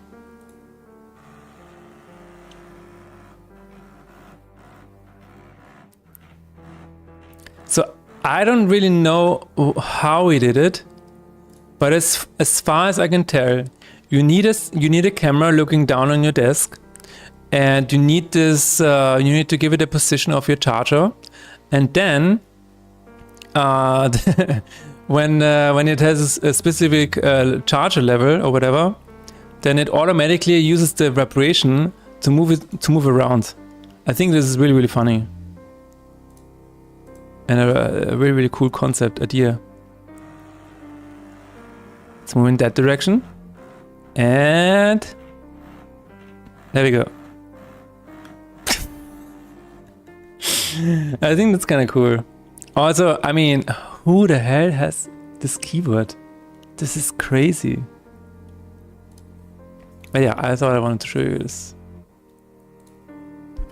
I shorted John and heard something about a guy prototyping a multiplayer game within 30 minutes. That sounded interesting. Huh? Who is prototyping a multiplayer game in 30 minutes? Oh, you're talking about my prototype? Yeah, that was a 2D local co-op multiplayer game. True, yeah. Yesterday we used AI to make a quick prototype to see if an idea that I had was actually working in reality. And I probably would have needed 2 weeks to make that. But with AI, especially OpenCode and DeepSeek, we managed to make it in like 3 hours. After 30 minutes, it was done. But we had a lot of adjustments, and then we turned it from a single player game into a multiplayer co-op game in WebGL. And that was like after 2 hours or whatever, and it was just insane. But now we know that the idea could probably work, and I probably wouldn't have done the prototype otherwise. So I don't know. It is really weird how this works. Dark magic, yes. The snake that eats its tail. Commodore 128 looking keyboard, yes. What is it? What is that emote, Rupert? It looks like it hits fingers. I think I had one of those as well. It is a very old, regular SPC keyboard that I also had. Add me as an editor to your 70, please, kindly, thank you. No. Why would I do that? Why do you want me to do that? What emote is this? The emote doesn't even load. Is it a loading emote? What is it about? I mean, yeah, it's a tool and up to us how we use it, right? So for fast prototyping, why not? Exactly. I think so as well. I think there's currently a bit of a witch hunt going on where even if you just say the word AI, a lot of people are screaming and I don't know, throwing the pitchforks. But I think, so first of all, I said this a lot, it is here to stay and we need to kind of get used to it because people are going to use it, whether you scream or not. Ethical usage is a topic in so many fields, why not AI? Exactly. I've said this before. People are sitting there with 6 monitors and a super beefy gaming PC, and they have like, I don't know, 2 mobile phones, but AI is the devil. AI is the devil. It is kind of a bandwagoning that is going on, unfortunately, in both sides. Like, I hate the AI bros that hype it up super high, but you can also just sit there and be like, AI is bad and we should completely eradicate from Earth. The truth of the matter is that it is impossible to put the genie back into the bottle. The genie is out. It is open source, guys. It's not gonna go away again. It's too late for that. So either you can accept that and start working with it, or not. I don't know. I don't care. But in terms of using it for production, that is a different question. Like, I probably would not use it for production. But for prototyping, and just using it as a tool, I think it's here to stay. I hate that big companies already make a move that require us to lower standards or abandon them. It's true. Not until AI builds a time machine. Yeah. I mean, here's another thing that I've seen recently is that, you know, at the beginning it was like every company has like, yeah, we're going to switch everything to AI. Like our programmers are going to use AI 110% of the time. But now they're backpedaling a little bit. It's like now you need to be cost conscious about your AI usage, and it's like, oh, why are you saying it's expensive to use, and it's not yielding all of the results that you were hoping that it would yield? That is this is the time period that we're in now. So we are probably, like, someone predicted it. I think it was Pramagen. He predicted that there are going to be cost sensitivity consultants for AI usage in companies, where they are particularly sent into companies to train the co-workers and all of the employees there how to use AI in a cost sensitive way. So that means you should probably not say please and thank you, because that is an unnecessary amount of token spending, and, you know, a lot of other stuff. Maybe only need to use the big models, the expensive models, if you have something that is really, really complex. Otherwise, just use free models or whatever. So a lot of this awareness is right now being focused on, which I find very interesting. It's rubbing my mouth a little. There you go. Yes, this is the time we're living in, guys. It is crazy. Even yesterday, I was sitting there, I'm like, we're talking about context switching and the limit of the context, and handover to the next agent, spawning multiple agents, what to do when your agent is creating your code for you. Are you allowed to watch YouTube videos, or should you spin up a new agent and work on something else in the meantime? Yeah, this is where we live in now. It's only ever about profits until the entire thing goes poof and is replaced by a competitor that actually puts in some work. Yeah, exactly. Which means that at the end of the day, while it was promised to be the solution and the replacement of so many humans, okay, I mean, it does replace some humans in some fields, I would say. But in terms of coding, you still kind of have to know what you're doing. I don't think that it's going to go away anytime soon. Like, you still have to have a human director or whatever. I don't know. And there was a point yesterday where we talked about, and letting an AI actually guiding agents itself, because it knows how to handle agents better than a human. And I'm like, what is going on here? What is going on here? AI talk, yes. Hello, Technic, welcome back. But yeah, this is what we're living in right now.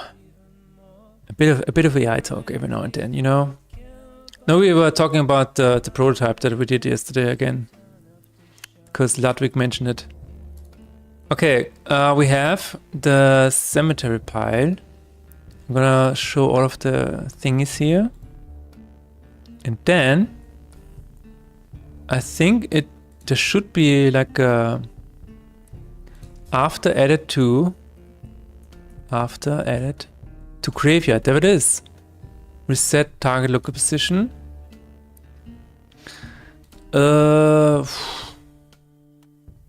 Sure. Do I want that? Start movement. Moving sub position. Okay. How do I set target local position? Moving total time is this. Okay. So what about reset target local position? And can we give it a Can we give it a variable here? Yeah, let's do that. Reset target local position.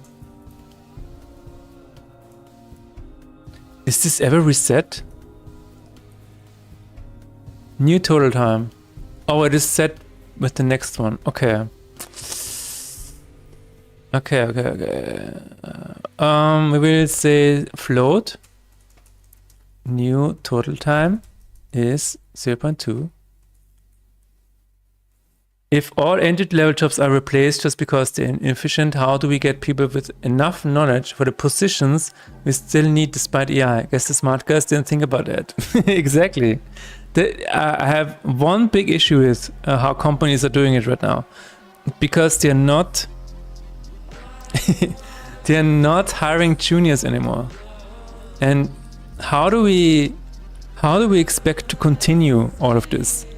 How do we expect this world to go on if we do not invest into juniors anymore? I don't understand. They will use AI to resolve this question, yeah, for sure.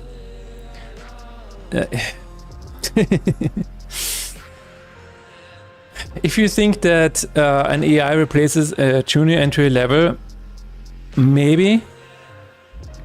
I don't think so. I really don't think so, because even a junior can it can level up, and become a senior, hopefully. But I don't know, it's gonna be interesting. The next few years are gonna be very interesting. It will tell them it will all be okay and silently hope for AGI. That is the thing.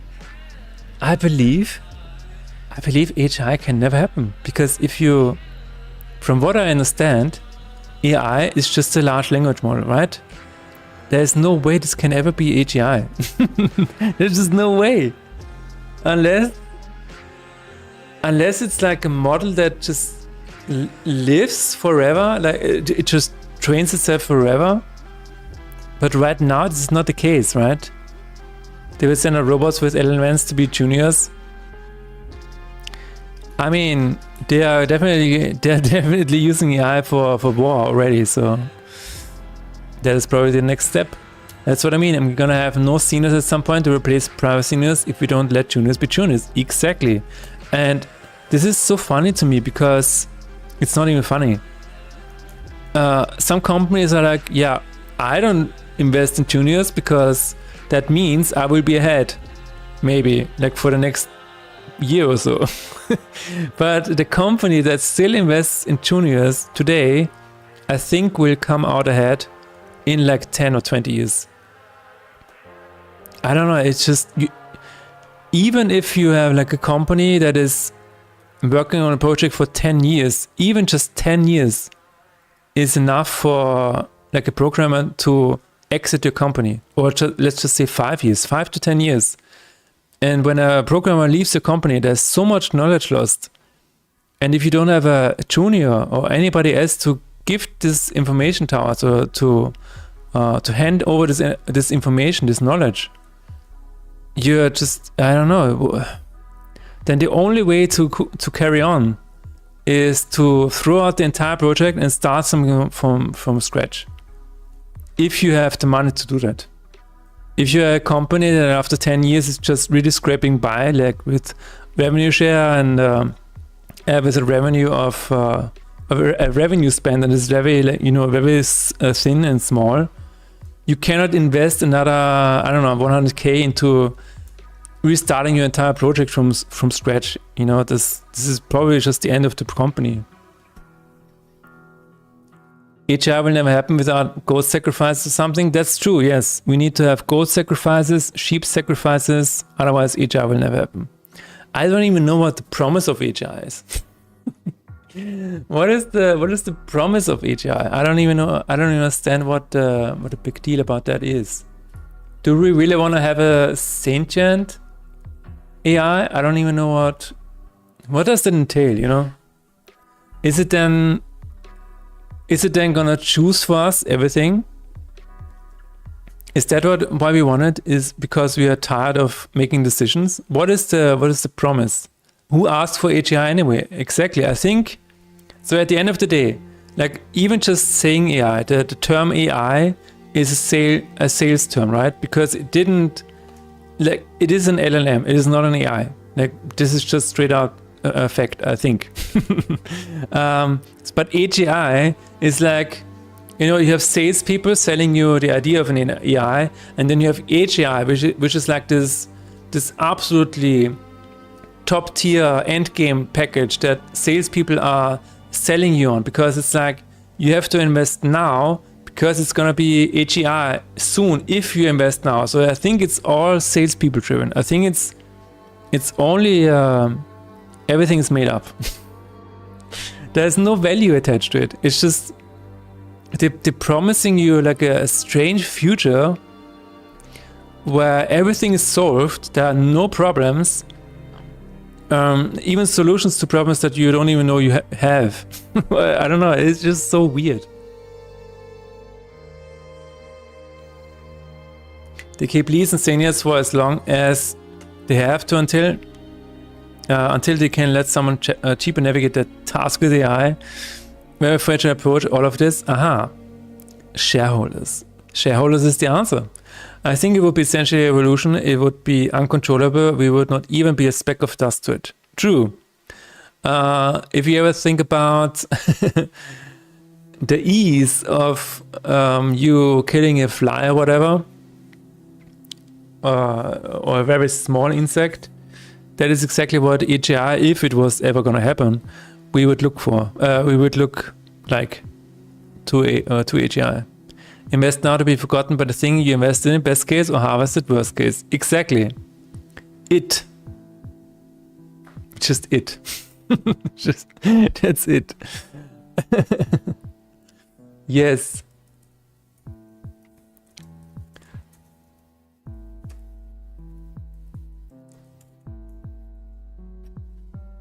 It is the perfect future where we can finally spend all day sorting our digital library or playing farming sim or office sim. Yeah, exactly. We are in I don't know, idiocracy and Wall-E. I guess it's more like all the insects you kill without ever knowing it while walking or something. Very true. Very true, Gamedev. Sometimes you're just going through the woods and you're stepping onto the forest floor and you're not even you don't even know what you're doing. That is, yeah, basically. What is the type of horror called? You know, in Elden Ring. I always forget the name of that. Not space horror, but there's a term for that. I think that is exactly it, because that fear of being so small compared to a different existence. Cosmic horror. Thank you very much. Cosmic horror. This is the fear of being so worthless to such a big entity. And I think this is a very, very cool genre. Lovecraftian stuff. Yes. All the spiders you theoretically eat them while sleeping. Exactly, Nixonali. You're eating a spider at least once a year, right? Statistically speaking. Now, it is, I think, this statistic is, I think, driven up by people who actually eat spiders, you know, for lunch or whatever. So I would not trust the statistics. No. It's a lie. I'm saying there are people who eat spiders. So I think the statistic is just skewed out of proportions. It's not actually eating a spider. It's just Australians skewing out our data. Exactly. Google it. No. I don't want to Google it. No. To be fair, yesterday while we were sleeping in bed, my wife was holding a tablet like this, and then there was a spider crawling up on top of her tablet.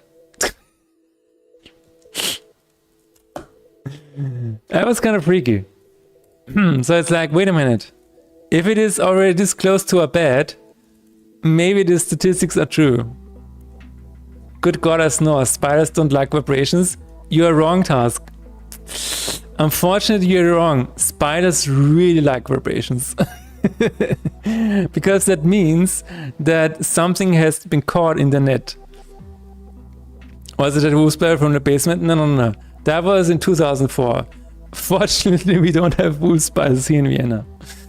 It's only, smaller ones with long legs.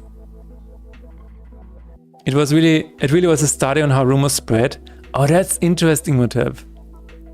That is really interesting. Notice how when talking about spiders, your whole body starts to itch. Isn't that cool? Okay, we're gonna try that. We set target local position. And in card, after added to graveyard, we're gonna set the time. New total time is 0.5f. There we go. I have a bunch of Zitterspinnen, what is that, in my home, and I'm always happy when I see them. Okay. Is it because they are eating other critters and stuff? My body doesn't, I'm just starting to salivate for some delicious spider meat.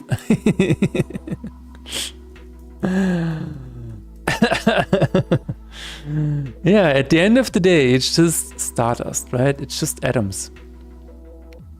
They just look horrible in this, in the way they're floating together. But at the end of the day, it's all just atoms. I guess, but they only move when I don't look. Sometimes I need to save one because it fell in the bathtub or something. So stupid. So stupid. Come here, you silly little creature. Whenever something like that happens, right? And I try to help the insect, but they're always so fragile. It's like, oh my god, it just lost a leg. I'm like, oh shit. I'm so sorry, I just wanted to help you.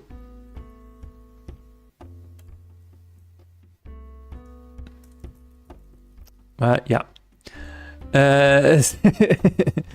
Ura, sometimes seen Instaries with babies playing on the floor and they put snakes between them and they have no fear because fear is trained. That is very interesting task. I truly believe that too. You can definitely try to untrain your fears. Interesting. At the end of the day, everything is energy and we all shall eventually succumb to entropy. Absolutely, Nixonali.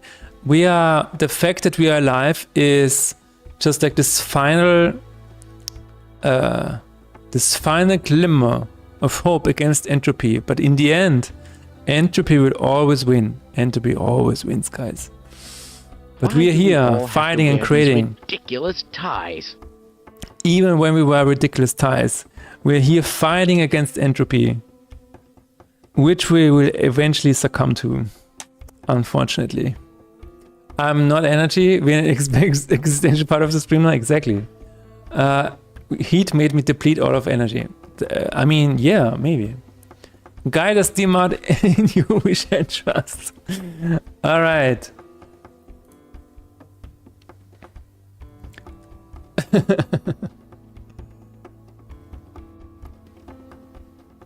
Nah, it's fine, guys. It's fine.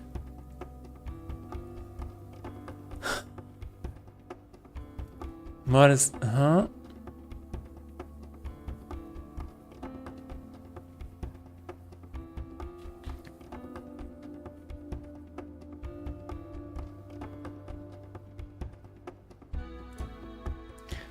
Me throwing profound thoughts at Mothership and then that he doesn't even bother updating profound quotes anymore. Maybe it was not profound enough. I don't know. I have no fucking idea. Anyway, let's take a look if the animation is correct now or if it is slower now. I don't think we need it for Excel, to be honest. I think it's fine. But I fixed what Renderpunk has mentioned last time. What is that? What is that?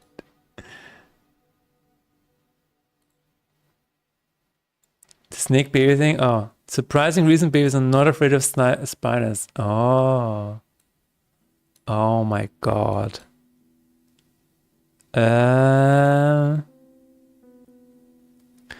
Here's my theory. I don't know if that's true, right? I think I'm only afraid of the ocean or whatever because of all of these horror movies. Because of Jaws and whatever. I think that is why I think this is true. The makers of off-screen cards? Yes, exactly. Wow.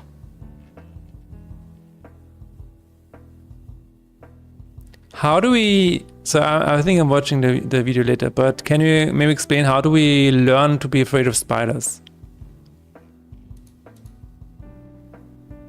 Oh my god.